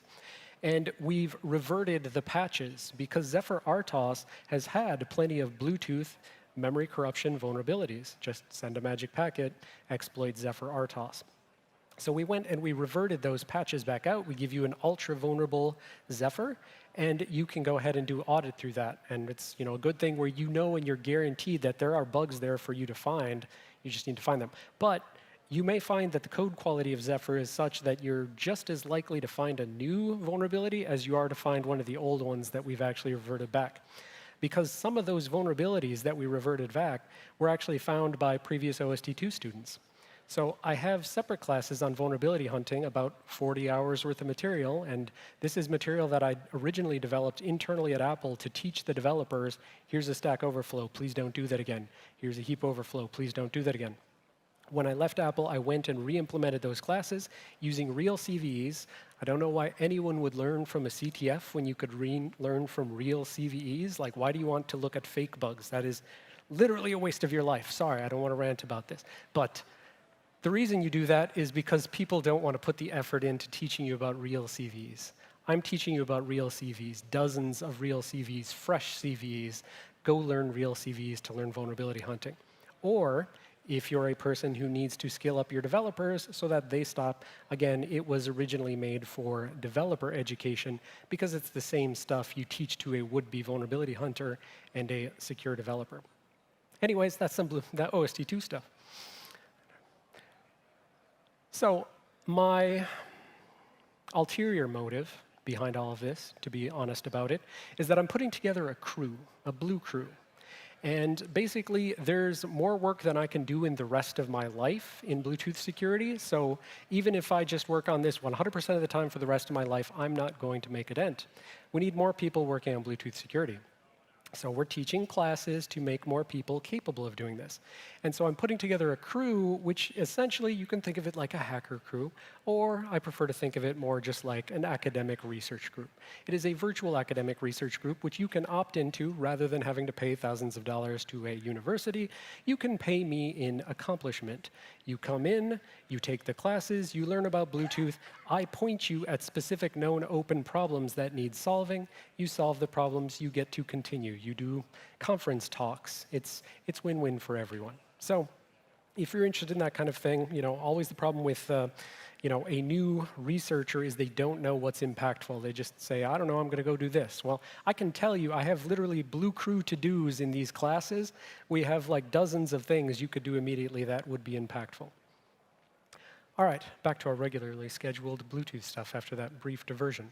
So clues is collecting information about UUIDs to give us additional semantic information that helps us know things like vulnerabilities just straight up. Magic arbitrary execution capabilities. BTIDES is Bluetooth Information Data Exchange schema, and it again is a JSON schema. The goal here is essentially we need ways to ship information about Bluetooth devices around. I want to do information sharing amongst different tools, and I want to do information sharing amongst you and I. So it collects a superset of the kind of stuff that you can get in PCAPs and HCI logs. So there are two sort of common formats that one would collect Bluetooth information in, but they're actually like non-overlapping. Like you can't get all of the information from just a PCAP or all of the information from an HCI log. So BTIDES gives you all the information. And more importantly, when I'm thinking about how do I create a crowdsourcing thing, I don't want to be shipping around PCAPs. The world's history is rife with parsing vulnerabilities for things that are complicated like PCAPs. So the situation was there were 0 computing standards. I need to get in at the start and develop one standard, although that's arguable. So the basic point is essentially the Tell Me Everything interface to Bluetooth printing will export BTIDES data. It is in a schema that we can sanity check so we can make sure if it's valid or not. We can safely parse it in memory-safe languages like Python. We send it over to other tools, and if they know how to import it into their storage, whatever their storage is, then great, they're good to go. For these HCI and PCAP formats, we can convert those to BTIDES, and if you just did that one import script, great, you just now for free have HCI and PCAP import capability. And then also you can export stuff from some other tool, give it to me in BTIDES, and I can import it into mine. So that brings us to btitle pool, where I would like to pool the world's BTIDES information. I'm the blue moon controlling the push and pull of the btitle pool. Btitle pool is basically just a MySQL server with a little Python script. There's one Python script for Google single sign-on authentication because I don't know how that works and I don't want to deal with that. I'm like a firmware guy. That's too high level for me. So I will admit that I vibe coded it up. I don't know how to write that kind of code. The LLM made me some Google single sign-on code. Hopefully it's good. Feel free to audit it. But basically, Google single sign-on, so I don't have to keep anyone's passwords and have them leaked or anything like that. So you create a throwaway Gmail account, and you're good to go to access and download the data. And most importantly, I've shared my data already. Like, I would like you to share your data, but I've shared my data. So in 2023, when I was running around to a bunch of conferences telling about Bluetooth printing, I went and sniffed a bunch of data from a bunch of conferences. So I've sniffed your data from this conference as well, and your data will be conveniently available after the conference via btitle pool. If you want to go out and literally don't even install all this hardware and stuff. Just open up your phone and go to the Bluetooth section and then figure out which name is yours and then query btitle pool and see what it says about you, right?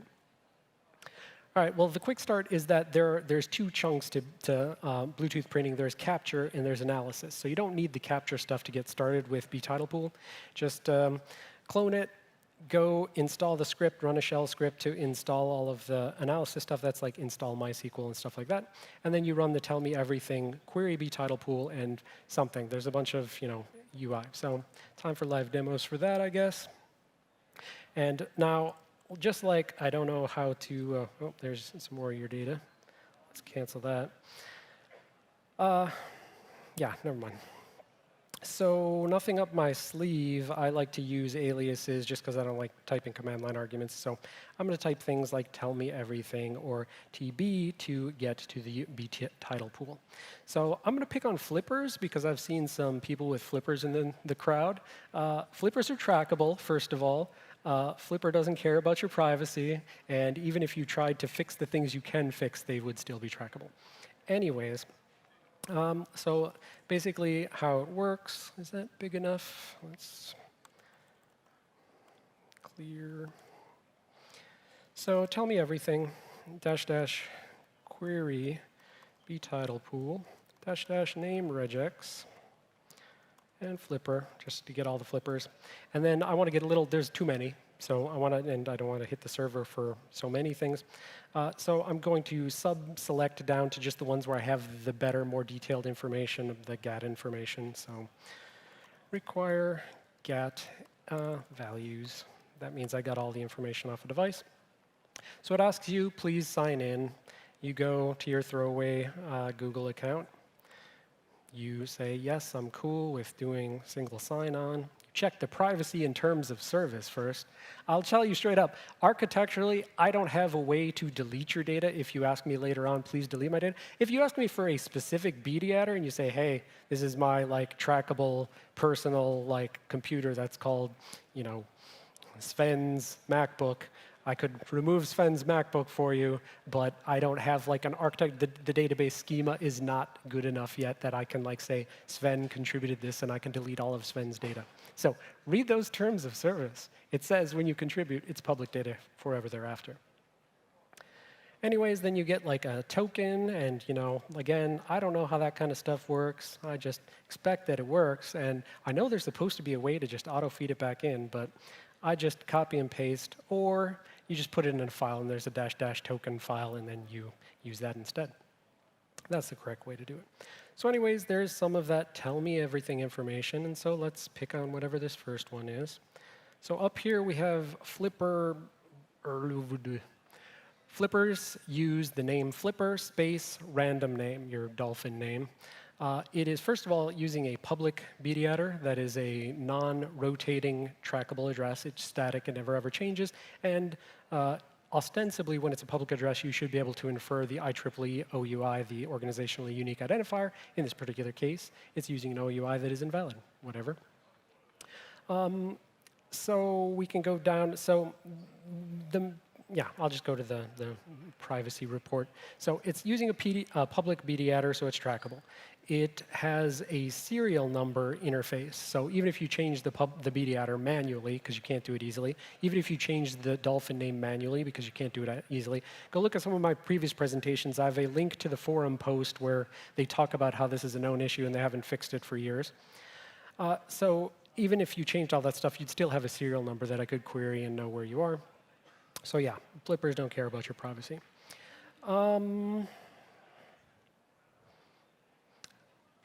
Yeah, I'm gonna, well, no, let's, I don't know. Should I take requests from the audience in terms of, I don't know, that seems dangerous. I'm not gonna do it.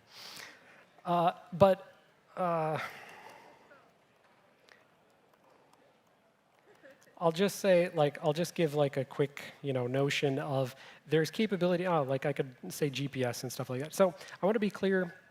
I think I moved it to the backup slides, but I'll mention it anyways.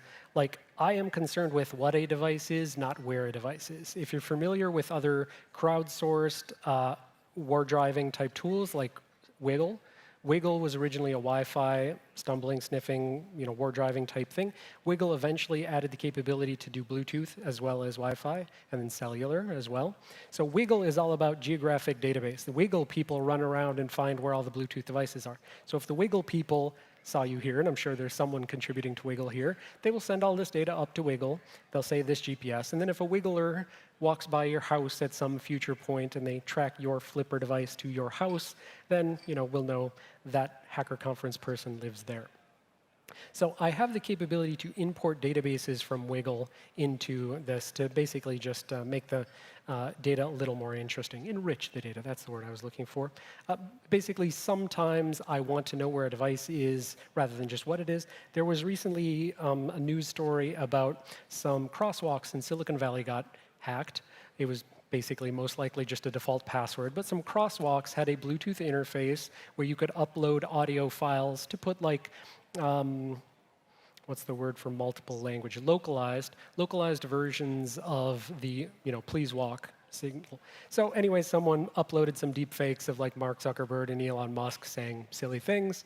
But I wanted to know, like, okay, do I have any of those devices in my local area? And for that, I had GPS information of something I had sniffed. And then I went there and collected all the information about it. And it's uploaded, but I don't remember what the names of those were. Otherwise, I would show you right now. All right, good enough for now on that. Yes. So anyways, the high-level view is basically btitle pool is 2 Python scripts with a MySQL database running on a free Amazon instance, which is very easy to knock over. Please don't, it's easy. btitle pool just sends us down btides data, puts it into your local database to merge it with whatever local data you've collected. You don't have to send your data up. Just collect your local data, analyze it locally. But if you send it up, then it can be pulled down elsewhere.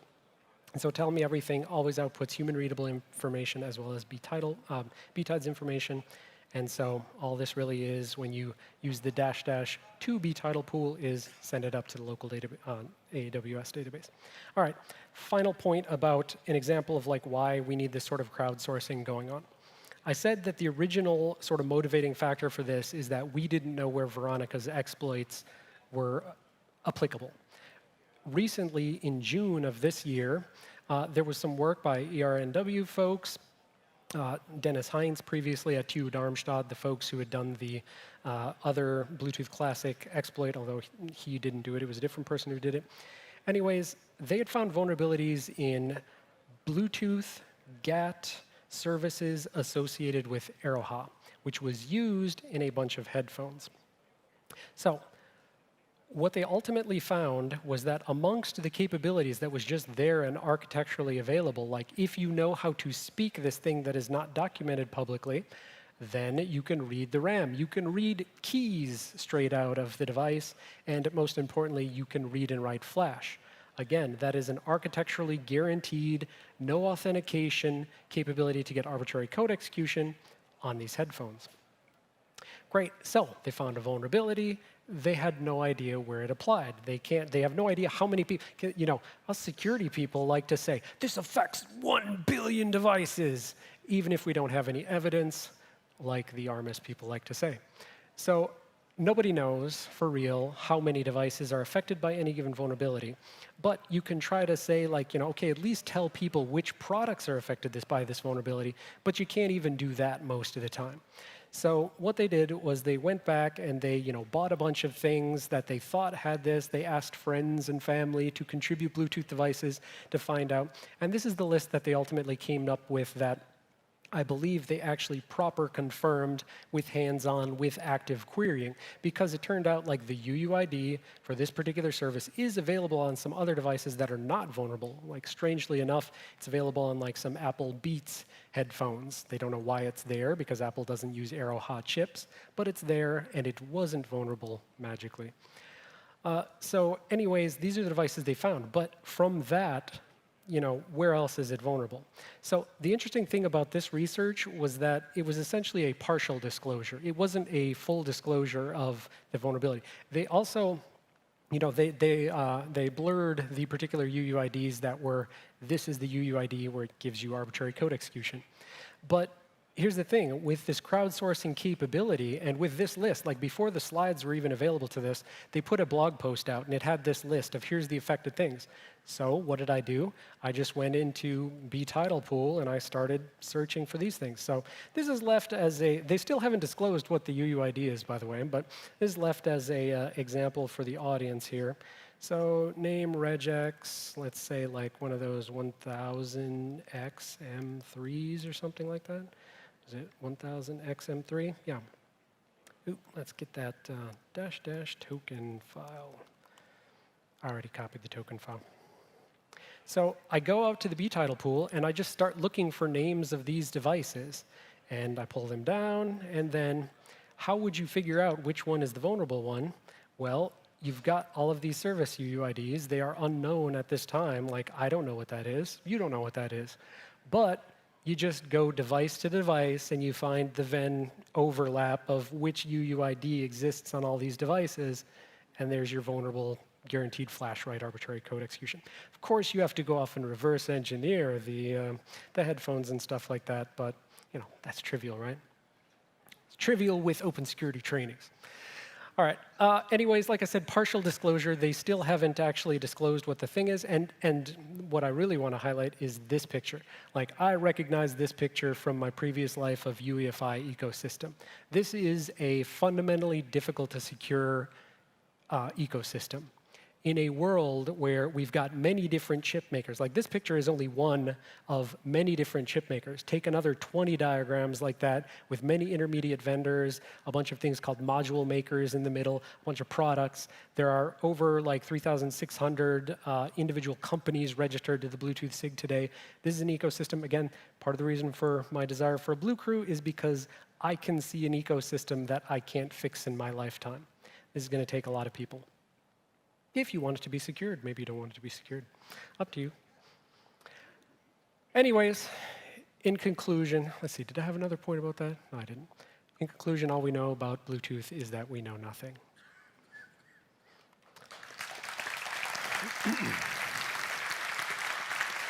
Zeno, do you want to take questions?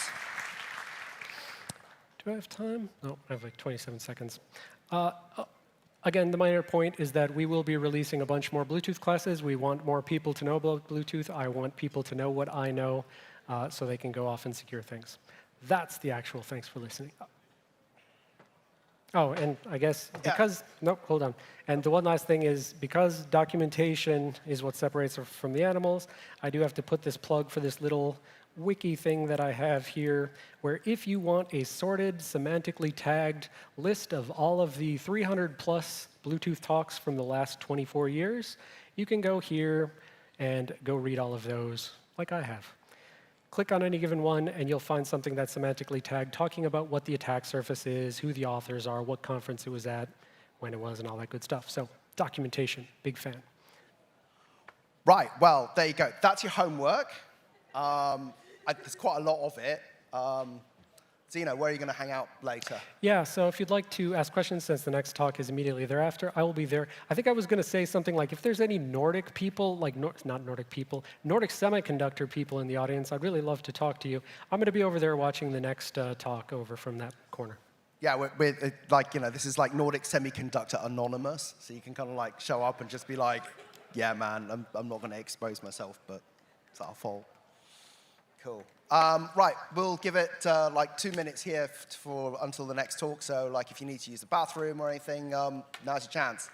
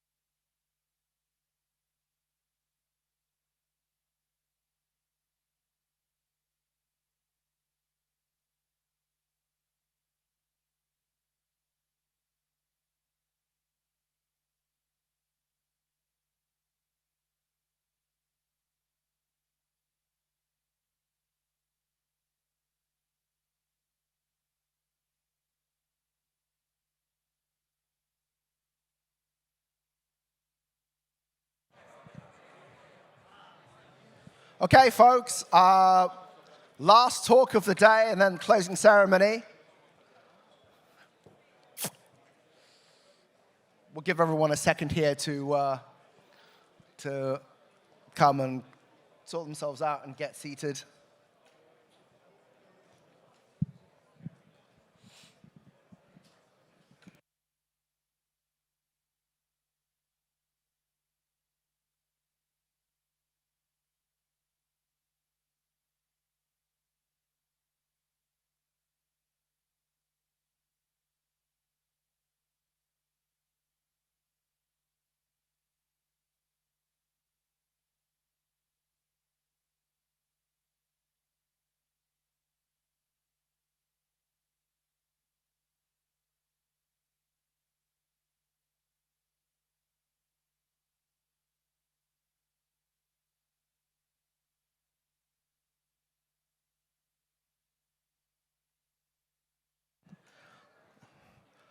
Right.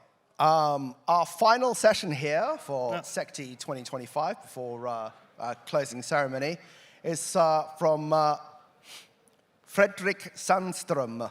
Yes. Not bad for a non-Swedish speaker, Yeah, right? amazing.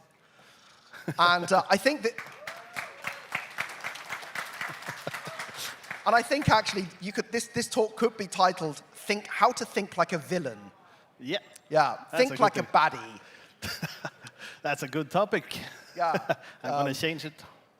And this is about how to use real-world techniques when you're planning your first ever red teaming exercise. Yeah. Big hand, please, for Fredrik. Yeah. Thank you. So nice to see so many people still here. I mean, it's quite amazing. So I hope you're not tired enough. Just one more talk, then it's finally weekend. So, quick about me. My name is Fredrik, and I'm the head of IT security at Basalt, and we're doing both pen testing and also software development role. So we need to be doing a lot of purple team exercise, and that's why we start looking into this threat emulation and adverse simulation and all the words of it. And I know there's a lot of little time here, and people need to run, so I put up a QR code. Those seems to be trusted nowadays, so scan it if you can. And I will have it on the last slide as well. So let's get started to it. So what is adverse emulation? Well, basically you're looking into how adversaries done attacks, what is documented. So you're basically looking into the adversary's done some kind of attack, and there are steps how to replicate that attack. So what you're going to do from a tester side is you're going to try to redo all the steps and see if your infrastructure is resilient against similar attacks, or if you can document it at least.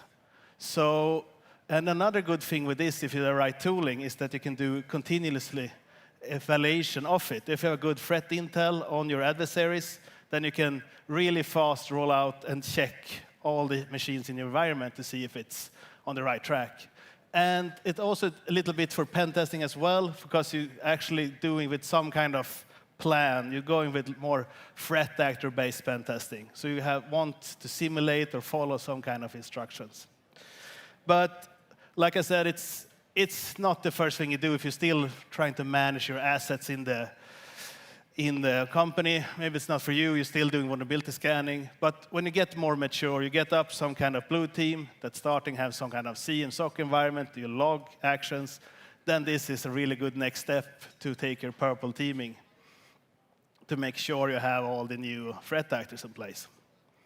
So you've done a lot of pen testing, and you've done like, oh, but we are quite safe. We have our vendors sold us these hacker proofs, XDR or firewalls, and we doesn't find much at the pen testing, and you can get this false sense of security. Well, in war, maybe as Sweden, we can fall back on maybe some other country defending us, but in cyber war, it's not really that easy. So if you are a CISO that's thinking that, well, we've done pen testing and we rarely get any kind of results of it, I think this video really demonstrates a good sense of false security. We can do everything.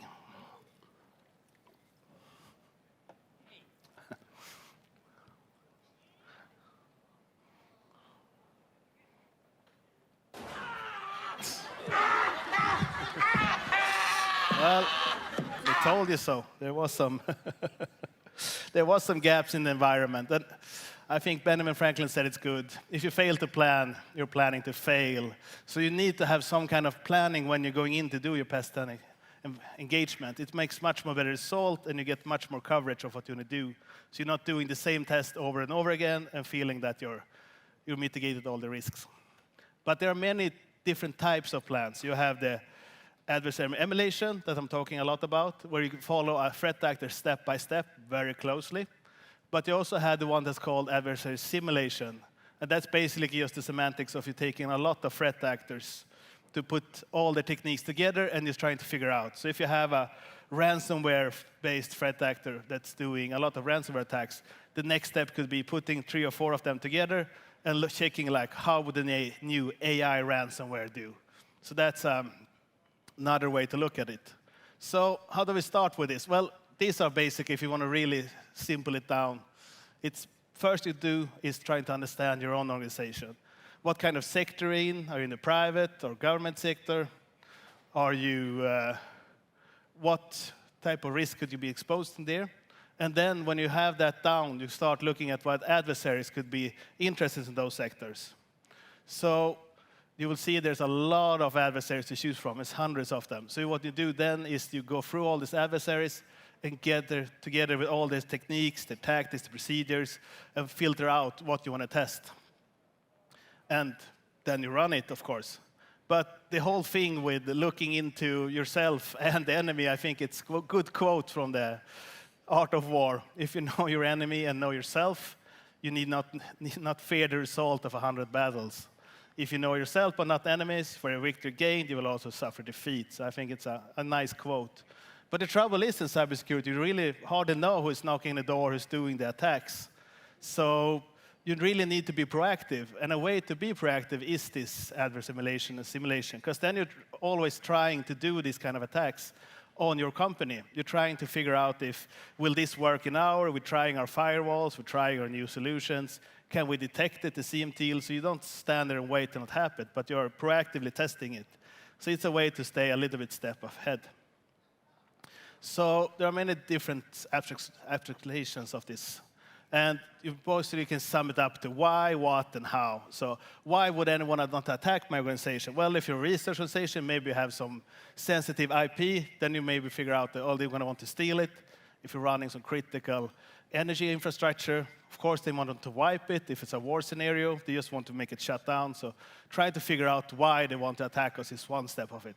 Next part is what they're going to do, and then you start looking at the tactics, like what should they be able to do, where is it from, everyone from discovery to the end of exfiltration, and then you go into how they do it, and that's more the technical depth, exactly what commands are running.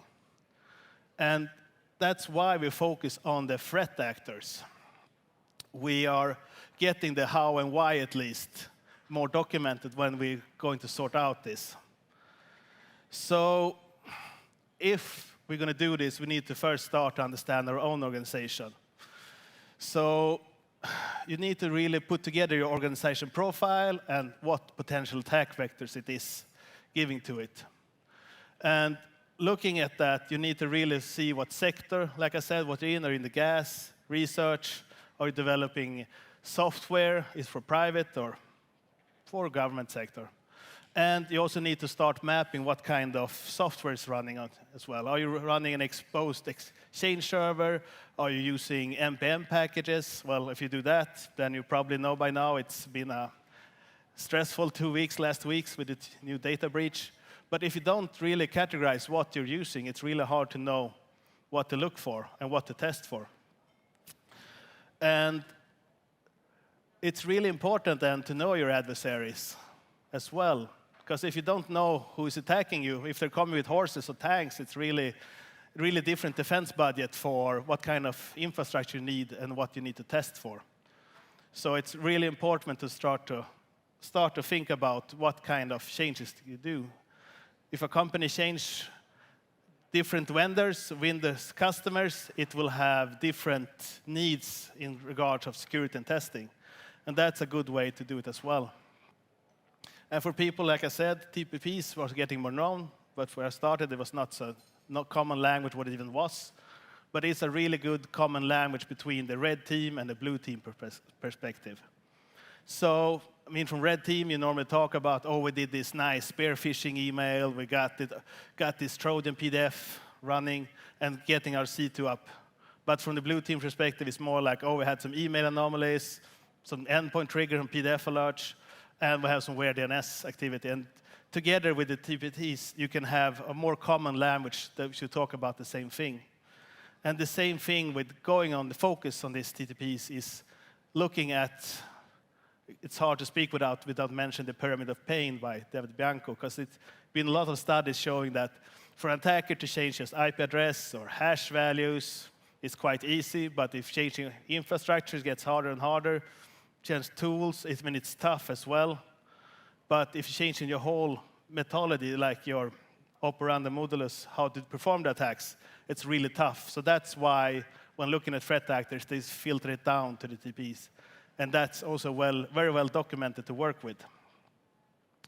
And the same, when you're doing this for your company, is you need to look at what kind of adversaries, when you start filtering them out, it's like, how will this adversary, is it very common to attack our nation level, or is it this sector? Maybe it's easy to filter out like the gas or oil industry or research facilities or NATO companies or anything that's been active. So this more of a rating to when you start filtering a lot of adversaries that could be potentially attacking you to make your own proactive responses. Sorry. So a good tool that's been mentioned, I see a lot of talks here, is the Attack Mitra. That is a wealth of information, because you have so many groups mentioned here that you can study what kind of field they will be attacking in. So you will be able to scroll down, pick out what kind of adversaries that you want to test for. And when doing this, when you've done your profile, it will be quite easy to filter out which kind of adversaries would be in the interest for testing. And you will also see when you scroll down, it's very well documented what kind of campaigns they've done. There's a lot of reading material, and there are a lot of techniques very well to the command that run to doing this. And the good thing you will see later on when you're using open source tools is that they've actually been documented all the way. So it's very easy to run these campaigns or these operations, depending on what you're using. And when you're running these campaigns as well, or this kind of adversary attacks, you can see you have something called Attack Navigator that we'll be coming back to later on after running demo. It's very well documented. If you look to the left, you see start of the normal kill chain, where how they discover the foothold part, until to the middle with privilege escalation, how they move around in the network, to the data exploration. So you can actually start just circling in where it starts, how it travels through the network, and how it's finished. So it's actually a good way also to document it. But we will get back to that. There are many nice features for it when we're doing our emulation plans. Because when doing normal emulations plan, we normally put up it to the 3 steps: the initial part, the initial foothold, the initial compromise. And we describe the phase 2 in our emulation plan. We will look more at the network propagation, like the lateral movement inside the network, the privilege escalation. So that's the second part. And then we do the last part with all this data collected and what it's doing for the objective. And we will see there are a lot of frameworks that actually filter out these 3 steps, so it makes it much easier. And of course, the Attack Navigator we looked at has done that as well. So you have the first step up to the execution. And if you go from the execution to the data collection part, you have the phase 2, and phase 3 is the data collection. And even if you look like the unified kill chain, it's really easy to see that they also have put this kind of pattern where you can easily see what's happening on the first part of attack, how the attack moves on in the middle, how it progresses, and what it does in the end, how it exfiltrates are working to do it. So there are many frameworks to show this, to make it easy. And there are also a lot of good reports available on the internet. Here you will have as well on my slides, but if you do in the QR code in the end, you will also have this easy to download. So you can read full emulation plans in the end to really understand how well documented it is. So it's a good way to step in. And if you've done your own threat intel and you take out what you want to test, it's a really good way before getting testers in that you have played scenario cards, what you want to try your resilience against the firewalls or XDR, or what do you do. So you can actually quite easily start filtering out called field emulation plans, or field manuals, or playing cards. There are many different names you will see. So some organization you can do is like, oh, we did this threat intel, we looked at these adversaries, we took out these kind of commands, or leaving off the land. Can you look at it to see if it's possible for us to log this attack, or if we are resilient against them? And the same is you will see also like playing cards, like profiles you can see on your red team engagements, like we want to try this threat actor and maybe this ATP20 and Turla, and you can read them and studies like, oh, we want to do for the pen testing team, oh, you need to look at, maybe you can use more the Mimikatz for dumping memory, you want to use more VMI, PSX for lateral movement, and we want to use DNS for the C2. So it's much more structured way of doing pen test. You're not going out like cowboys just shooting like, oh, we're this worth and this worth, but you're going more with a structured plan ahead of what is expected. And it's easy to get coverage when doing the testing that as well.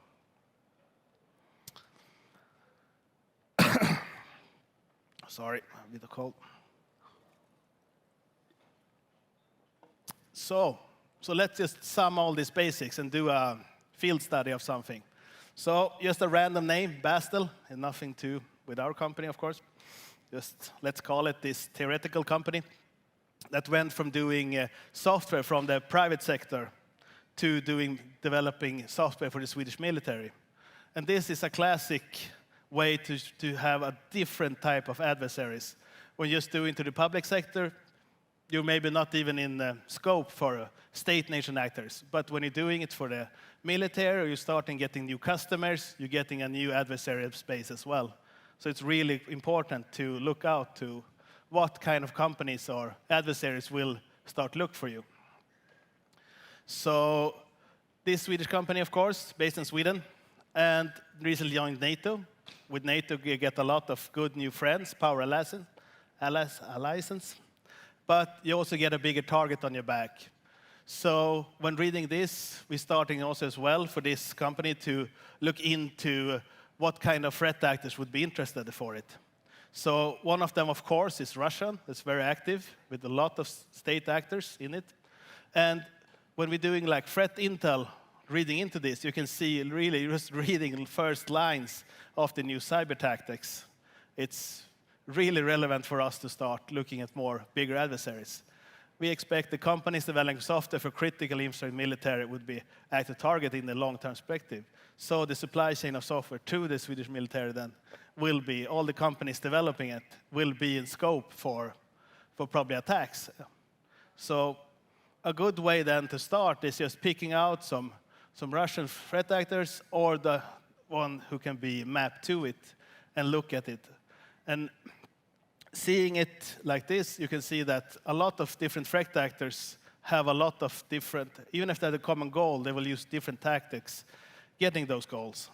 So you will see that some use hardware on or spear phishing for initial access, credentials going from LMR poisoning to brute force, so there are many different ways to get to the goal. So you need really to start filtering out, but it's good to start with a list of which kind of threat actors will be of interest, and we will look a little bit how we can filter it down before running a demo. So a good thing with this, we're going back to the attack navigator, is that you can composite multiple threat actors on the same picture. So for us, let's take out two of them, the ATP28 and ATP29. We can just composite them over one layer, and we can see that if we want the most bang for the buck, we can do the ones that's mentioned in green, because they are shown in both threat actors. So those are probably a good way to start to get ahead of the testing. And you can also do something called microemulation, so you can just start testing the initial discovery or the foothold tests, or you can just see if you can fetch the encrypted data channel C2 at the end. So you can just test a little part of it as well when you're doing the emulation, see if the new firewalls will be able to take this encrypted information. So looking at the initial foothold, you can see that, oh, here is probably a few techniques that's really good to start at. And as well, for the network propagation, you fill in this in your plan, that all the green ones can be a good way to take the next step as well, to start testing. Of course, over time, you want to try as many as possible. And the same well for what's getting out. But we need to start filtering down when you have all of these techniques as well, because not everything is a threat. You really need to filter out, or else we will have so much to do, and not even everything is relevant.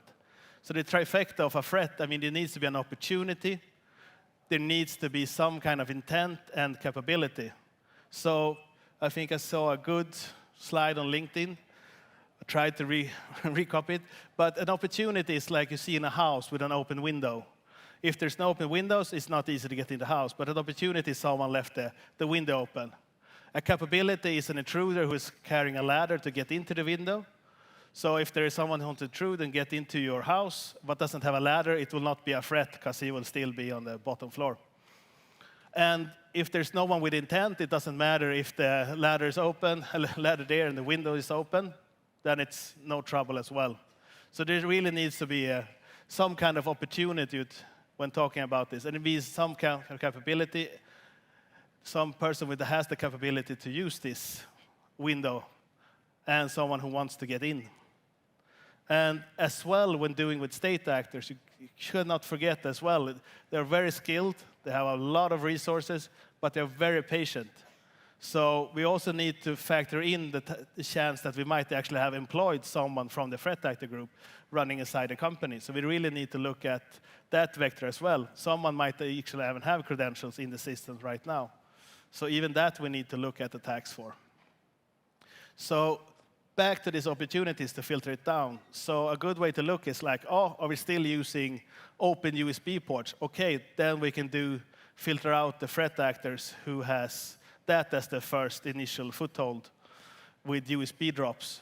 Or are we exposing our emails in a good way that's easy to guess what kind of users are at the company? Then spear phishing probably is a good way also to test.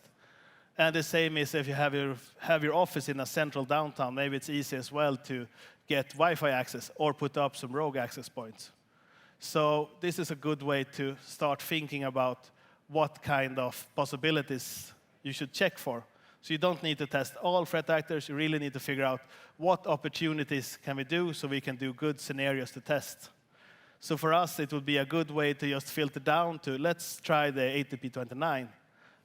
And like you see, there's a lot of nice cards for playing cards when doing some red teaming or some testing for dissemination plans.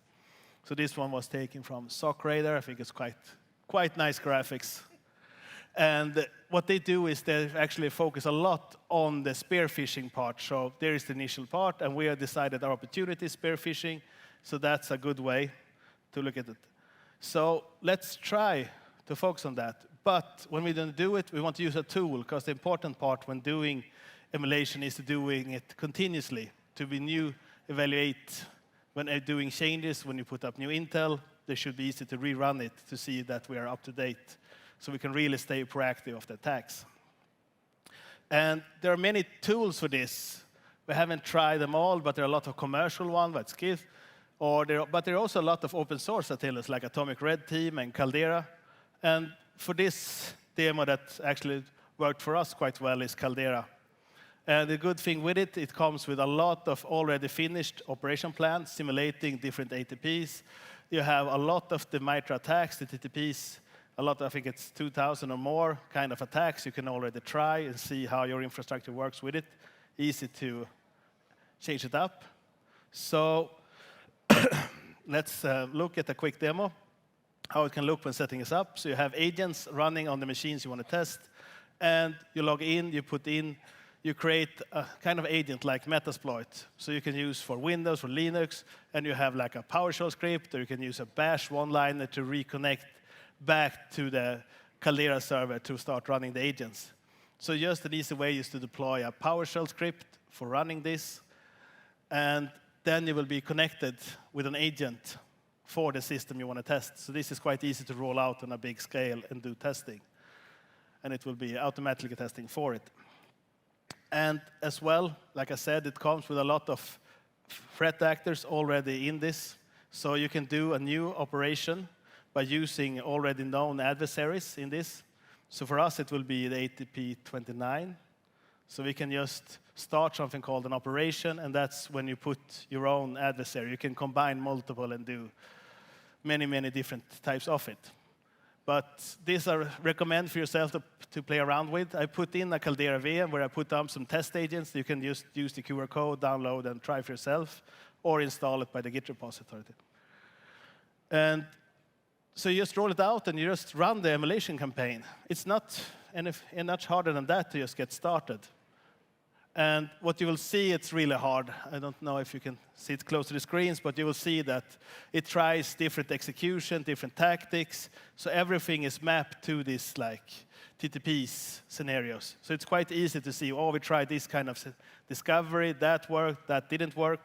And even if it did work, did we manage to log it on our CM system? How is our resilience against these kind of living off the lands attacks or discovery phases? So it's a good way to roll out on a big scale to see what machines did handle it and did not handle it. And like I said, you can see it, you will see the commands running, the input back, and everything like this. So, and even when you finish setting up your adversary when you test this for the ATP29, you will see that, oh, we did in these attacks, we want to test for this, and then you can just get out a JSON you can upload to the Mitra network, to the Mitra navigator to see what test you did. So for ourselves, we can see that the coverage for our test this time, it tried the C2 exfiltration, encrypted, and it tried this kind of attack. So you see, it's really handy if you're doing a lot of penetration yearly. You can switch it up and ask them to do different kind of tests for previous escalation. You can try different lateral movement attacks. So it's much easier to get coverage. So you're not doing the same test over and over again, but you may be more proactive in testing different response ways for your infrastructure. So I think it works really well. And there's a lot of open source tools like Vector, where you can actually add this as well. And you can get a nice visualization to see what the blue team did, red team did, and the blue team, what they catched. So for monitoring purposes, to just get you up to speed when doing these purple exercises. So it's a good exercise to do together. And it's really easy to document, even when you're doing the red team engagement, what kind of attacks you did, and afterwards checking what they did. So it's really good combination. And like I said, it's open source and really easy to use.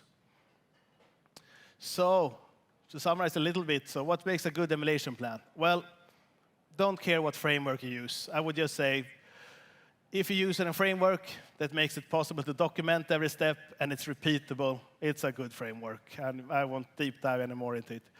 It's also a good emulation plan if you have done some thinking about what kind of threat actors you selected. You have some thought behind it, because then it's much easier in a way to make more proactive, to change them up. And it's also good that you have made some own identified the opportunities within your company. Is it you're trying the hardware drops, or you're trying the spear phishing, or it will be something else that could be of interest due to open emails? Are we using this or that system? So it's much, much better to think about it this way, because then you get good scenarios to try, and you can say, oh, well, let's run this scenario this year. Next year, we can try this kind of scenario based on this kind of opportunities. So there are a lot of good ways just to get a more broad kind of pen testing. So there are a lot of good links on this as well to read more, and it's in the slides. But just for everyone is tired, I found a good video to summarize everything, if audio is with me. Doesn't matter. There are only 4 rules you need to remember. Make the plan, execute the plan, expect the plan to go off the rails, throw away the plan. So that's quite easy with it. So I see that's quite on point with time I had for this. So here you have a, what? Oh, that's perfect. Thank you. We've got a couple of minutes for questions. No? Well, we don't. Oh. And like I said. Okay, guys. Thank you, Frederick, and thank you for this year. We're just going to do some closing remarks, and we will actually maybe find out who has won the CTF. because everything is anonymous on the CTF, so we hope that the right people will claim the prize. So while Matthias sets up the laptop for this, I want to thank everyone for coming, and I want to thank all the speakers and all the volunteers that have worked. And we'll see if we get some video for this. Or connect the laptop. Does it remember that I have a dual? Yeah, it does. It does. Look at that. Simple and easy. And then I go back here, and I can click here, and you can start talking. Yes, so the videos will be up of the talks. Currently there is a stream up, but the stream will be closed. And then someone will edit the videos, and they will be up at this address. Please remember to vote for the best speaker if you haven't already done so, because the favorite speaker actually gets a bonus, a monetary bonus for being best speaker. So yeah, they double the money if they are voted best speaker. And also for everyone that's doing a lot of public speaking, it's really worthwhile getting feedback. So please give feedback. Be nice and give them all the feedback. And like I said, some of those speakers, they really they are not used to being paid, and getting double means that they get 40,000 Swedish crowns for it. So it's very much worth it. So please vote. Also, if you have feedback for us or about the conference or anything, good, bad maybe, then just send an email to us constructively, and everything is always welcome, right? Or if you have an idea of something that you want to do for the community or to the community, and you want it to be a part of SecT, or you want the support of SecT for it, just send an email and describe what it is and what it is that you can do and what you think that it's going to be worth to the community. So I think the most important thing that we do at the closing thing is the CTF winners. But then I want the CTF people on stage welcome up first. on stage the CTF team that's done this year's CTF. A warm round of applause for the CTF team. Hello. Hello. All right. So while most of you were drinking all the booze, other people were hacking all the things. So we got solves at midnight, 2 a.m., 3, 4 a.m. Someone went to sleep because the next one was 6 a.m. Can I have... Yes, it's the correct slide. Thank you.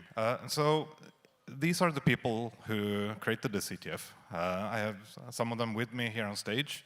I'm Accession, and here's Submix, and Datum, and Itum. And the other ones are somewhere here or remote, and they didn't want to be on stage.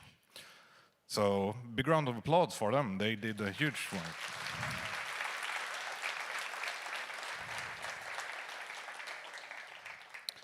All right. So what does it mean to have a solve then? Today we had 171 participants, or registered users. So that's more than 10% of everyone here.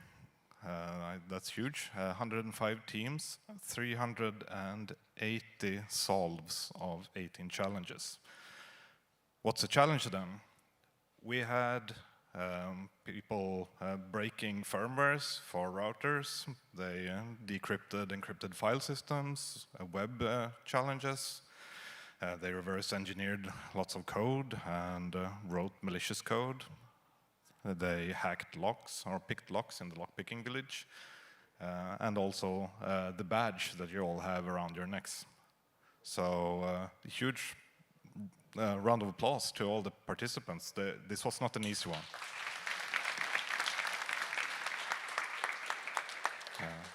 Some people hacked a little bit harder than the rest though. So we have some winners that we want to give prizes to.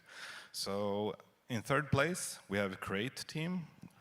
I heard them talking about having to leave early, so I don't know if... Oh, we have one.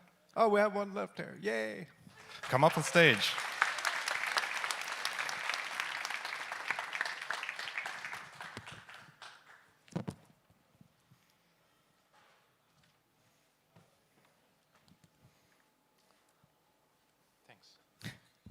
Thank you. So here's a gift card for a elite amount of monies, and spend them well and enjoy. Well, we need to split it anyhow. We need to split it anyhow with David that had to leave. Okay. Congratulations. Thank you. Thank you. All right. Do we have anyone from Exploit Saints? Yay! All right, here they are.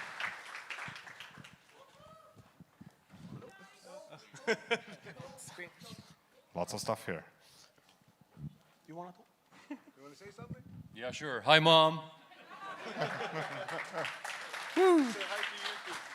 Yeah, hi, YouTube. Quite challenging, actually, to do some of the CTFs. I'm not going to lie, it was a little bit of a headache, so I kind of love-hate you guys. But it was fun. It was very fun. And thanks to Kursat, pretty nice duo. We worked really hard, and he barely slept anything. So, yeah. Thanks, all. Did you use AI? Or? Yeah, of course. Of course, everyone uses AI. That's new for this year. I don't think anyone... I saw everyone using like Claude Code. Where are all... Oh.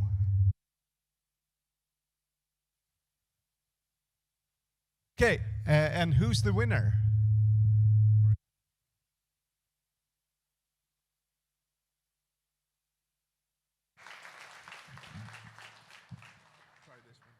All right, no feedback. Awesome. Then the winners, MSAB. Clear winner, MSAB. Here they are. They crushed it. They completely crushed it. They sold almost everything, and they had about the same as the second and third place together. So huge amount of respect to you guys.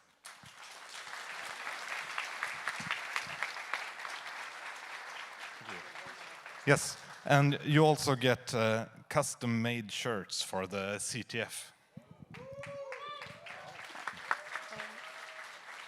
I might have spilled Dr. Pepper on one of them, but the other ones are fine. All right. So what's the secret? Did you use a better AI than the rest of them? Did you just use a better AI than the rest of them? I don't know. I think we used... I don't know. I think we did not use very much AI, but a little bit of it. All right.